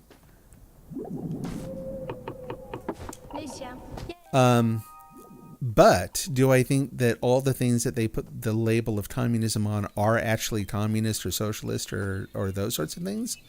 Not a chance. There's a lot of stuff out there that where they will use the label indiscriminately as a means of dismissing an idea that they dislike for other reasons. I also I'm not opposed to the idea of a system that facilitates competition in an open marketplace. Like I said, this is getting really serious. Let me say this. If anyone's super bored of this, or if it's making them uncomfortable, you can shout out and let me know. And I'm happy to kind of try to guide the conversation to someplace a little more, I want people, same thing we're talking about elsewhere. I want people to feel welcome and that they can be, part of the discussion. And very quickly, this is an imbalanced discussion in that I'm the only one here who actually gets a literal microphone. Everyone else has to type. So it makes it a little asymmetric, shall we say. Aren't we all benefiting from capitalism? We're both benefiting from and being limited and hurt by capitalism, I would say. Like I said, I'm not opposed to some of the tenets of capitalism. I do not believe in laissez-faire, unchecked laissez-faire capitalism as a pure governing principle of markets and government. I think that when you do that, you end up kind of where the U.S. is, where it primarily benefits a limited number of people. Programming test. No, we can keep talking. Like I said, I personally don't mind. I just wanted to put it out there that if someone is feeling icky or, they're like, I don't want to do this. I just want to give people room to be able to say so.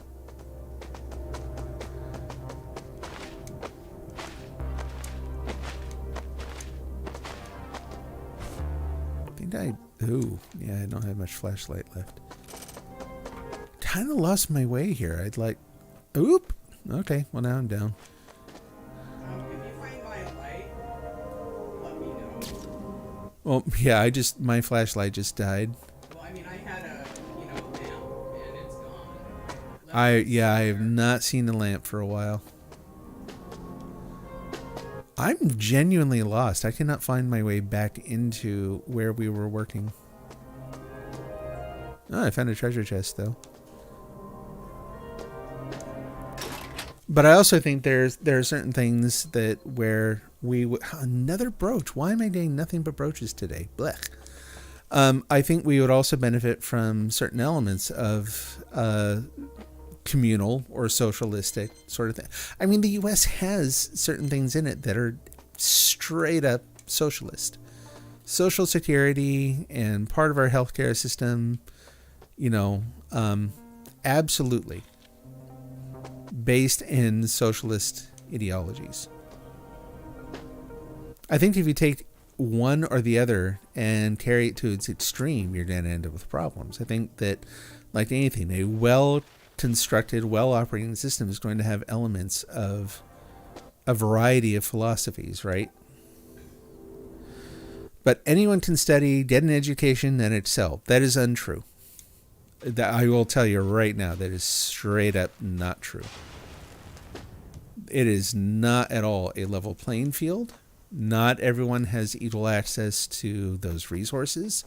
And that's where we would argue that a socialist approach would actually better achieve some of those goals. If we made higher education and alternatives to higher education, like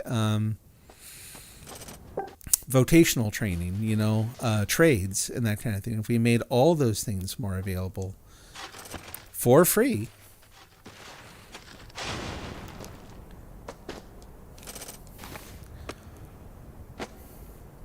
what you can do in this country depends on what you start out with in your pocket. So people who start out with a significant amount of resources are going to be more inclined to argue that, oh yeah, anyone can do this. Anyone can accomplish this. Why, look what I did. When you start looking at those stories a lot closer, things are skewed. Oh man, where's the floor? Sorry, hang on a sec.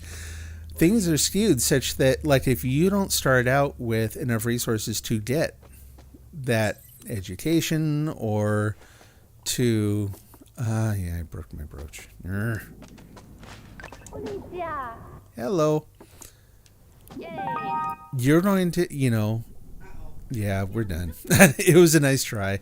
Grab some lights and let's go. Yeah, you're not going to have the same opportunities as someone who starts out, where their education was just kind of paid for either by their parents or whatever. And even like I was actually, there were certain subjects when I was in school that I was really good at. My opportunity to get scholarships was also limited by things that had nothing to do with the subject that I was studying, right? The availability of those things had to do with established social relationships in that. So I was studying music in high school, and I originally thought that's what I want to do. So I started looking for scholarships to started looking for scholarships and that kind of thing where I could get into a decent music school in that, and very quickly found that the application process itself was cut off to people who weren't already in a certain circle. But it's not free. Taxpayers have to pay for it. Yes, that's true. And so there are certain things that, and I'm saying that is preferable to what we have now. Like right now, it's not free, and it is highly exclusionary. And as a society in whole, the people who can best benefit our society by pursuing those things do not have the access that they need to those things. Like if we actually want to make the argument that it should be open and that, you should be able to pursue these things, level the field. And yes, that will come with a cost. And yes, we should also examine, where that money is going and what it's being spent on. But you know what? Not letting people go to college also has a cost. Because then you have more people who are dependent on other social systems. You have people who end up not being able to participate by contributing to the tax burden because they can't earn enough.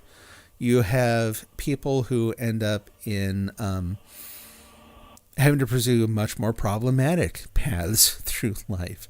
Again, because they did not have access to the resources that would get them into a job, a career, or any kind of pursuit that would be of more general benefit to themselves and society.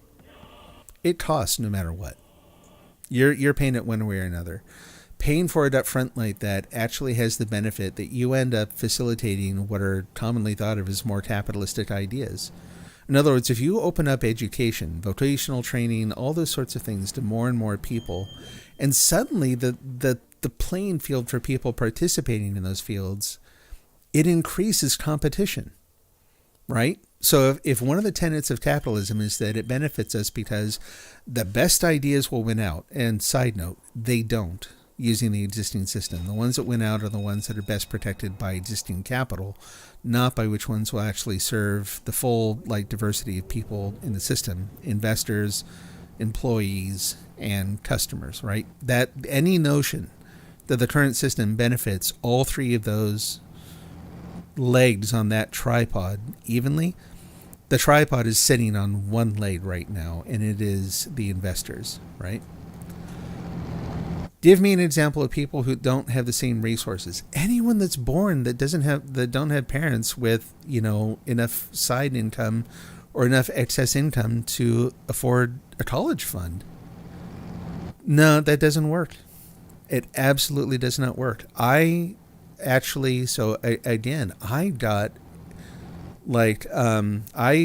in the physics program I was in, I was part of what they call Sigma Pi Sigma, right? National Physics Honor Society.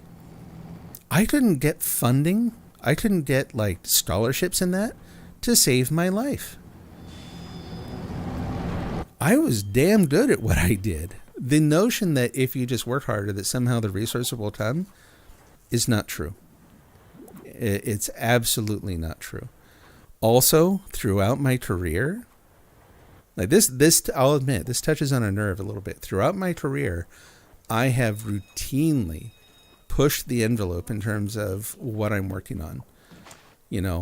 Technologies I've developed and things I've done for my employers that have made them millions of dollars. How much of that do you think I've seen?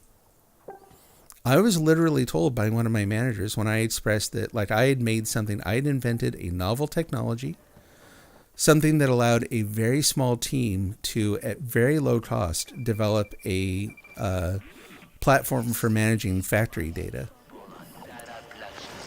Yeah. And when I brought up the notion that, hey, could we develop this into a thing? I'm interested in doing this, but I would like to benefit from this thing that I made. I was told, maybe you should just take your salary and go home and be happy. Right? So this whole work hard, work harder, you will, no. It does not play out that way. It is controlled by a small number of people who are not interested in distributing the benefits of any kind of system like that based on skill or merit or contribution. They will involve many other factors that actually, where it's not random, but hard work and all that is no guarantee of proportional benefit or success. That is straight up a myth. So the ones I saw being held back were the kids that the idea that the ones that are held back were the ones that engaged in crime or stayed glued to games and made bad. No, yes, there are people who do that, but to suggest that that's the norm. And also, I'll say the kids who stayed glued to games, some of them went on to make some really awesome games and now make their living doing that. That's not an illegitimate pursuit. That's one of the things, the idea of, people who make art somehow not contributing is also not that anyone here has said that, but it's a general sort of a idea. The idea that art is somehow an invalid pursuit. And if you really want to contribute, you need to do something that you need to get out there and work. Also nonsense. The idea that art is only there for entertainment or for recreation. No. Art is what part of what makes us human. Anyway, like I said, touched a nerve, a good nerve, but you're gonna, I have strong opinions on this sort of thing. But no, the idea that the people who didn't succeed were engaged in crime or this or that or the other thing, absolutely untrue.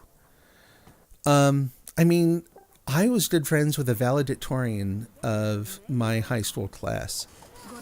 And he's done okay. He's done all right. You know what I mean? Brilliant guy.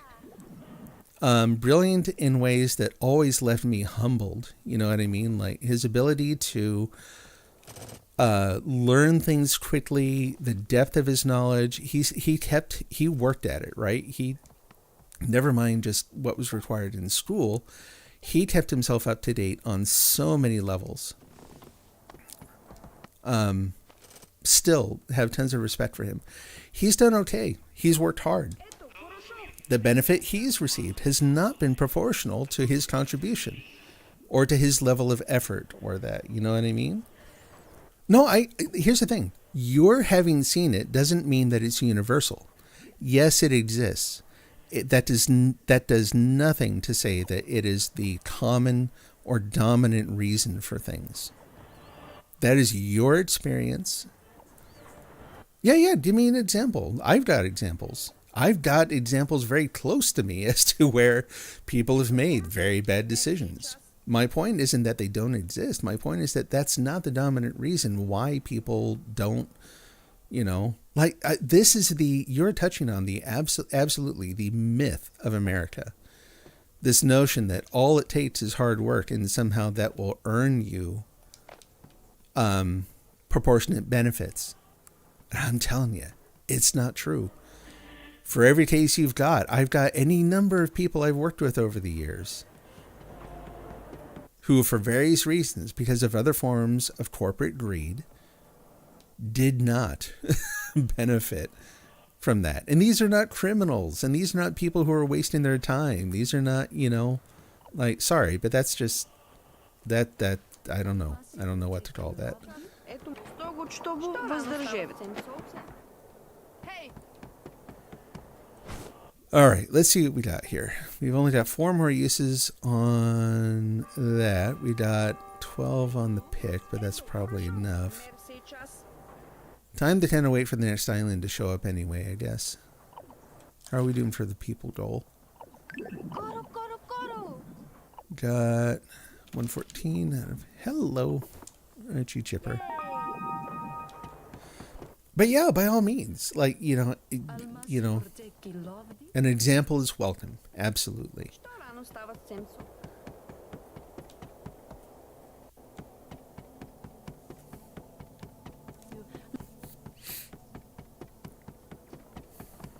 Ето, хорошо. Мерси час. And the funny thing too is my example is related to me expecting an employer to reward you for ideas or hard work. What I'm saying is that in the USA, no one is hindering you from starting a product. Yes, they are. If you don't believe that, you're in for a surprise, and a nasty surprise. Yes, there are people who will, through, again, biggest challenge you have in getting into a system like this, that seems to me, correct me where I'm wrong, but that seems to be based on the belief that the best idea will win in the marketplace. Like if you have the best idea and you work hard, that the best ideas will rise to the top and that those are the ones that will dominate. And so if you have a genuinely good idea and you work hard at it, then that idea is going to, you will receive rewards from that. And I'm saying that is untrue. There are, in any marketplace, going to be a lot of people whose best interest is not in promoting the best idea, but in maintaining the status quo, right? So they have large amounts of capital, right? Oh, the island? Yeah, it's one of the... Elon Musk. He came out as a That's Elon Musk himself is actually kind of an interesting example of the whole self-starter myth, in that he presented himself as one, but he wasn't. Bill Gates, most of these so-called self-made people started off with millions of dollars in loans from family. It's not just best idea, there's marketing. Well, of course, yeah, everything is subject to that. But I'm saying if you had good marketing and a genuinely good idea, there are ways that people who with existing capital can prevent you from entering the marketplace, that can prevent you from competing fairly in the marketplace, right? An example of that right now is the fact that a few companies can basically control the market for infrastructure. So if you want to host something and you're making a product that's competing with Amazon, where are you going to host it? If you try to host it yourself, it's going to be very typically cost prohibitive. Like trying to support your own infrastructure is a losing battle these days. It's very, very expensive. Amazon makes that some more affordable, but now you're basically funding your competition just to host whatever it is that you're building.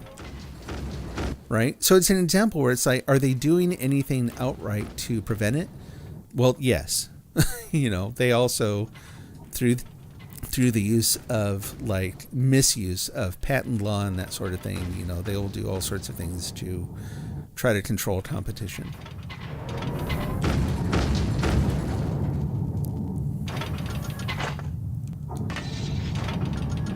So, like, do I want to see competition for certain ideas in the marketplace? Yes, but I would prefer to see more open-ended systems that actually let the ideas themselves compete and not just the capital, right? You agree, but there's a group of people and not the country system. That's an individual person oppressing competition. It isn't. It's a corporation. It's a host of corporations. It's the laws that are in place that facilitate that. Like patent law itself makes it very difficult for new ideas to come into the market because you don't actually have to develop anything. A corporation who has a cabal of lawyers is in a much better position to secure ideas through patent law than an individual or a small group who has a genuinely good idea and would introduce genuine, like real competition into the market.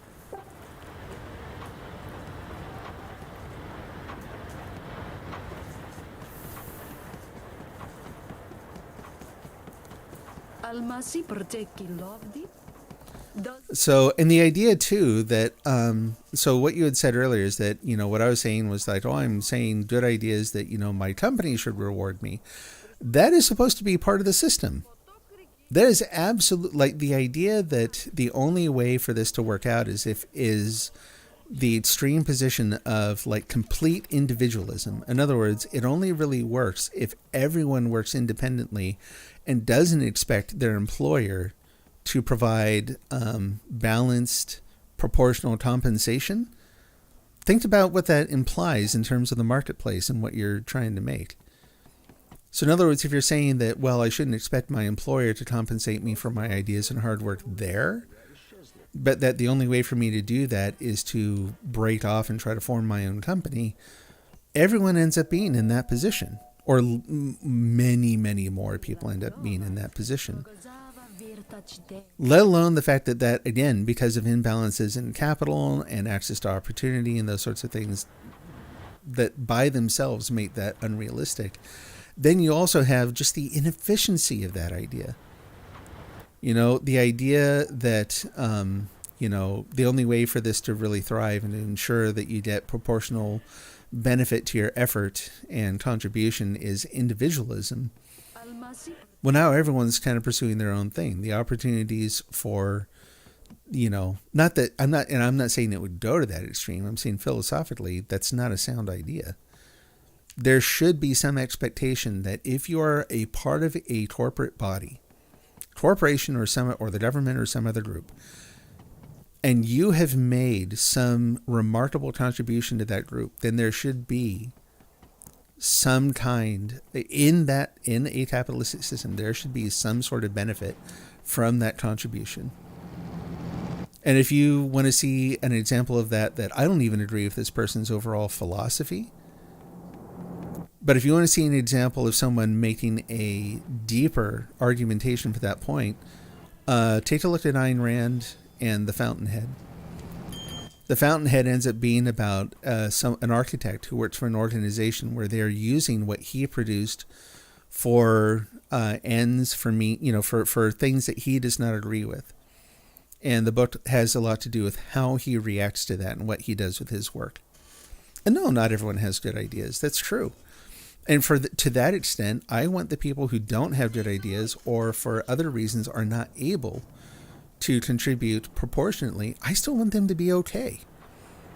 Like personally, I want them to have a good life pursuing whatever it is that they would like to pursue within the sort of shared moral ethical framework that we have to establish as part of any country, right? You know, they can't go around, you know, kicking kids in the shins, basically. They have to, you know, there's some limit as to the do what you want.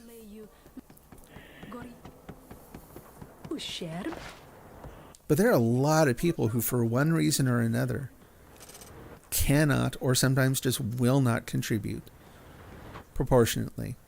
But again, I want to live in a system where they are okay too, where they benefit. Like I want there to be a genuinely good platform for competition so that truly the best advances win out. But again, we are not there. For all the talk you will hear in corporate America of how they love innovation, they don't. I can guarantee you, innovation is risky and expensive and risks tipping the boat. It very often risks, you know, creating systems that they are not in a position, based on their history, in a good position to support. And so what they generally mean when they talk about innovation is going to be things like things that take the status quo and make it cheaper. That is a good innovation to corporate America. Do what we do now, but do it better and leave more room for the investors to earn profit or to earn returns on their investment. I mean, that principle alone, which is now like codified in U.S. law, the notion that the investors are the primary recipients of the benefit from operating any business is also philosophically garbage, right? This notion that, you know, like the failure to acknowledge that there are at least 3 different groups, 4 technically if you consider the government too, but at least 3 different groups that should benefit from any business. And that's, you know, the investors / owners, the employees who do the work, and the people who actually use whatever, you know, product services that company produces. That's not where we are. The way things are codified right now is that it's the investors. The end. Anything that is given to employees, any sort of benefit to customers or people who use the service is basically at the discretion of the company. And it's funny, it's almost seen as somehow goodwill. You know what I mean? Like that attitude has absolutely permeated corporate America now, where like if you work for them, why you should be thankful for your job. It's like, no. Yes, in a general sort of sense, but you know, this idea that maybe you're gifting me something by paying me for the work I do is BS. So this whole quiet quitting idea, this notion that people who work the assigned hours, the established, legally agreed upon shift, and then go home, that's somehow referred to as quitting. You know? Things are far more toxic than the typical sort of message around what things are like in the U.S. would have you believe.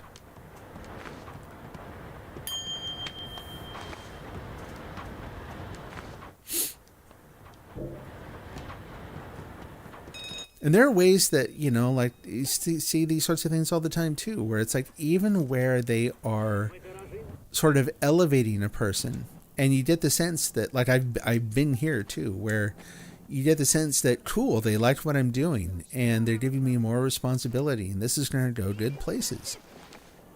Generally speaking, where that leads is they will do that to the extent that it offers some sort of... Oh, sorry. What? That thing fell out the Oh. pole and it scared me. I'm so sorry. No, that's okay. They will do that so long as there's like a clear benefit to them. But it's like as soon as that stops being useful, whoever they just elevated will be just as sort of just as easily a target of reproach if when the company needs to change its message. Like Machiavellianism in corporate America is alive and well and strong. The thing that I developed, I couldn't develop outside and market my product outside. Yes, I could, and I didn't. Now they own it. No, it's, in fact, someone else did. So, no, this notion that, like, to the extent that they really do provide resources that facilitate it, yes.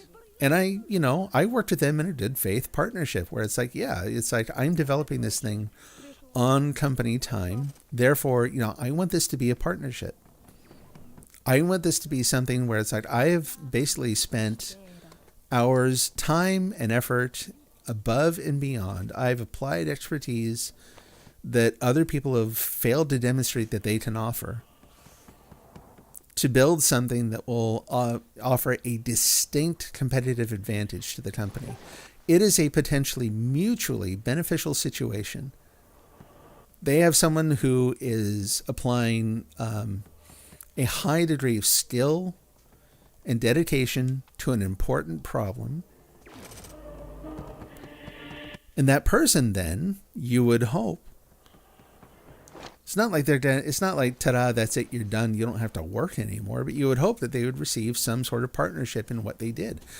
I'll tell you this too, the very first company I ever worked for did this. So I'll talk about that a little bit in a minute too. But you would hope that it would be a mutually beneficial arrangement. It isn't. The person who does that very typically will have the exact same reward, the exact same benefits, the exact same sort of result as someone who slept on the job. Does that seem okay? So yes, I could develop it outside.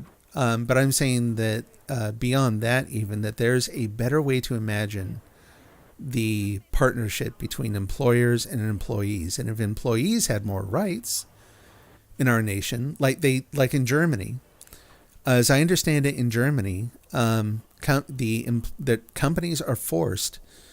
It's mandated by law that they have to hold certain kinds of. There are certain company level decisions that cannot be made without employee participation.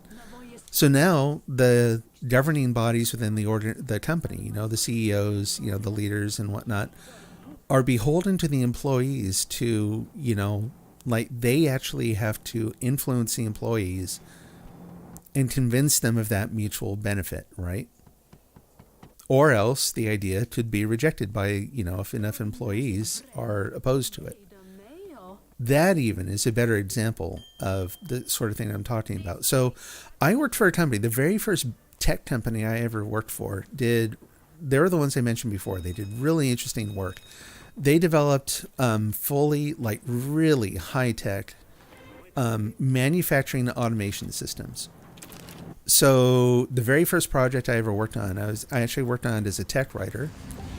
And they were making a machine that could carve precision, like micron precise slots in a nickel-plated wafer. Basically, they were working with Hewlett-Packard, and they were looking for a way to automate the reliable manufacturing of print heads for their inkjet printers. And so they developed a technique for sandblasting, if you could believe it. Precision sandblasting. Seems like an oxymoron, but this is how they got it done. They used really fine aluminum oxide dust, and they had these special nozzles that their mechanical engineers designed. And so, they built this machine that could, position the wafers and ensure they were aligned properly, and then use this, custom nozzle delivery system, the system to sandblast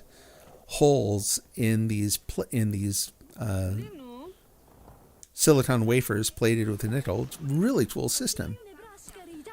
That's the kind of thing that they made. So working for them, there was one employee after another there who had invented some novel technology. Like one of the guys I had the benefit of working with was very, very early on in machine vision systems. So he ended up creating a combination of hardware and software that could do automatic machine inspection. So it would do automatic alignment, precision alignment of parts. It could do quality inspections. There were tons of things that you could use this system for. Rather than say, thank you very much, here's your salary, the company invested in what he did. They recognized that they would have a benefit from it, but that they would actually, like it was better to put that sort of technology on the free market, let other people invest in it, and then they made that employee a partner in it. So they had what's called the right of first refusal. So if he decided to sell the technology, and he was not the exclusive one who had control over that, but if they decided to sell the technology, then the company that helped him develop it would have the right to be the first in line, basically, to purchase it. Right? So he benefits from the development, the sale of it. He still works for the company. He's still developing new technology. Like, everyone benefits. And like, so because this was my first experience with the company, I assumed that this was sort of the norm. And I went out, no other company I've ever worked for did anything like this. So, okay, so sorry, I see you've been typing things. Let me go back and catch up. So your argument wasn't getting rewarded at work, and saying every kid I went to school could have gone to school and studied, then took some of their free time and studied engineering, then applied for college and got a degree in engineering. If they couldn't afford it, it's not part of the system, but circumstances of their parents. Yes, and I'm saying that's a bad thing. That alone is enough to, you start out by saying that anyone could have, and yet for reasons entirely beyond their control, no, they could not have. They do not have equal access to those resources. You know, just because there aren't specific, like, class-based laws in place preventing some people from going, is not the same thing as saying that everyone has equal access. They don't. The fiscal burden is a very real, prominent, and powerful limiting effect on who has access to those sorts of benefits if you want to pursue them. Okay, but you want to mention that you find very impressive that I'm able to talk and play at the same time. No, here's the thing. Like, I'm obviously talking about something I'm really passionate about too, and you're raising really good questions and listening. This is an awesome discussion.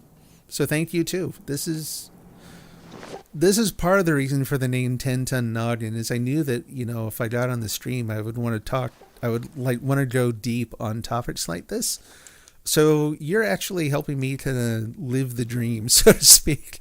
You know, even though we disagree on this, you know, I still respect what you're saying, and I fully trust it's brought forward with the best intent, and that we'll both come out better for this. So thank you too. And it takes, not everyone can do that, so I appreciate it.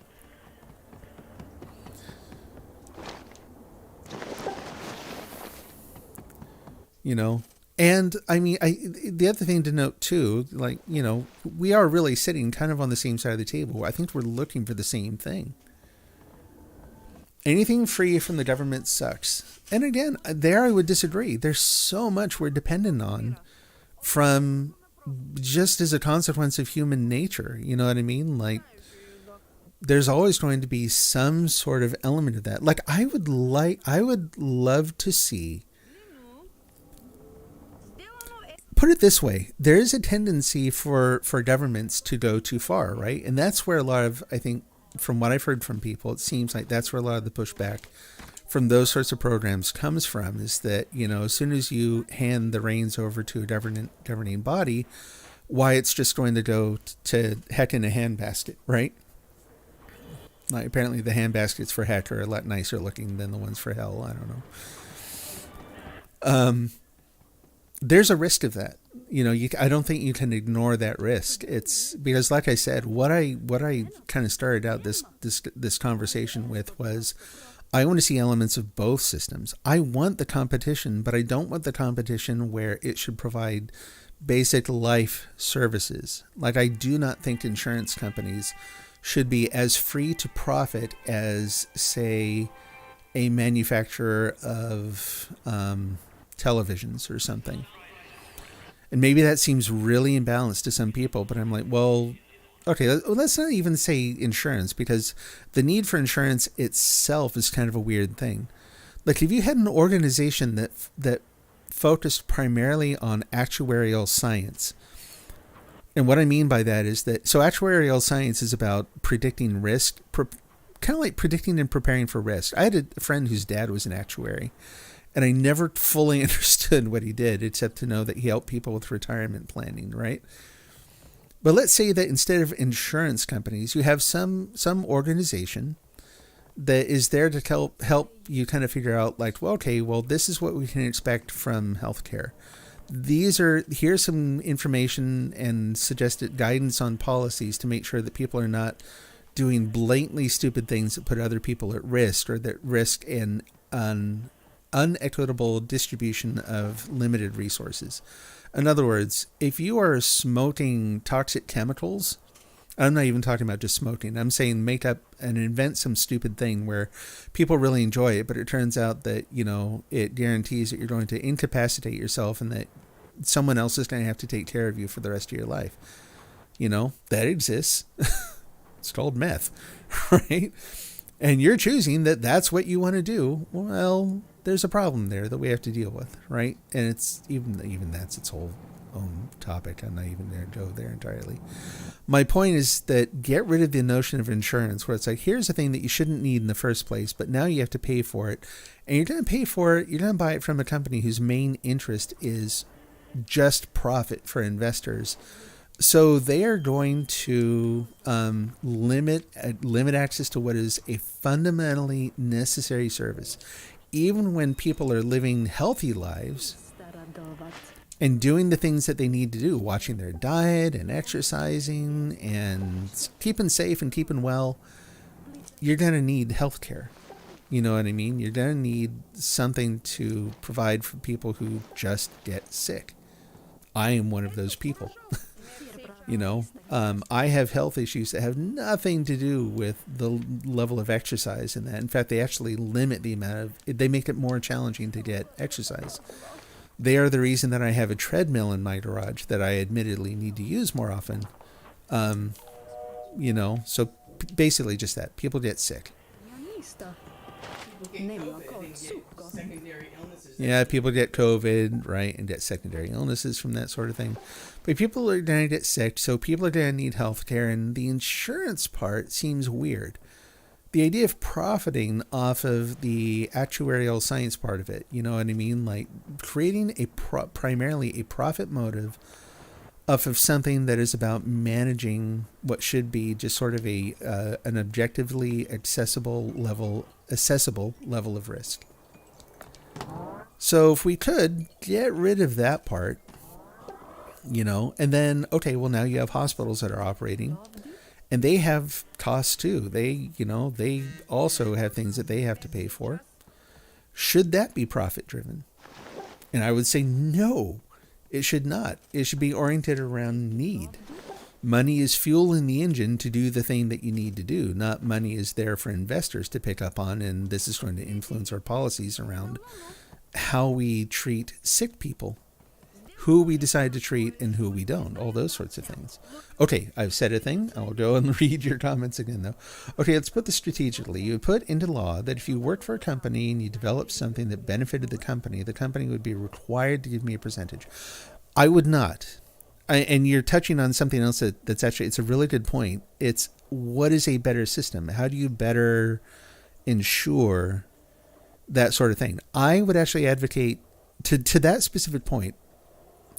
I would say I would advocate for something like I described that Germany has instead, where employees are at least ensured a louder voice and more influence within an organization. But that may not be your main point, so let me keep reading. So required to give me a percentage of the profits unless I sign the contract not to, but that's not prohibited in capitalism. It's just not required. Yeah, and the fact that it's not required means such a paltry minority of people will do it that it effectively doesn't exist. You can't rely on it as a mechanism within that particular system. So again, it's not that I want to mandate, the law part, admittedly, I think we can both agree that the law part of it is really tricky. Because do I want to say X amount of profits have to go to this particular person?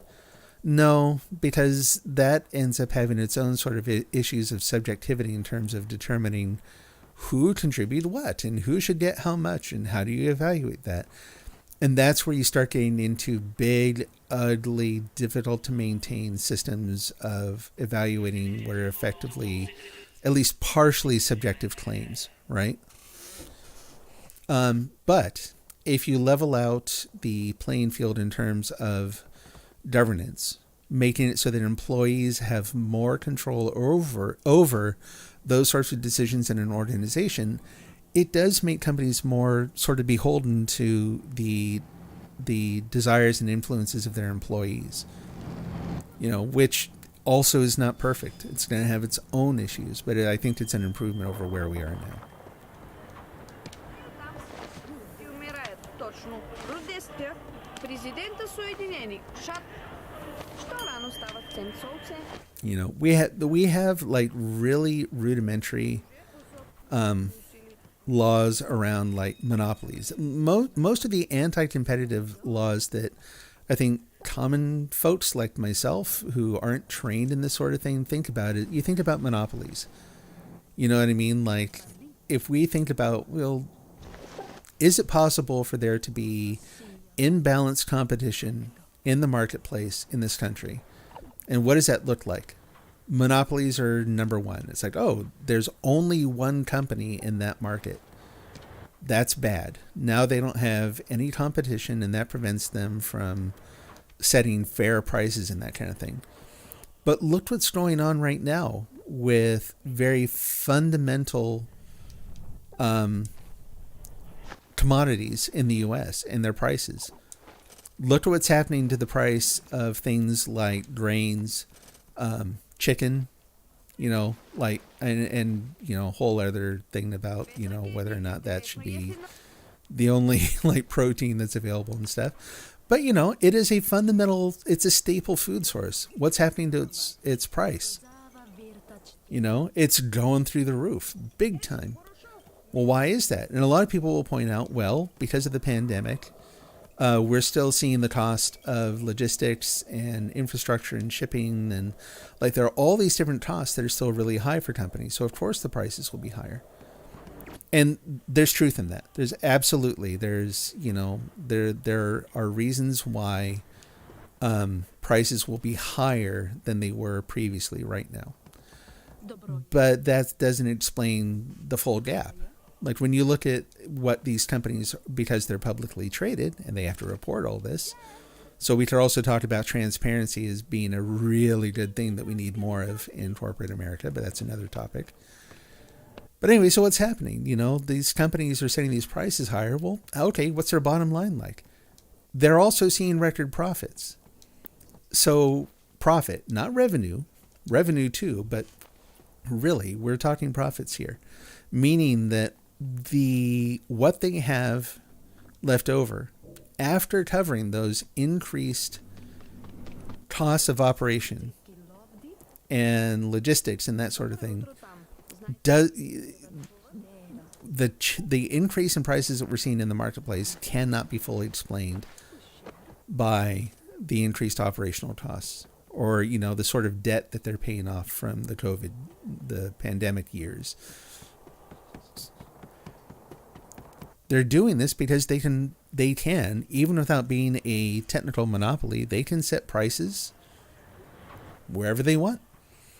And I've actually found people out there saying, oh, well, that's okay. The market can bear it. Therefore, they should be able to do it. And the truth is, how do you define the market can bear it if there are people in this nation of all places who go hungry every day and are reliant on food banks and that kind of thing? Не знаю там сям. And again, that is not, I'll be very quick to point out, that is not crime and laziness that's causing that.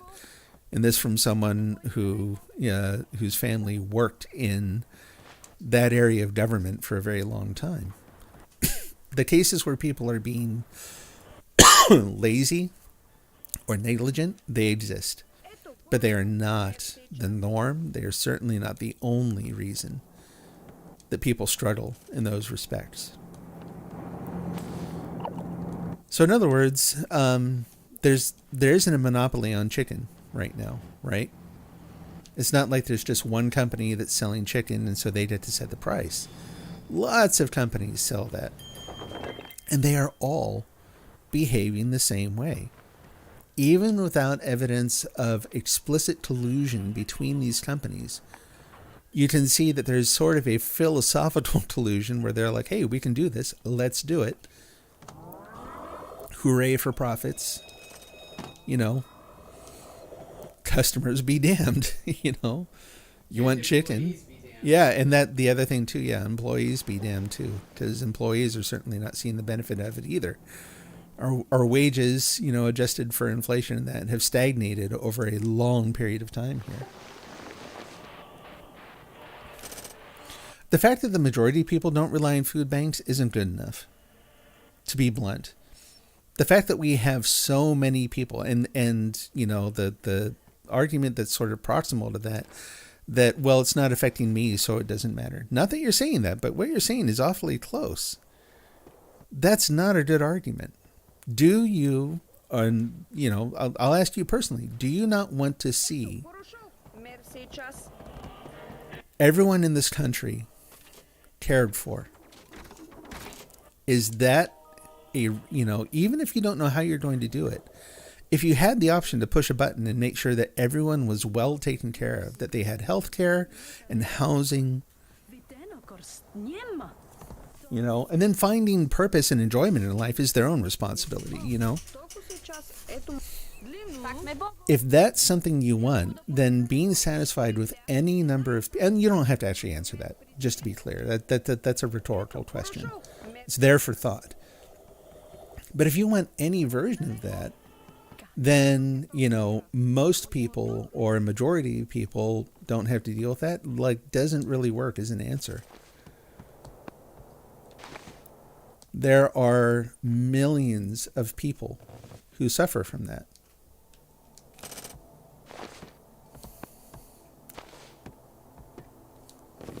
I don't think it's unreasonable to expect that, people would want to see them taken care of. I mean, I think there are people, and I'm not putting you in this bucket, honestly, but there are people out there who sort of assume that, if you're in that spot, that you got there yourself, that it was something bad you did or some bit of negligence or laziness on your own part, because why, if you were really working hard, you wouldn't be there. And again, I'll say that you can go look at the data. You don't listen to me. That's like saying everybody that's sick. Kinda, yeah. I mean, it's just go look at the numbers out there and see, the sorts of things that can affect people in terms of, there's even, people I've seen who right now they're living in really limited kind of paltry housing just because a major storm hit in the area that they lived in. So they're doing what they can to get by. Lady, I need to pick up that apple. There we go. They're doing what they can to get by. They're in really difficult circumstances. Their job opportunities are limited, and it has nothing to do with anything they did. So your argument is that the majority do not rely on food banks. So there's a group of people that aren't doing what the majority is doing. And that, again, is not true. Factually, go look it up, go look at the stats. That is not true. The oversimplified idea that if you did what I'm doing, then you would get the same result is just patently untrue. Yeah, that's not right. I just One don't of our culprits has made it. Oh. Yeah, I almost had that happen earlier. Rats, I dropped $2. I'm gonna stop for a while. Oh, okay. He's feeling tired? Yeah. Yeah.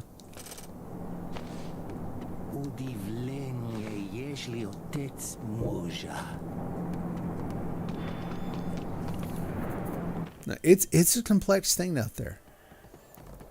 And you will find, that again, diligence is sometimes, very often, not enough to do what you need to do.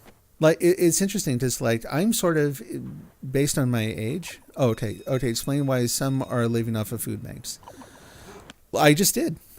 Some people are affected by local, like, you could call it, geographic concerns, right? They're stuck in an area where they don't have enough money to actually secure housing because the people who actually own, like, they can't afford a house, they can't afford a down payment. Banks won't actually give them a loan because they don't have enough evidence that they can actually pay it back because they're in circumstances where getting a job itself is difficult. Or let's say that they actually have a job, but that job doesn't pay enough.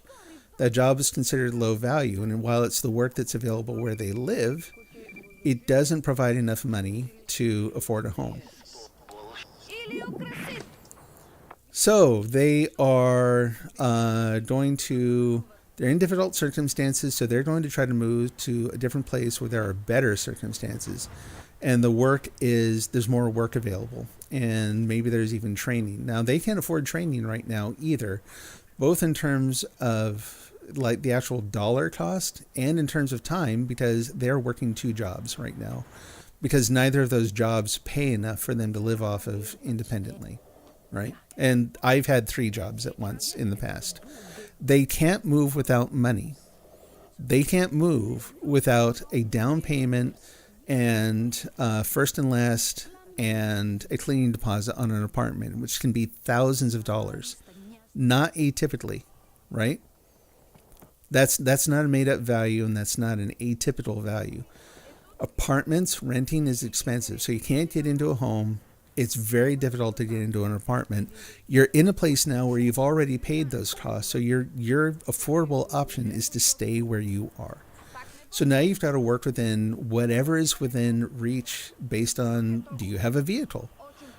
Do you have public transportation? Because public transportation in the U.S. is also BS, also really, really sucks. Right? So, but let's say that you use it. Let's say that you use public transportation, but now you're on whatever schedule that transportation runs on. And again, if you're in a region where, like I grew up in a region where the primary work that was available was, like when I was younger, it was the timber industry, and it paid really well. And you could go, and like my dad worked in that industry. He worked super hard. He got overtime, and it was great. And then it wasn't. All the work went away literally within a few years. The mills closed. Now we're a retail area. In other words, most of the jobs in the area are going to be provided by working for, like, businesses selling things. But we're not like a major city on the map. We don't get a lot of people coming through looking to buy things, so we're limited to whatever the locals can afford and want to buy. But remember, I just said the mill's closed. How much money is there that's just liquid in the economy flowing around to be able to buy stuff? Hardly any, especially compared to what people were used to living on.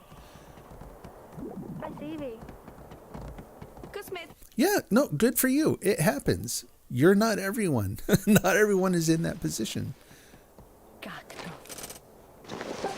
How much was your... Okay, so if you don't mind, you don't have to share it, because this is kind of personal info. But I would be curious to know what your first, last, and deposit was. I think so, yeah.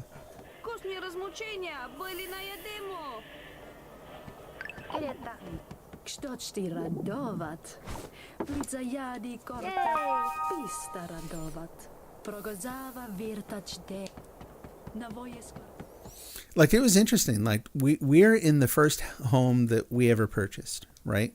We got into an area that was about anywhere from a 90-minute to a 2-hour drive from where I actually worked, because that's where the affordable homes were. There was no way I could afford a home that was near to where I worked. So even things like that are going to affect it, because if you're expecting people to better themselves, like you're describing, where they work in their spare time on an engineering degree or something like that, their commute, where they can afford to live in relation to whatever job they have, is also going to factor in, right? Majority of the factor is determination. It is not. And I will disagree with you over and over and over on that. It is a combination of, like, determination is a necessary ingredient, but it is not a, ironically, determination is not a determining factor. You can be extraordinarily determined and fail miserably and end up in poverty. And lots of people do. Determination will not save you. Oh, hey, cool. I need to pay attention to the, I need to take a look at the monuments and see which ones I might want to try to target. I made a bridge to one. No. The, not the monoliths. The monuments in town, yeah. So what I was curious about, so let's see, you moved, you still don't have an apartment, you just got a job.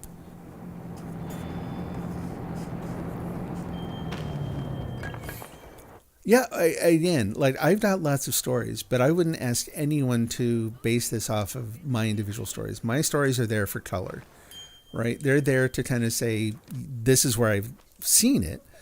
But if you, any of these points, go look at the numbers. Like, how many people are actually living in these conditions because of things like, look at the mean income based on the jobs that are in that area, right? Look at the cost of housing in that area. That's why a lot of people, like even engineers, people who nominally literally make a lot more money than the mean. You know, engineering is a good gig. It is a good field to go into if you're able to do that. They have moved away from the Western United States because the cost of living out here is so insane.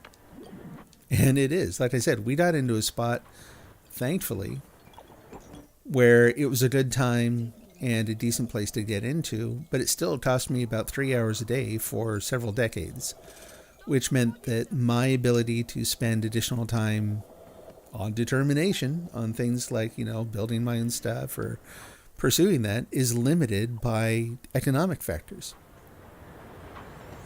Right? So it is absolutely all connected. There's no version of this where it's like, oh, well, if you just this one thing. Like, there's so many different things kind of tugging and pulling on one another and, you know, contributing to it and making it difficult.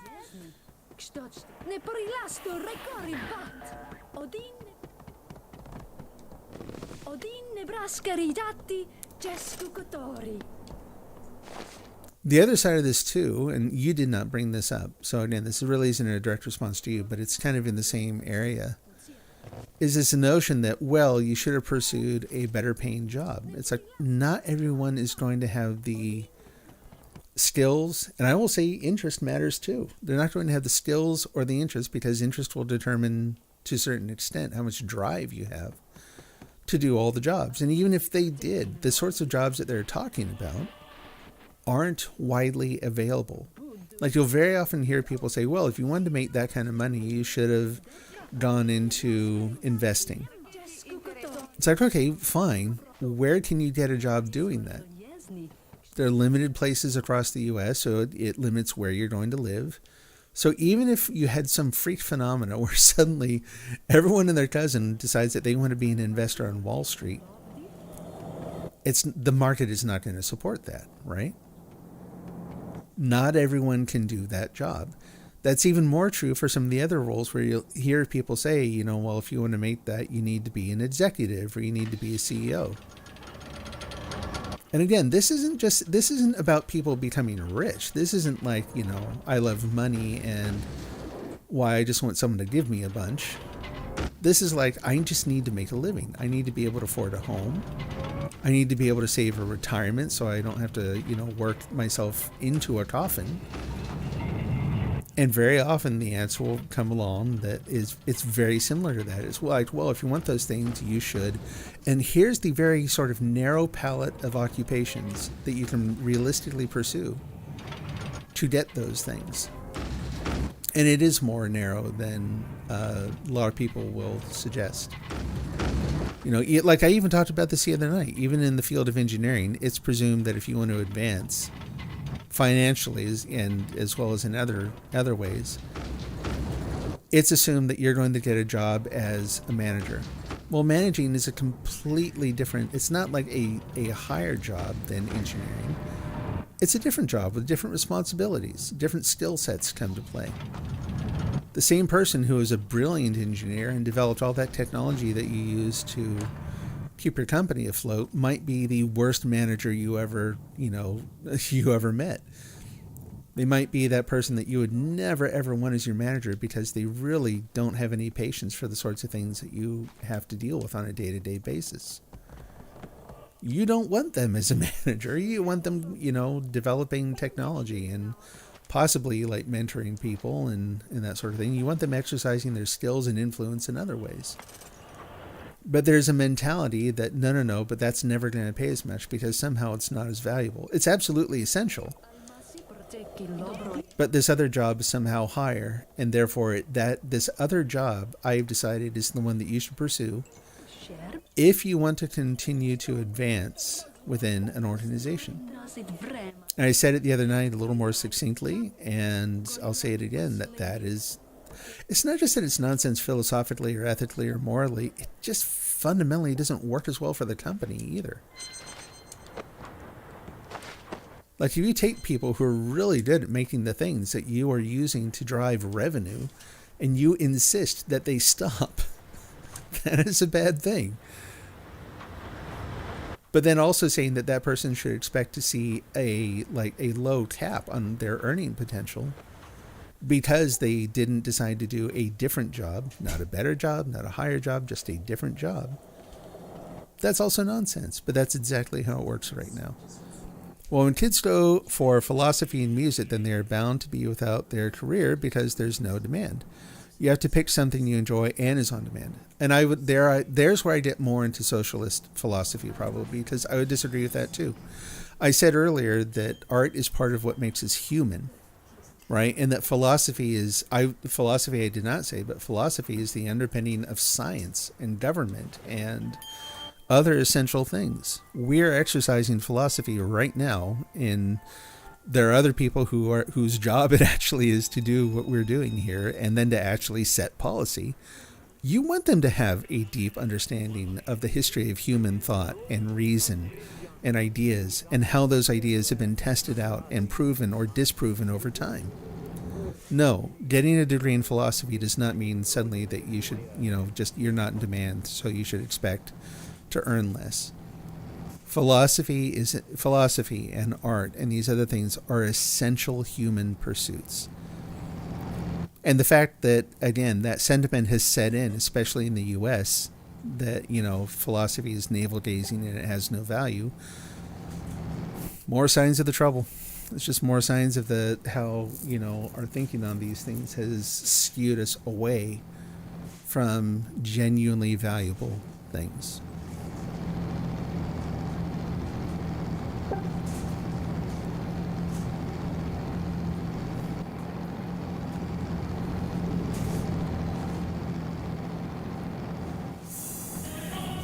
Someone's been working out here.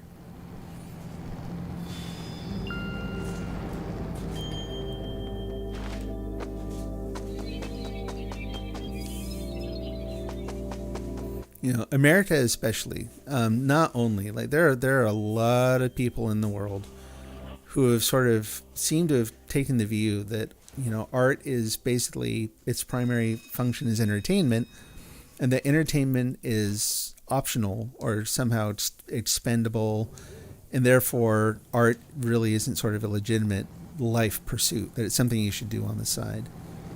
The fact that Hollywood in general has sort of turned art into an entertainment mill. Like it's not just government and that kind of thing causing the problem. It's also the way individuals are taught about art. It's the way that certain companies have been allowed to extort it. Everybody can't be an artist. Not everyone wants to be an artist, so you don't got to worry about that. If you decide to be an artist but there's no demand, then there's no work. If you want to build a house and you need a carpenter, but then... No, see, and that's what I'm saying. Housing is a fundamental human need. They shouldn't have to worry about that. Thanks for stopping by, Hyde. It was fun having you here. Sorry if I was a little distracted there.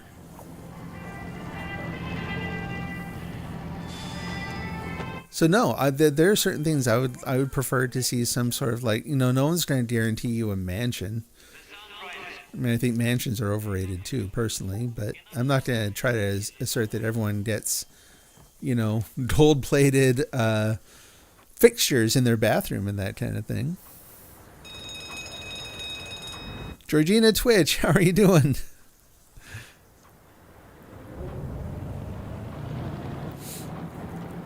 No. So yeah, the notion of, this sort of system of life where it's all brute competition, especially when there's so much that's happened in recent decades that has actually made that competition unnecessary. You know what I mean? Automation and that kind of thing shouldn't be a concern for employees. Robots taking jobs and that kind of thing. If we get to the point where we can, in a much more cost-effective way, produce what we need as a society and some of the things that we just want as a society, you would hope then that extra capacity, right? That capacity for, decent living, dare I say leisure or other pursuits, that should be distributed. It shouldn't be any one person who benefits from that. That's something that we can all benefit from. And technically, we all built it. It really did take just a long history of engineering and marketing and all sorts of different fields to come together to produce some of the things I'm describing. Like this company I worked for that was all about automation, right? That's what they did. They built machines that took other people's jobs. They made it so that human beings were unnecessary. And back in the 50s, right, the sort of futurism period, that's what they were looking ahead to. That's how it was sort of pitched. Why, with all this automation, there's going to be so much more time for leisure. And look, we have the appliances to suit. Then they cut out art and music. Yeah. Teal's also riffing on this in the background.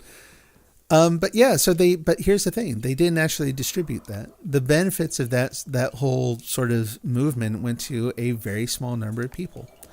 And the justifications for doing that, even though it was like I said, a diverse group of people who facilitated it, who implemented it, the benefit went to the people who were put in charge of ensuring that it was distributed fairly. And instead, they largely kept it for themselves. And that is where we are now. How's my progress going? It's going slow, but it's going slow on purpose. Like I'm very contentedly just kind of meandering around town, shooting at the monsters as they come by, picking apples now and then. But part of that's because we're having very deep conversations about capitalism and socialism and all sorts of interesting topics here. And so my brain can only do so many things at once. So that and the island that's out there right now is a really, really difficult one. And I feel ill prepared to go take it on. How's your own progress going? Presuming that you also play this.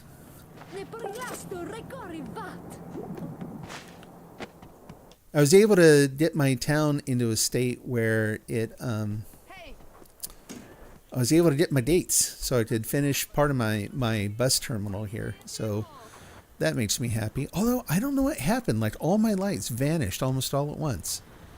I don't know if Isverd came through town and stomped on a bunch of them or what, but I came back and a bunch of them were gone.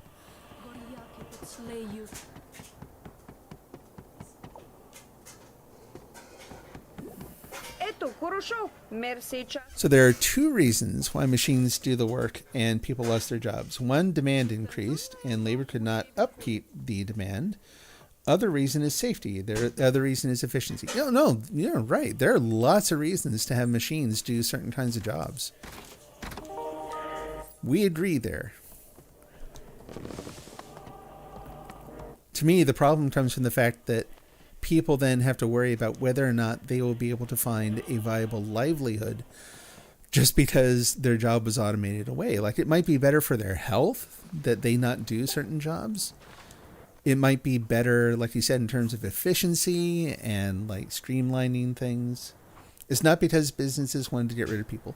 It is absolutely in part because the number one cost for any business is the people. Again, don't take my word for it. Go look it up. The number one cost of operating a business is going to be the people. This is why you're going to see when companies get in tough spots, one of the very first things they'll do is layoffs. Because it is the most blunt tool, is the most blunt instrument they have for managing the costs of operation.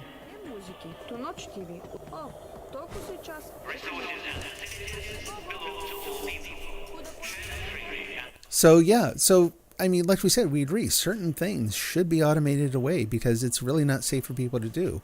You know, it might cost them their health in their later years, right? It might make it so that they don't even get their later years. So you know what? Let the machine do that job. Absolutely.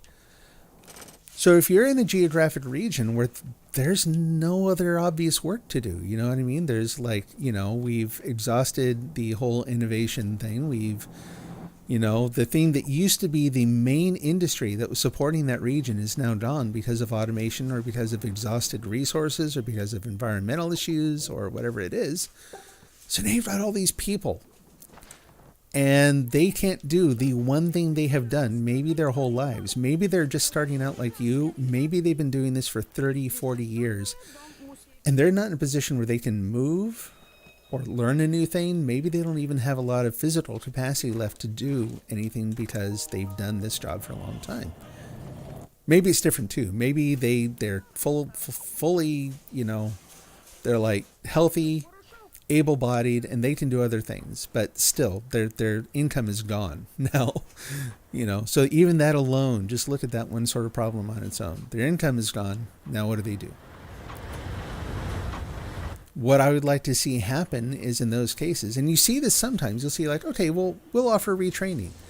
That's a really good thing. And I would love to see more of that. You know, people who, where they can, where there are industries where that retraining will actually help them get other work and that kind of thing. Yeah, by all means, offer them free to them training so that they can continue to lead productive lives. They can feel the, you know, rewards of actually contributing. They can do a job that hopefully they enjoy, that isn't dangerous for them, that doesn't hurt them. You know, yeah, do that. That's not going to cover everyone. And that's not going to cover all cases. So what do you do when, for various reasons, that's not as much of an option? There are no, like the area that I lived in, the other option was retail. Right? That's it. Like that was, they have tried to kick off various industries in that region, and every one of them has failed. Except for pot. Except for cannabis. Even that has had problems because of, that's another thing. We'll save that for another day. Everyone thought that once pot became legal, that the area I grew up in was just going to thrive because that was really the number one industry. You know, kind of behind the scenes, you know, that was the main gig that was going on. Turns out, yeah, it doesn't work like that for a lot of other reasons that have to do with that imbalance in competition and that I was talking about. So if the businesses close or the businesses stay open, but now they don't need people, but people need jobs, this is where, yeah, I absolutely advocate for universal basic income.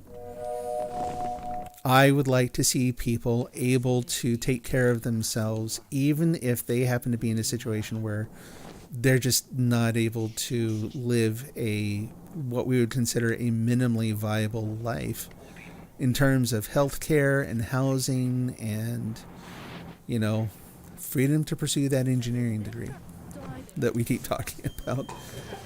You know, they're going to need an income for that, and I would like to see that. So let's see, I'm turning my town into an actual city. I created roads, street lights. Oh my gosh, trees, apartment blocks. It feels like that is awesome. Do you mind sharing your town code? I don't know if you're on right now, but if not now, then at some point. If not, that's okay. No offense. It's just it sounds awesome though. I would love to see that. Training is a risk. People would get the training, then go somewhere else. Yep. And I would say tough. That is part of the, like, you could make the same sorts of arguments about companies where it's like, well, I don't want to do that because they're just going to take my labor and then not compensate me, and they're going to lay me off at the first opportunity. Yes, and they do. Okay, cool. That sounds good. Thanks. Yeah, they absolutely do that. And so the notion that companies are over worried about employees using the same negotiating tactics that they use, you know, that's maybe a little skewed. So, like, here's the thing. Like, I would not expect my employer to train me in a technology that we don't use at work. Because that really is encouraging me to leave. You know what I mean? It's like, say, would you like to learn something we don't do? It's like, what did I do? Why don't you like me? What did I do to upset you? Why don't you want me here anymore? You know, and yeah, it would create opportunities for me to just like vanish to go off to some other company. But that same company offering me training in a new technology that we're going to start using soon. Yes, I full on expect them to contribute to that. You know, and put it this way, if they don't, it's like it doesn't help anyone. Again, it's not even that I'm looking for a handout.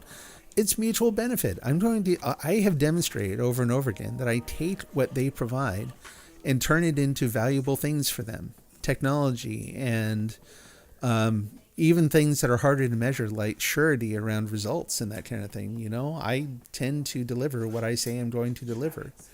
Those are all really good things for a company. I am a good investment in that sort of thing.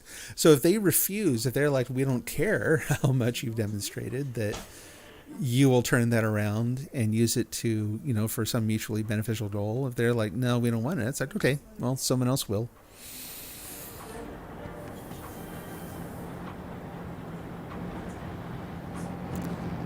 So, okay, well, on that note, I'm going to keep playing. This is what I've been hoping to do all week. It's just hang out and play the heck out of this game. But I have to step away for like 3 to 5 minutes or so.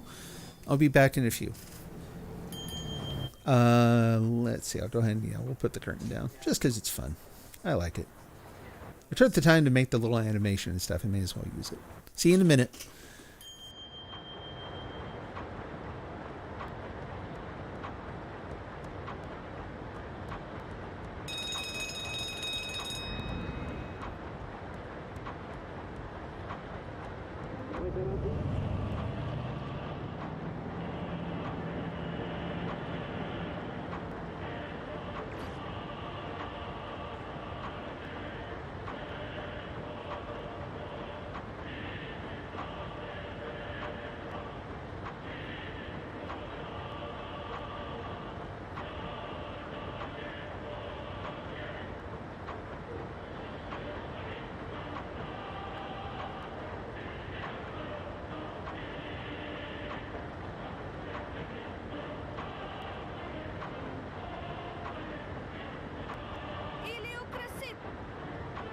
Решил этот мир.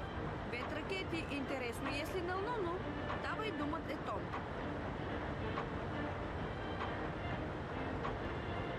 Na voje skoreljezni, što štila dovat, progozava virtač derat. Taktier da bali, livua, pucir pravari stagnjasti dumete. Što rano stava Cencovce? Gorijaki pod sleju,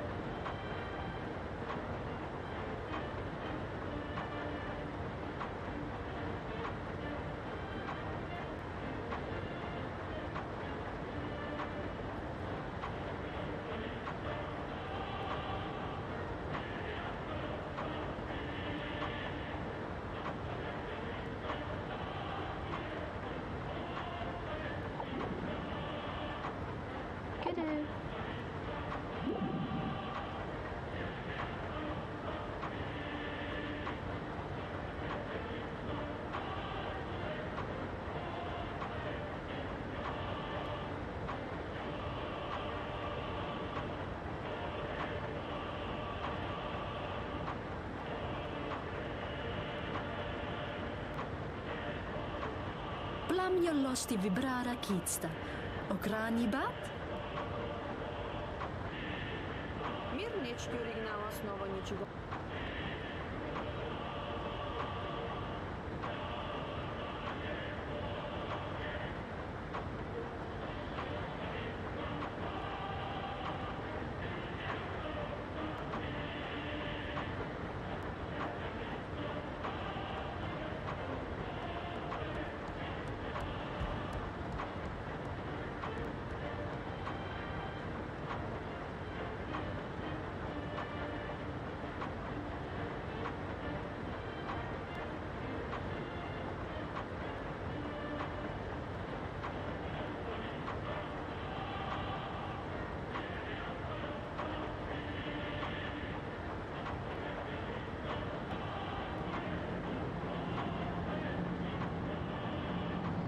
An island has been lost.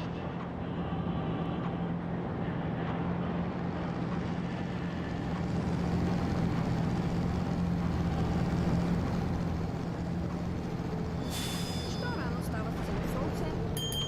Или украсит? Где пишел этот мир? Ведь ракете интересно, если на Луну. Так ме Богу. Куда пойти далеко? Рисунок е того мира. Очень показано просто. Поток реки Юки. Без... Что рано става солнце? Или украсит? Где пишел этот мир? Ведь ракете интересно, если на длину. Сделано это на своей шкуре. Не знаю там сям.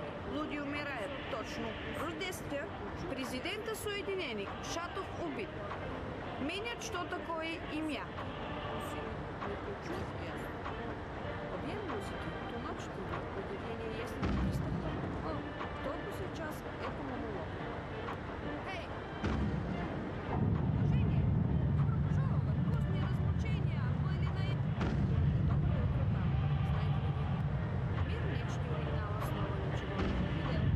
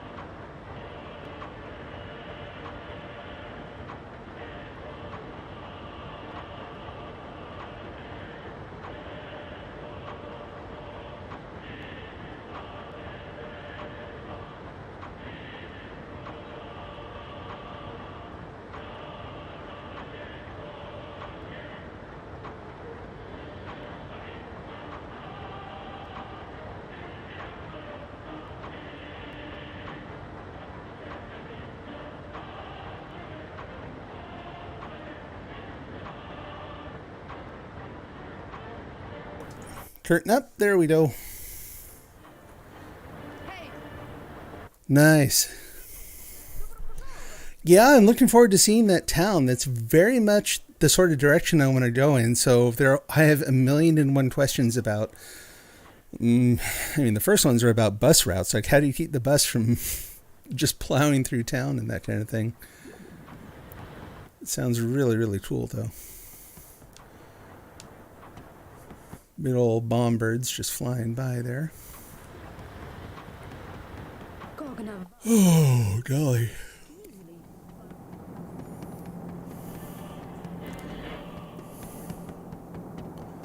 I'll say this too. I don't know if this will be the last note in the discussion or not. I'm game either way. But I've also been a little bit more bluntly opinionated on this topic than I think I've normally allowed myself to be on the stream.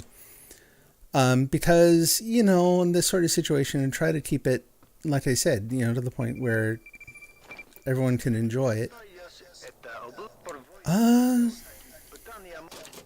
Yes.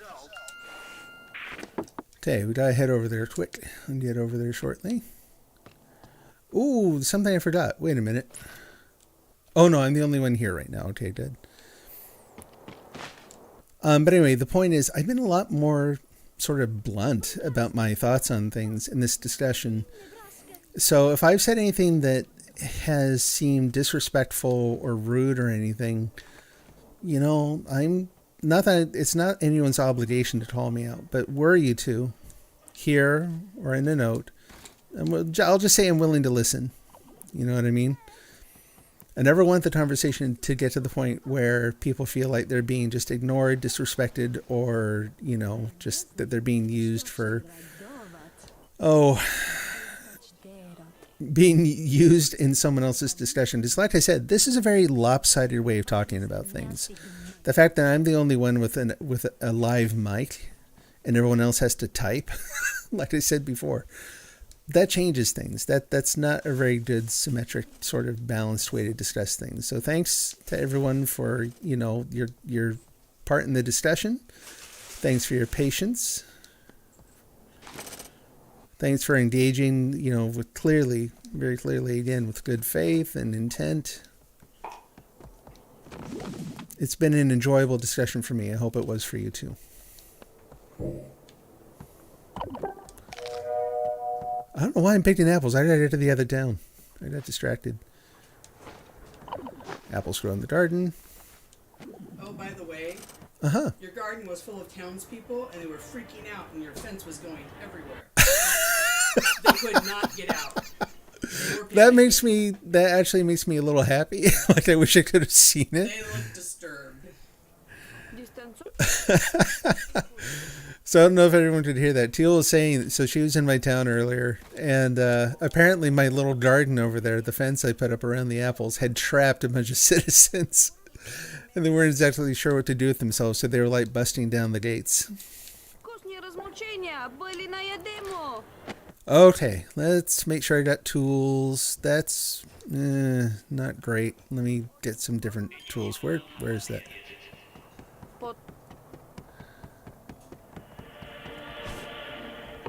We'll keep the jetpack. Get a new one of those. Everything else I think is okay. It's not great, but it's decent. Accessory vicini Kiki. How you doing, ladies?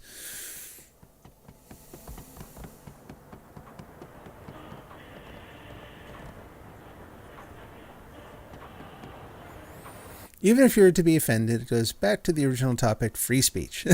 Good, nice bringing it full circle. That's awesome. If people get offended, tough luck.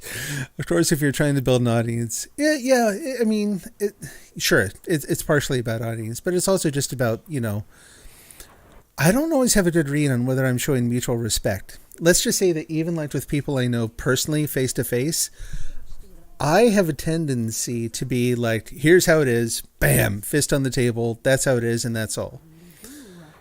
That's not the great way to talk to everyone, so I'm trying to be a little aware, trying to increase self-awareness about how I talk to people for everyone's mutual benefit. People are overly sensitive, sometimes, yeah. People have also, you never know what people have been through. The people you're talking to, you don't know what their story is, and if they're being sensitive, or if I am queuing up for them some sort of past anxiety or trauma. You just never know. I had that happen. I like personally, like who does deal well with this, but I especially don't deal well with people yelling at me. I appreciate that, Jen. Really, it means a lot. I appreciate your saying that. But I was going to say, yeah, so I have what you might consider like a, what's a good name for that? I have like a physiological reaction when people yell at me from stuff that happened in the past. So it's like, when that happens, I kind of lock up. I freeze up for a minute. Let's see where we are. We got 14 crystal, 42 gold, 22, 61. Oh, and an island. Let's go to the island. And so I was with friends and coworkers at a pub one time, and we were all talking about this, that, and the other thing, and there was some controversy that had just come out about games. It actually had to do with Grand Theft Auto and the, what do they call it? Strong coffee is it strong coffee or black coffee? Black coffee. The black coffee debacle, where some content, some very, very suggestive content in the game was released sort of accidentally. It ended up on the master, like it wasn't part of the game, but it was on the disc. And if you knew how to get to it, you did find it, right? And so we're all talking about that. And I described it a certain way. And one guy in the group did not like how I described it.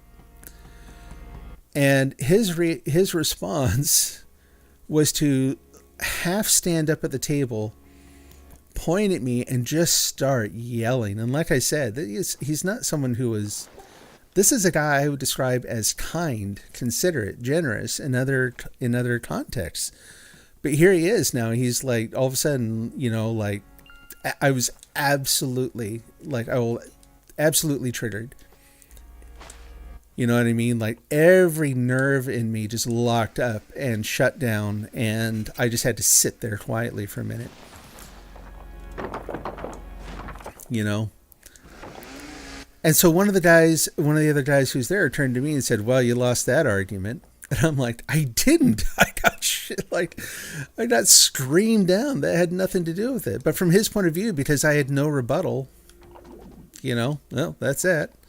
And, you know, if from a certain point of view, I guess maybe he was right. Maybe I lost the debate on that point. But the point is, like, there were very good reasons that had nothing to do with the discussion at hand as to why I had to shut up for a while. You know, it's not like, why I see you have a very good point there, and loud. You know, so I will go back to the drawing board and rethink things and see if I can come to agreement, or at least get a megaphone and be able to, like, you know, scream back at you sufficient volume to convince you that it is you, sir, who are incorrect on this point. Because he doesn't know how to converse. Yeah, like I said, it was interesting because this guy, like, I've never been able to kind of reconcile the two. You know, sometimes you see that in people where, and part of it is probably also the fact that we're all hanging out and having beers. You know what I mean? You get totally different behavior out of people, you know, in the after hours than you would while you're both, you know, nominally at work and doing other things. But, yeah, it was bizarre. I remember I was kind of standoffish around the guy for a while, and I remember he seemed genuinely confused as to why I might want to, like, be on my guard a little bit about talking to him. It's like, I see now you have a fuse. I don't like it, so I'm just going to stand over here instead.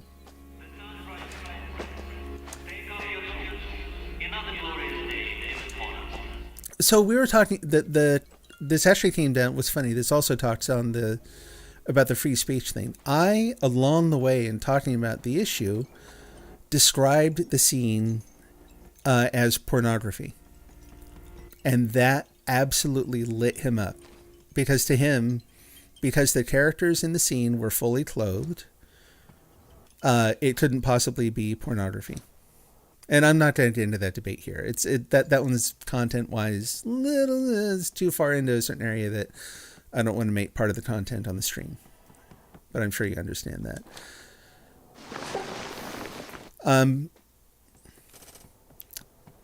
Yeah, so, I mean, it was basically, read up on it. I almost started to describe it, but it's like, nah, go ahead and go find what you can on it.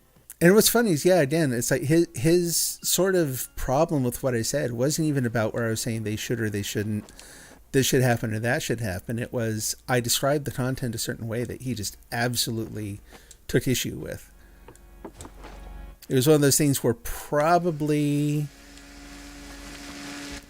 connected to a certain, like a core issue for him in other ways that I'm not thinking of. I don't know. Because he clearly, to say he felt strongly about it is an understatement. And like I said, afterwards, it was kind of like back to normal. So part of it, was probably just also his inability to, certain inability to converse. Some people see that as legitimate discourse. I'm not one of them. But, they exist. Kind of wonder if Black coffee. Yeah, that's the thing. Yeah, it's an encounter between your character and another character in the game. You know, enough said.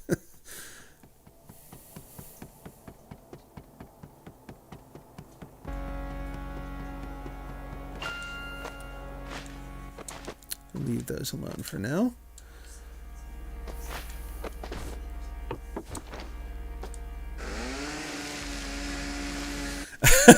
Yeah, so I think you and I would agree. I think so. For what it's worth, I think part of his reasoning had to do with the fact that the models that are involved in the scene are, as I've anyway, they're clothed. And so he's like, therefore it can't be. And I'm like, that's not the only thing that matters. We have differences of opinion on this topic. Anyway. Yeah, but I mean, the main point was, like, if people are reacting a certain way in a discussion, like, you just never know why. But I would agree with you that there are a lot of people out there who say, let's just say they maybe lacked the grace required to have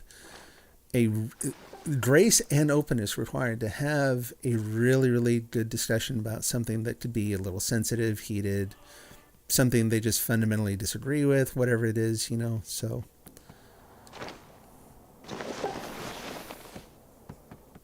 This is the same guy who actually introduced me to a lot of comics, really, really good comics. Things that, like, I'm into Batman, kind of, not super passionately, but in terms of superhero comics, I like Batman stuff. This guy introduced me, though, to things like, and now I'm not going to be able to remember the name again, but it was written by an Iranian woman. And it has to do with her growing up in Iran, and it's a very, very different sort of story than you would normally assume is told with comics. He was actually also really into Scott Pilgrim and that sort of thing, and like a whole other world beyond what people think of in comics and superheroes, and that being the main thing that's there. And he would loan me stuff regularly. Like, he was really, really generous with his library. He'd bring things in for people to try, and it was really cool. Whoop, and now I'm outside. It's been happening a lot today.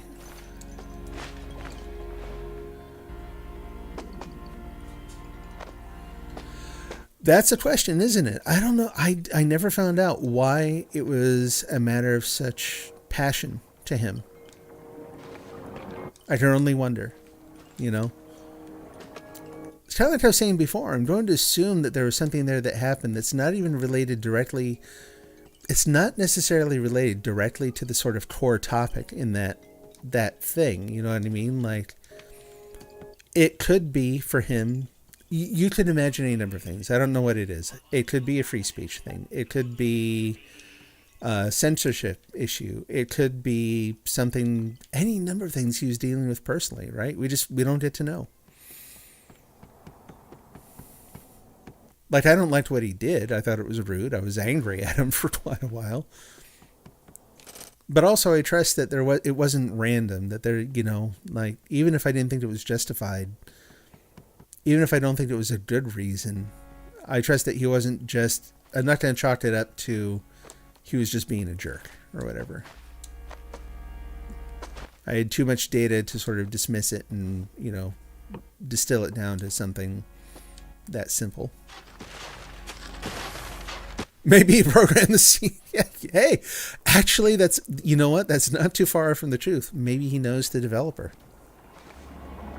Wouldn't be unheard of, right? It turns out software is a small world.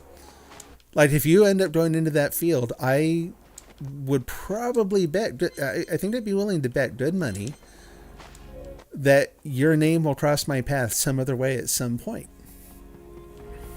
That sounds maybe extreme because you look across the whole U.S. and it's like, come on, there are like millions of programmers. You're betting odds on something that, like one person out of how many people that you're going to run into them. And it's like, well,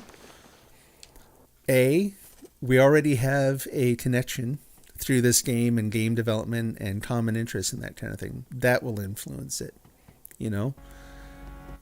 These discussions themselves will kind of influence factors like that. But also, it just, you know, I've talked to developers from, it's kind of that, like that, you know, 6 Degrees From game, where because I've applied for jobs at startups in everywhere from New York, Chicago, Oregon, Washington, California, and then you take that and the network effect into account, and the world suddenly starts getting a lot smaller than it might seem.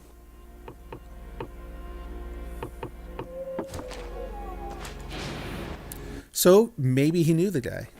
Maybe he knew something more about the actual development. Maybe he knew something more about how it was intended. You know, I don't know. Besides the statute's free speech has limitations. Whoop, and now I'm inside. To pornography and child stuff. You personally don't like torture and gory scenes in movies, but if I don't want to see it, then you won't go watch it. Yep. Yeah, I know what you mean there.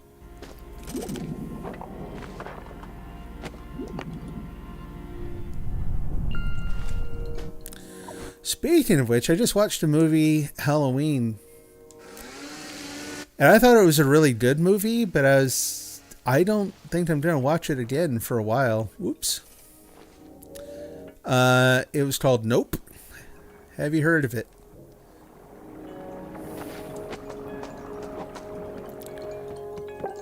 I did not expect, because I've seen his other films, and so I did not expect it to be quite that intense.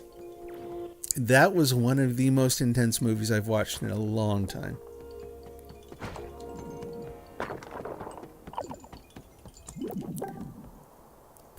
It had a particular scene kind of in the middle of the film, 2 scenes really, that were Left 4 Dead, huh? Pasi. Hello. They've gone bye-bye for a while. We'll just put this here. It's one of those films where I'd recommend. It's a weird mix because it is also a slow burn. Like the first part of the movie actually goes kind of slow. I like it. I like slow burn films. It's one of the reasons I like I was talking about Batman. The latest Batman flick, you know, The Batman. I really, really enjoyed. But I kind of get the idea that a lot of people thought it was just too slow paced. Just wasn't enough going on or whatever. So yeah, Nope ends up being this weird mix of slow burn and then really, really intense, like, oh my gosh, what just happened? And the scene isn't even that long. I should say the scenes, there's more than one. They're not even that long, but boy, they make up for it in impact.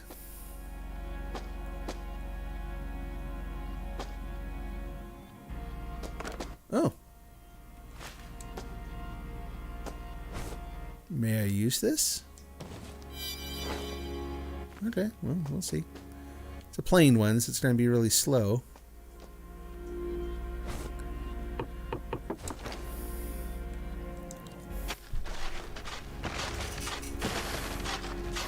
But if you like the sci-fi, like UFO sort of films, that kind of thing, definitely worth watching. But do look out. Alrighty. Hey, again, thanks for hanging out. Thanks for the discussion. It was awesome having you here. I've enjoyed all our discussions that we've had so far. Yeah, sounds good. Hopefully, in the next few days, I'll actually have more time for streaming. But anyway, I hope work goes well for you. Hope you have a good work night. Work night, yeah. Work day tomorrow. That was it. You said you had to get up early. Have a good one. We'll catch you next time.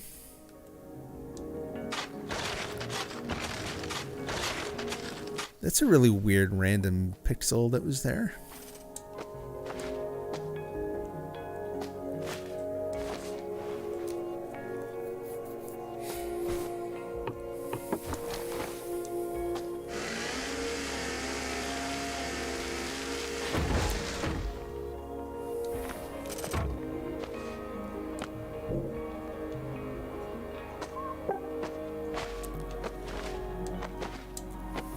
We'll see if we can get this person set up.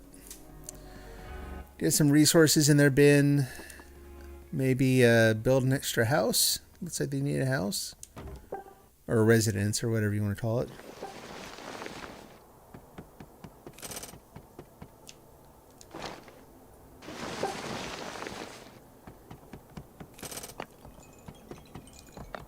Oh!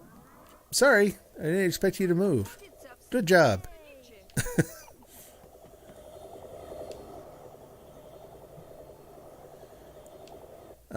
So are they still short on housing? Oh, their housing capacity is 0 at the moment. Yeah, we're going to do a bold thing.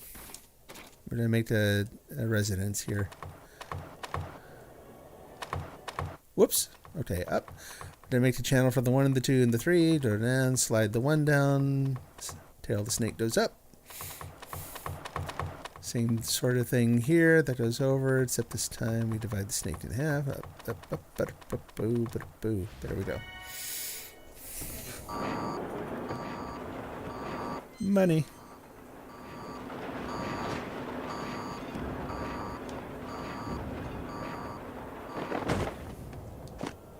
Oops.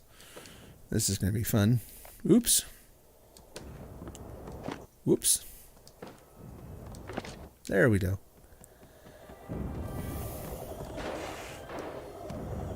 Can you build the house? Look, I made a house for you to build. You want to put it somewhere?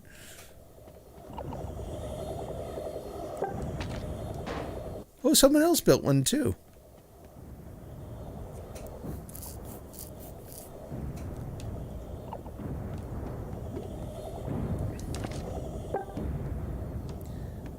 That's where the bus goes. What's a good place for houses in this one?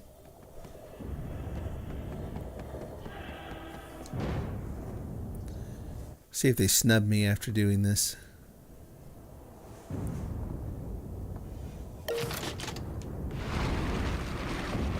So what do you think? Hooray!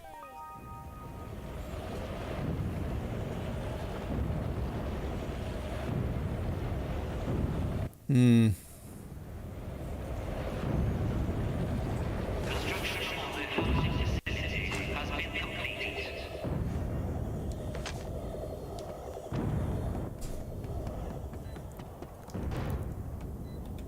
We're trying to orient them around the circle here.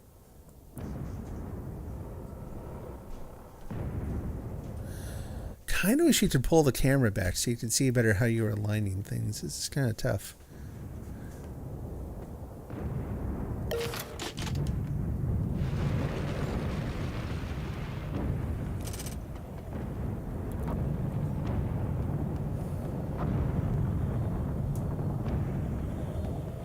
Odin Nebraska ridatti, Jesku Kotori. Okay. Construction of the housing facility has been completed.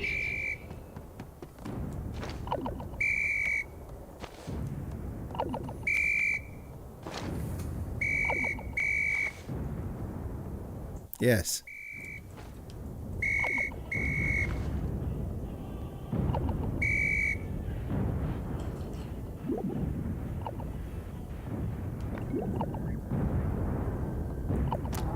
Good. Yes. That. Do that.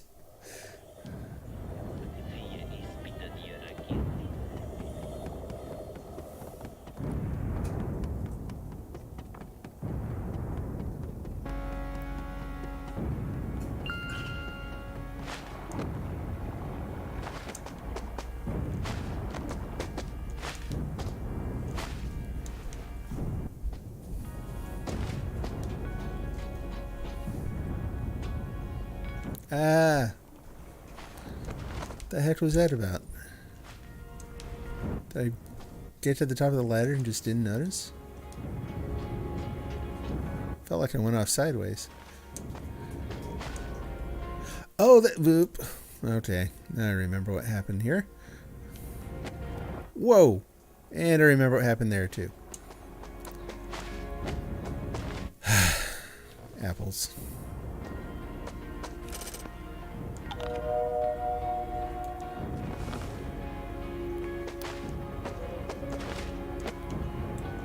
Okay, we're gonna do this.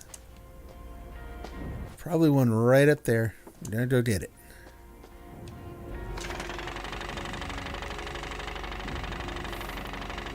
Slow tools.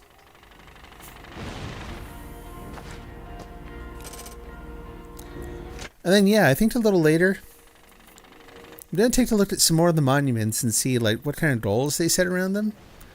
Because again, I feel like in order to get my mandate limit up, I'm going to have to focus on more than just building population, you know, hitting population goals, upgrading the town center, you know, like those are good and necessary.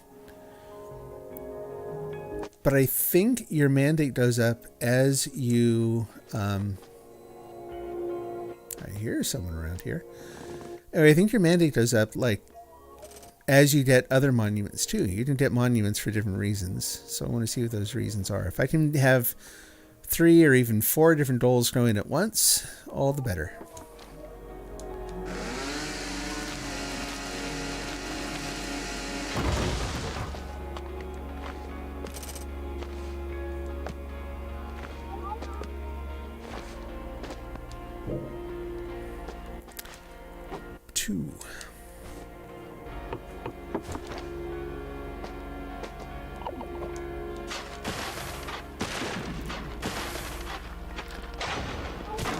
Oh, I killed the tree.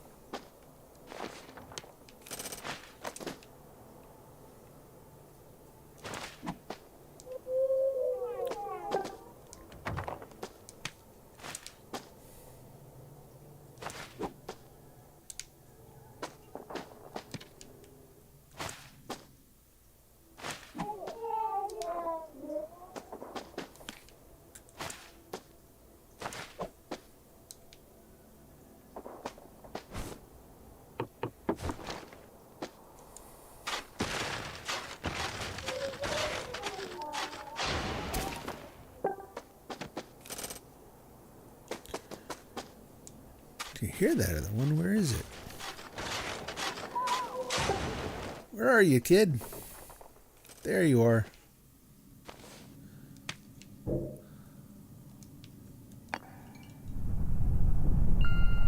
And that's all she wrote. Which, that's fine.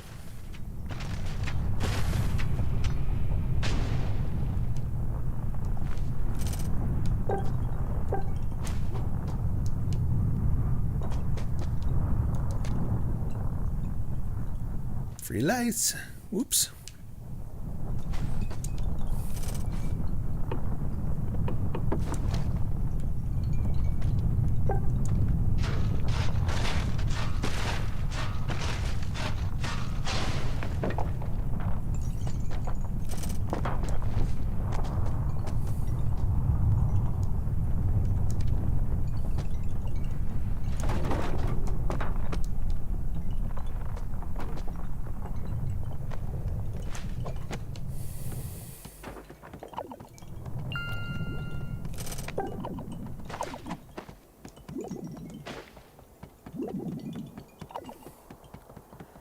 There you go.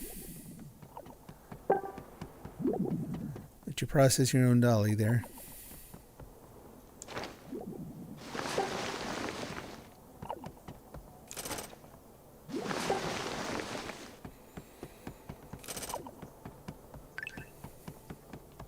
Dvigazzi, Dada?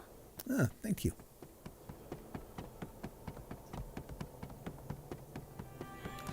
Should we go back and get more? Excuse me.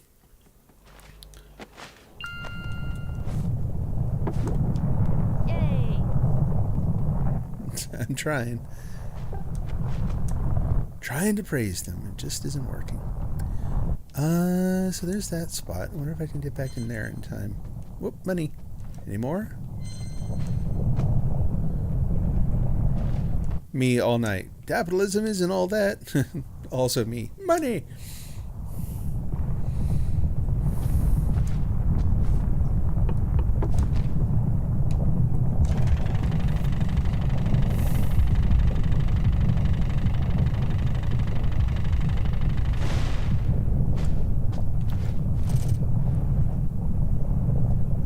Okay, let's go there and do that and get that thing. Woo!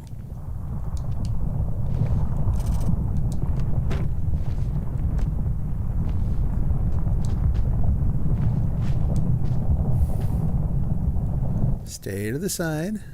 Good, good. Shovel. Dig quickly, it's about to collapse.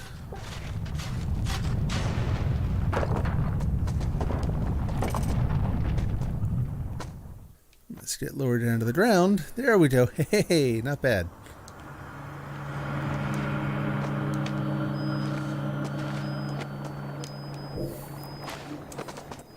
We had the best sort of example of that, like, you know, harvesting like right up to the last second last night. So Teal, my wife, and I were, Teal Orca and I were playing. She's my wife. And we're on a structure that was... oh, he's coming straight at this place. Are you kidding already? That is not kind. They're going to lose, like... they're going to lose all sorts of resources.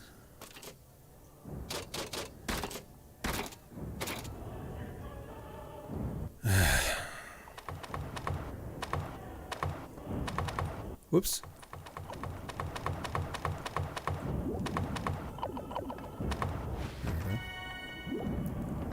We won't build that yet because he's just gonna come through and stomp on everything.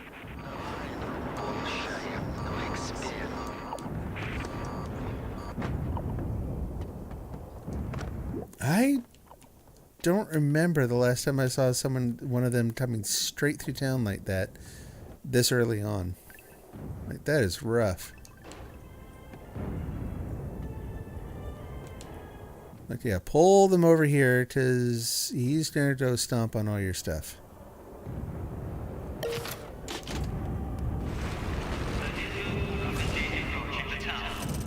Yeah, I don't have a rocket launcher or anything either, do I? Got that. We'll use it. Nice, nice, nice.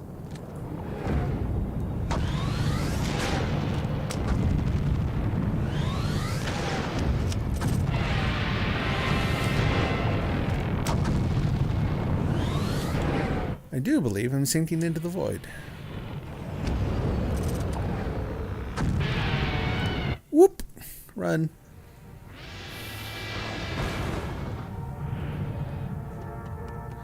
How's everyone doing?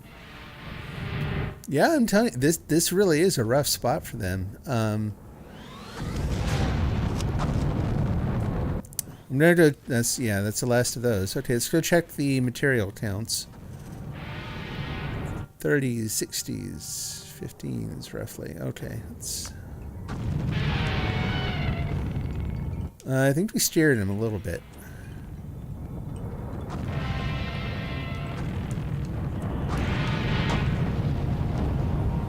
Trying to move the dolls. Come on, grab some dolls, man.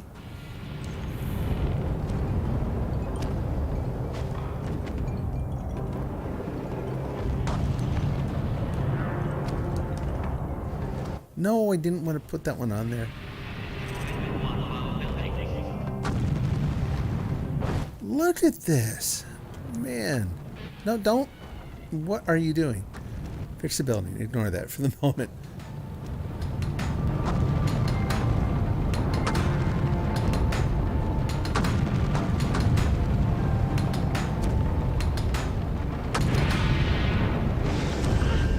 Right in time.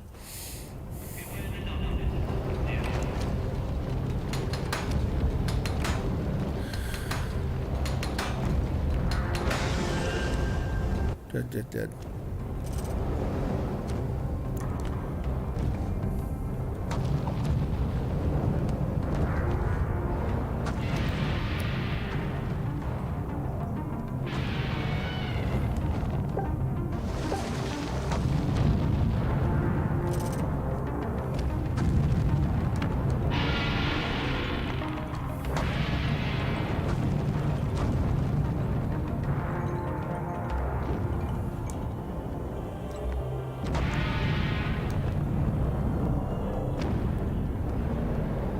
Sheesh.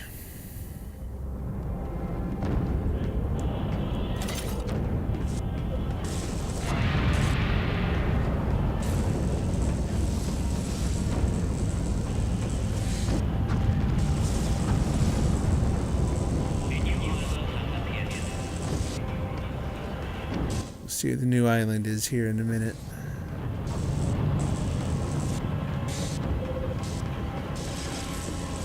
I'm so bad at this one. No. Like whenever I'm starting a new town, that is one of the buildings I'm always the most excited to get is the power plant, just so that you never have to use that thing again if you manage things right. Whoop, not there.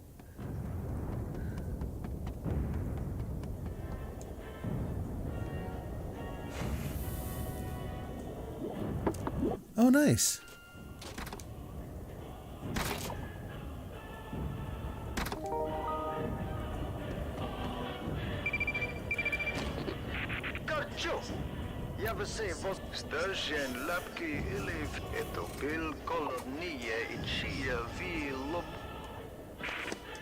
And it's the TV.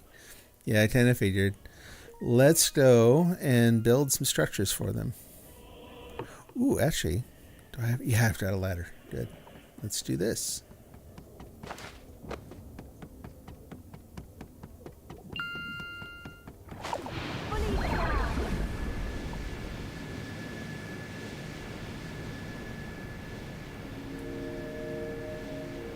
Land.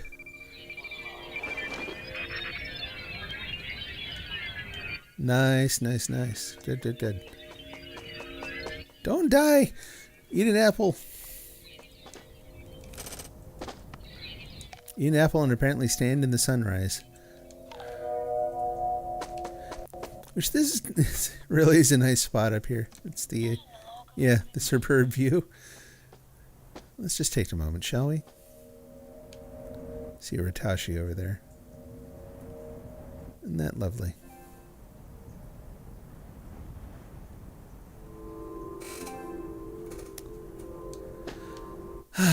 Okay.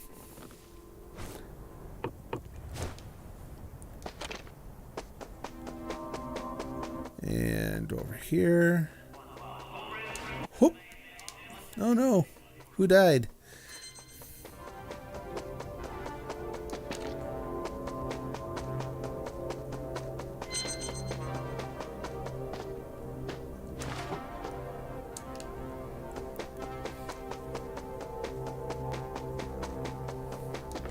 I love building up the strength. Ooh.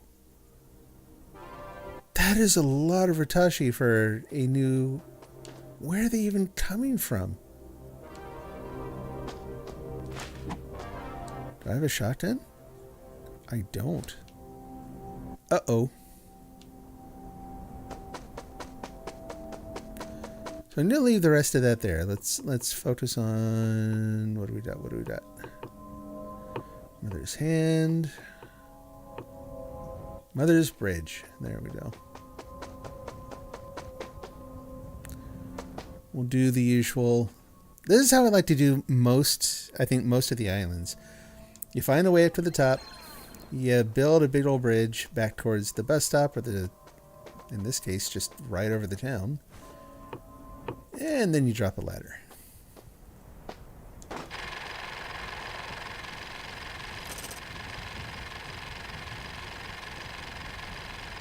I'm very curious to see where this one came out.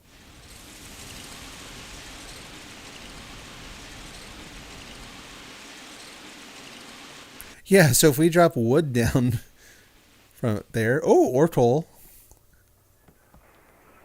That's fun. This has worked well in the past. Come here, you. I have something for you. It's pain.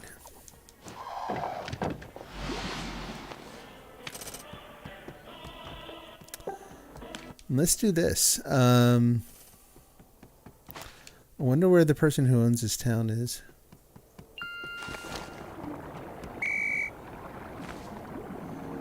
Observe, in case you didn't know this.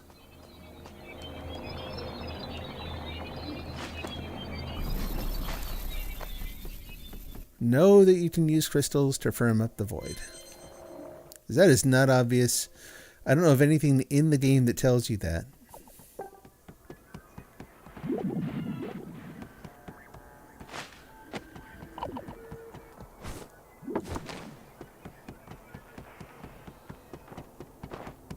Come over this way.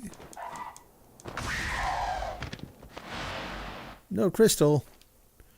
Try again.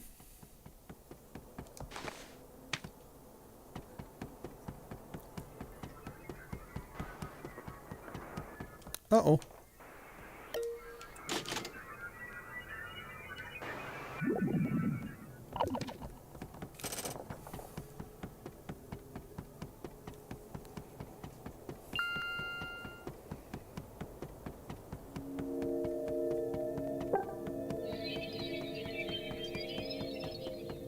Goro, goro, goro.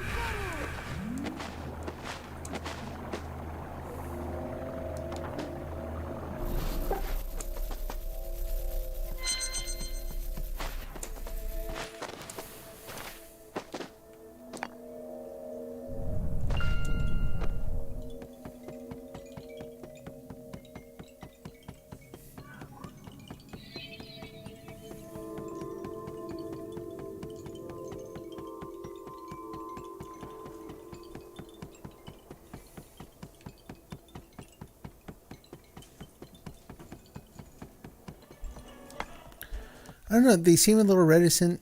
I don't know if they're just kind of confused by the game or what, but they seem a little reticent to, like, thaw the people and stuff.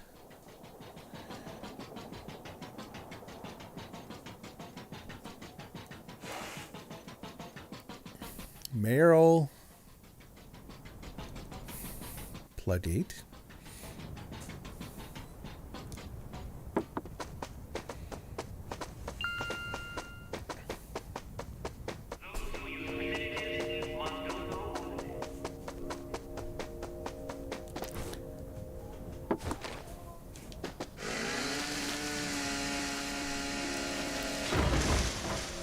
I need to like build their shop for them. I'm actually gonna need to buy some more tools here soon. I guess actually I'll take a look at what they've got in the sort of the default pile there. They're all the tools that they give to you when you're starting up a new town. That most of them are awful. I think some of them are okay.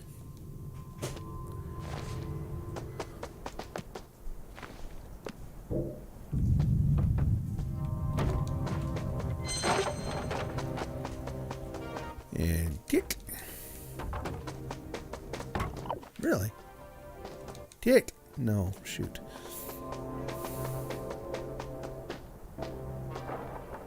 Right there.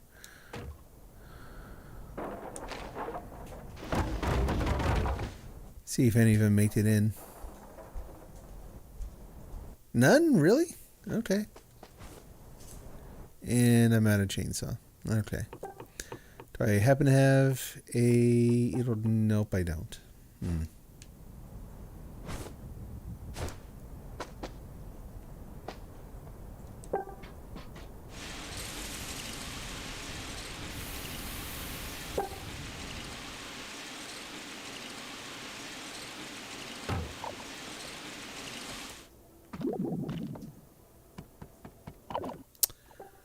Well, what is available? Boop. Oh, there it is. До свидания.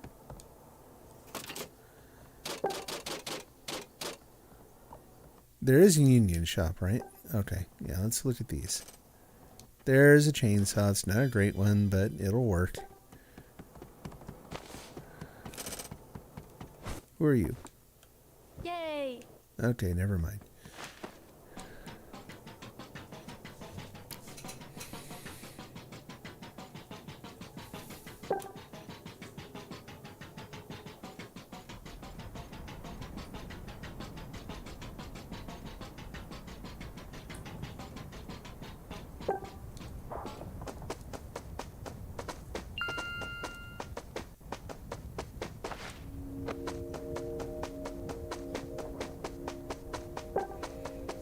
Now I would grab that bench for them, but for that you need a disassembler, and I'm pretty sure I don't have one, and it's going to be a while before they have a resident store.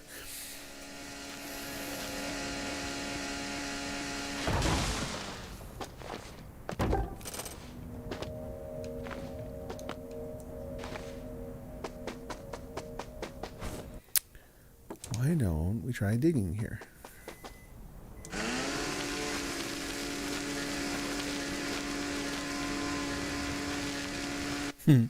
Slow chainsaw. Hey, it works.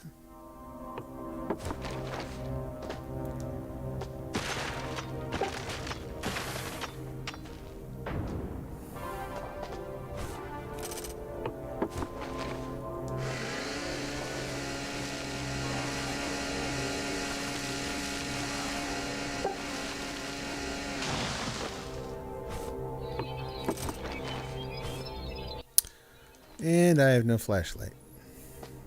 Can hear one of the dolls there nearby. Let's hop in here real quick, see if we can do it. Nope, down. There we go.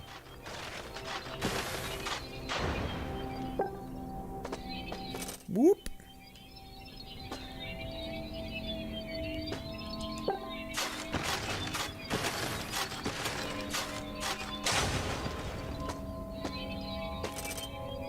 Thud.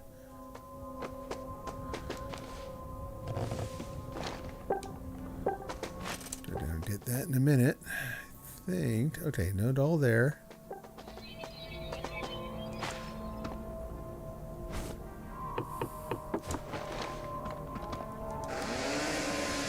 There's one down there somewhere.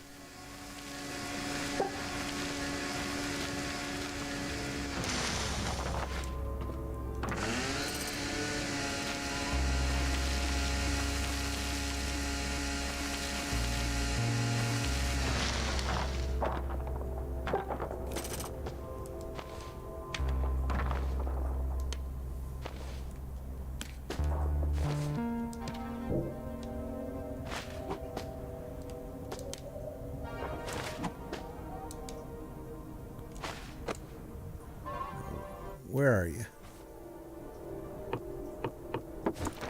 Just in case. There you are. Grab. Yeah, we're still a ways off from finishing this one.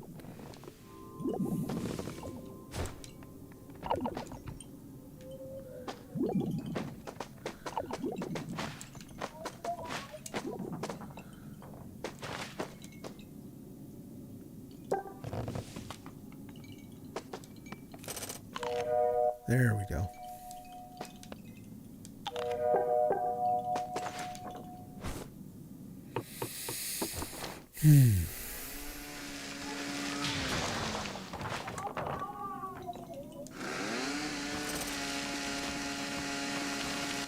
So the Halloween event they did in this was fun.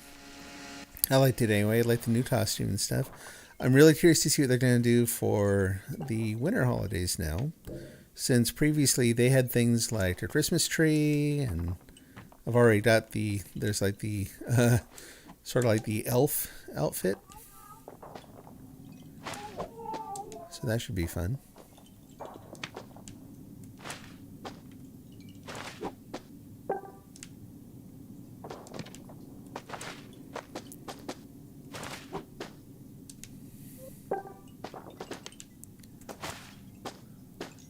Hoping that the game sales are going okay too, you know what I mean? I hope they're getting enough general interest in it.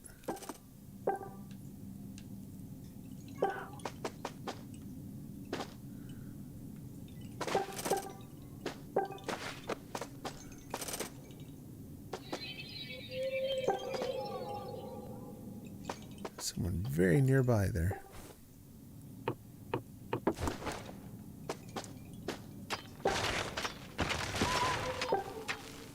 Snowball fights. Yeah, I totally forgot about that. Absolutely.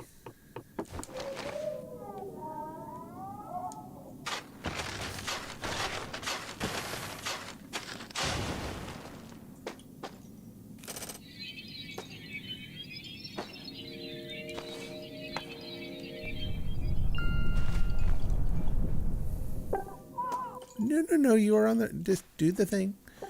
Keep climbing. There we go.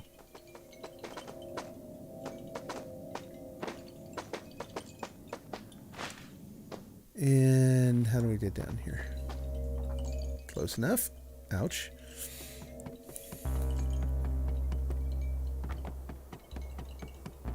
Hey! Hey yourself.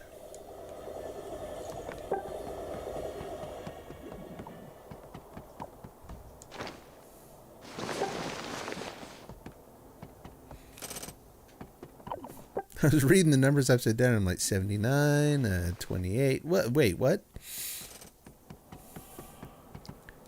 Nice. We got a couple trees here.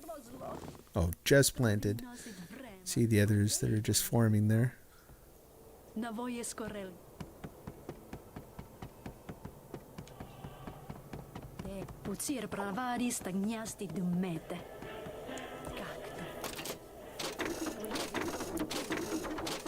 Autobus. So dieta rezde. Korstniema.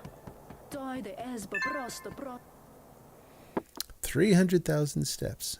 Cacto. Poi.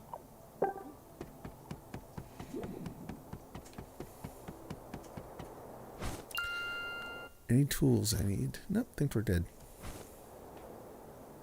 Oh, there we go. Okay. And again, they're just kind of standing there.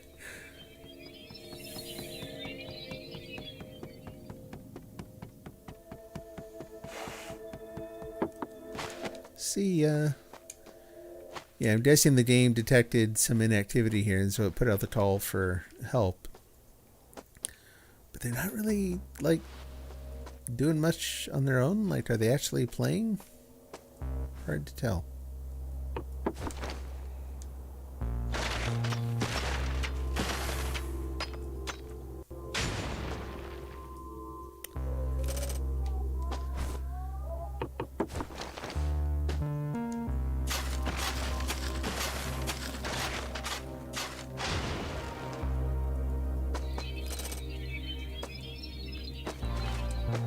We're going to do this. Ordinarily, if there's only one in the room, I'd like to save it, but I'm getting, like, I don't have a lot of options here.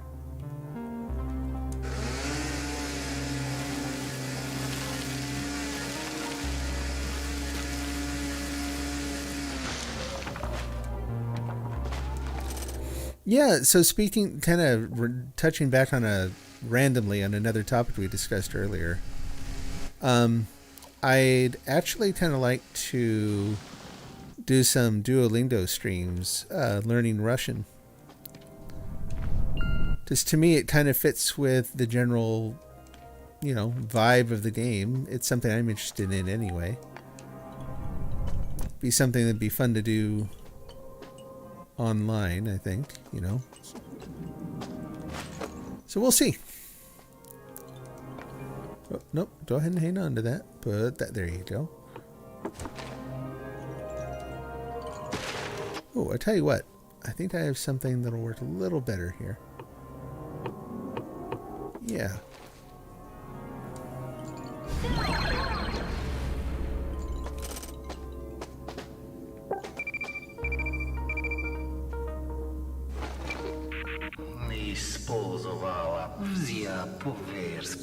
Ah. It's weird. It sounds like he's in the tunnel there with me. It's like, that's a little spooky.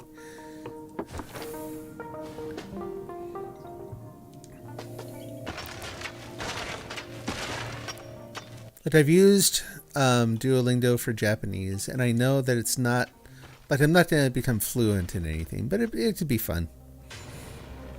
humbling too. For Russian especially, I think.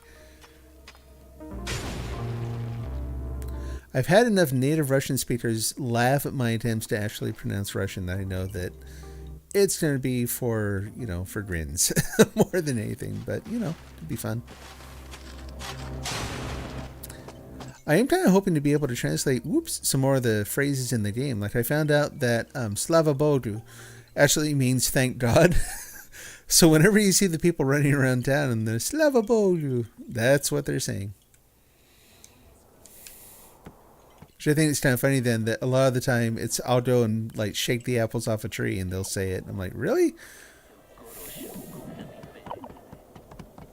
Like I appreciate the gratefulness and all that, but you too can go shake the apples off a tree.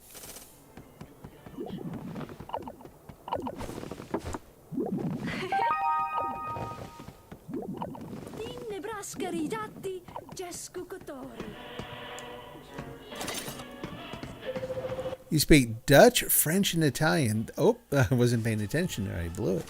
That's amazing. That's really cool.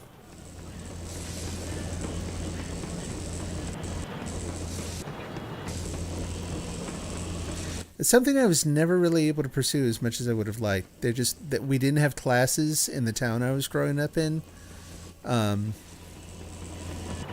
I did, like when I was in college towards the end, where I had kind of like, it wasn't anything that applied towards my degree or anything, but I had to be there anyway. The university that I was at had a program in Japanese. I'm like, why not? So I took a year of college level Japanese and just absolutely loved it. Even though, like, I don't know how much of it really stuck. Doesn't matter. It was such a blast. It was so much fun.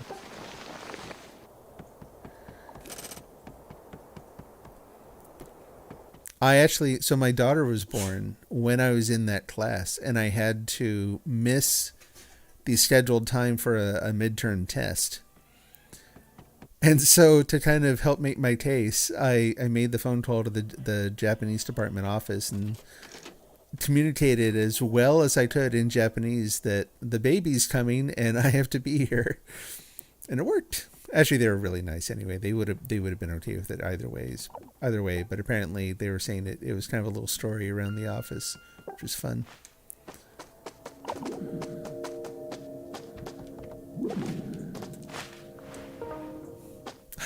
My Japanese teacher at the time, she did be really, she was a blast. She was the head of the department. She was the one who taught the first year students. But she would use her, like, pictures of her husband as examples in a lot of the conversations on tests. And so she would have her teaching aides who were conducting the test there, and we'd be instructed to say, oh, who is this person? And she would say, that is my boyfriend. And we'd say, wow, he is very handsome. And my teacher would just sit there and laugh. I'm like, how many times have you seen students do this and you're still getting like such a big kick out of it? And your poor husband, he knows you do this, right?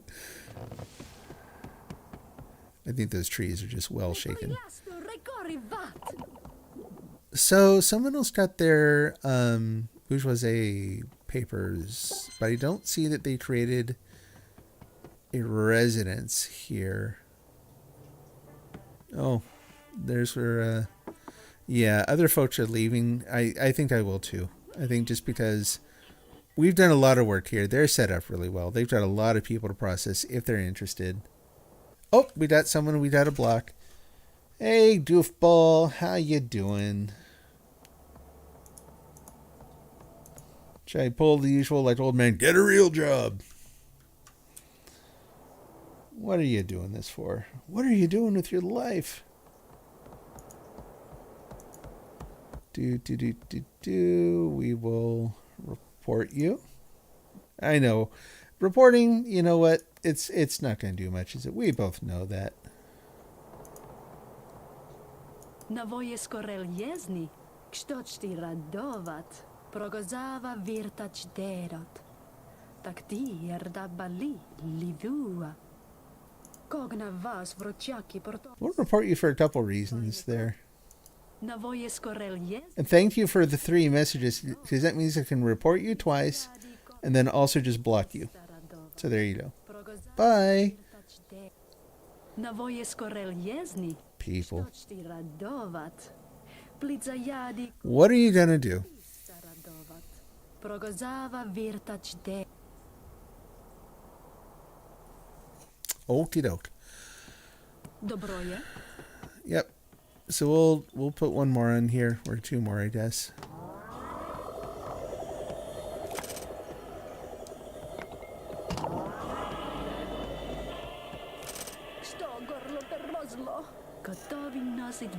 We'll report our labor and then depart.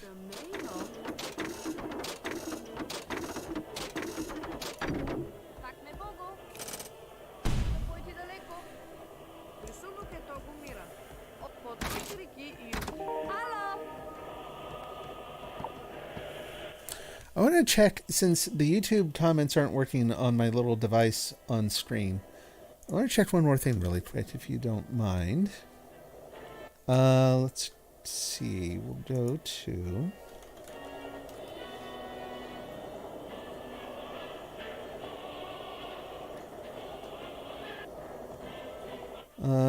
no, it's not going to work real well. I'll have to check that out later. Okay. It's worth a shot. Did I actually do it? I can't remember. I did. Okay, time to leave. I don't even know where they went at this point.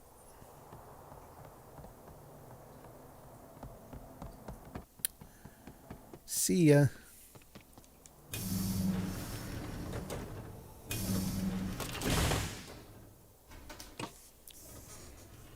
So, Ubi, if you don't mind my asking, do you consider one of those like your primary language and the others you learn kind of for fun, or how did you end up trilingual?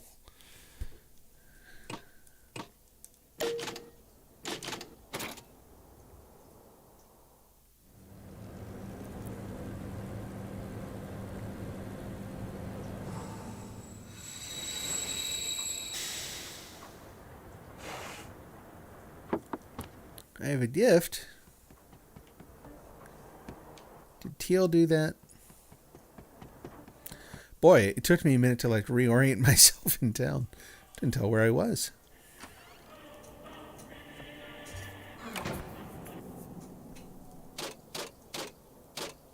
Chunu.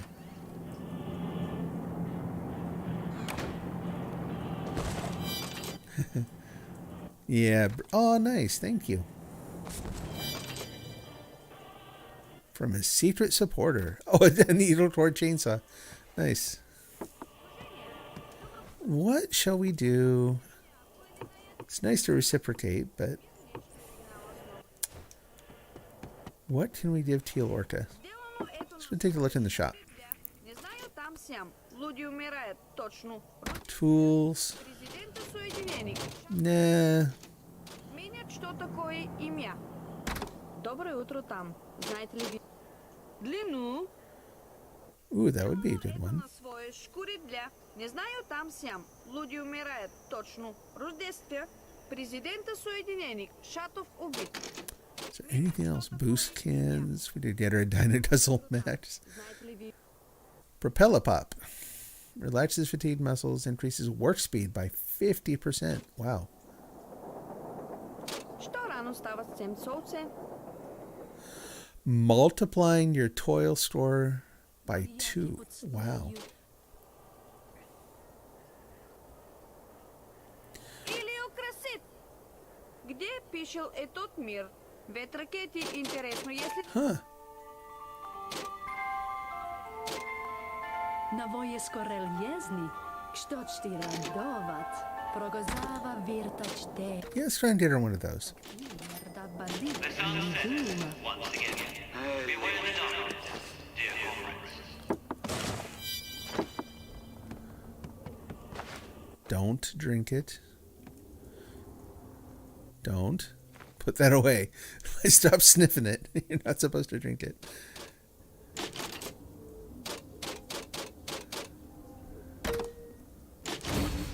There we go.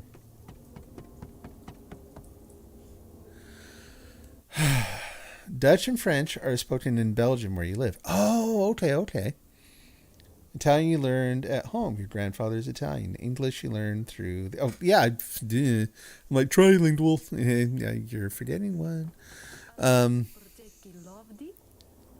English you learned through the internet. Wow.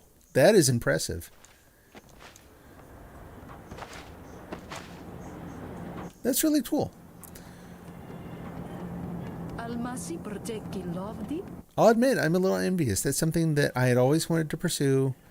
And like I said, it's just evolved. Part of it is just, wanting to pursue too many different things. But it's always kind of taking a backseat to just other stuff in general. So I'm glad to know the little bit of Japanese I know. I'll tell you what, the Duolingo has mainly been good for listening practice, like learning to listen. They have some good tools on there for just listening to admittedly, it's theatric, it's kind of a made-up conversation, but then you get to interact with it, you get to kind of put your comprehension to the test. That's a really good tool. That's the area I always struggled with the most, was listening comprehension. I even with English, my native language, I have listening issues.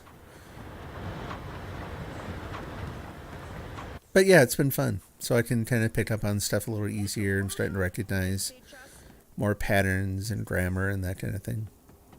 I think Russian will be fun too, but it'll be more fun like watching someone who doesn't know how to ski, just trying to stand up.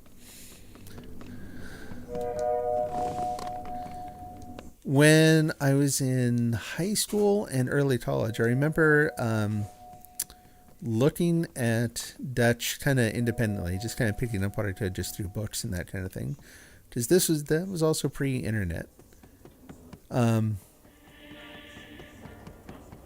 enjoyed it too.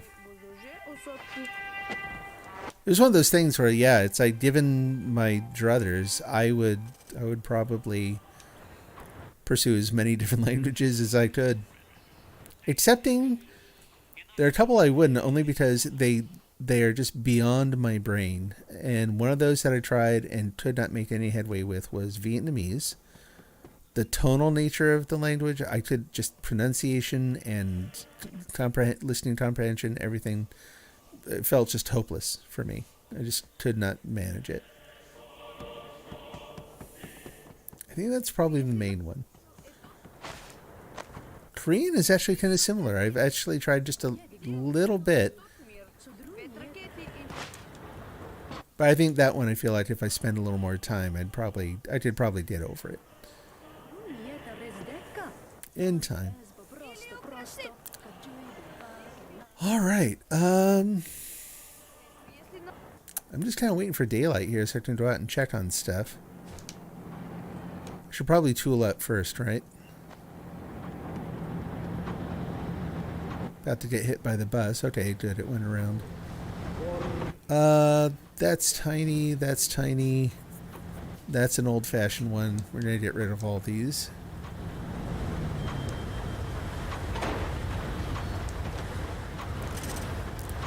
Italian is another one that I think this is true for a lot of people, that to my ear is just a beautiful rhythm. Like, even if I don't understand it, I like listening to it.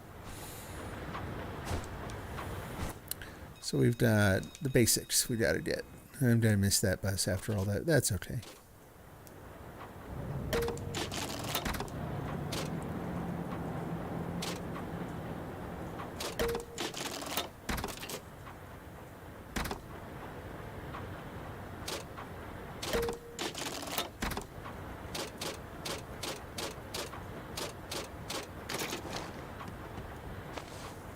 Almasi perché lovdi.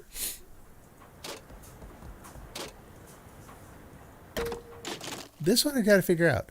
I've not been able to figure out how to change, excuse me, like it's describing. I have not figured out how to change the color of the light.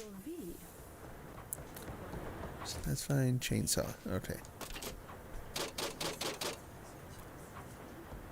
Gotovi nosit vrema, stella la boia. Dinner. Мир не чтюрик. Oh, I don't know if y'all heard that, but apparently that was the dinner bell ringing. Сделано ето на своя шкури для. Не знаю там всем. Люди умирают. Точно. Рождествие. Right as a new island appears. Okay, well, we're going to call that a good place to stop. So report our labor for the day.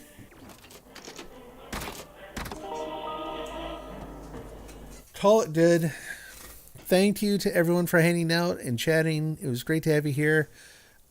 Georgina, I am really looking forward to seeing your town. So I'm hoping to, even if you just share pictures or something, I don't know. I would love to see it. It sounds awesome. Everyone have a good night, and I hope to see you again probably tomorrow. Oops, that's not what I meant to do. Hopefully tomorrow, but we'll have to see. We'll just kind of see how the day goes and see what my schedule can afford and go from there. Люди умирают. Точно. One more round of apples, apparently, and then I'm done. Can't help myself.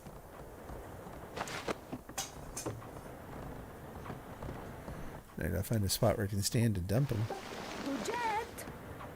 Своя шкури для. Не знаю там всем. Almasi proteki lovdi. Okay, let's go over here. There we go. Climb up on the steps, and we'll do the wave.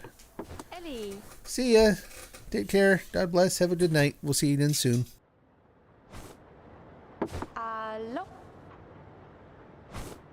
Ehi.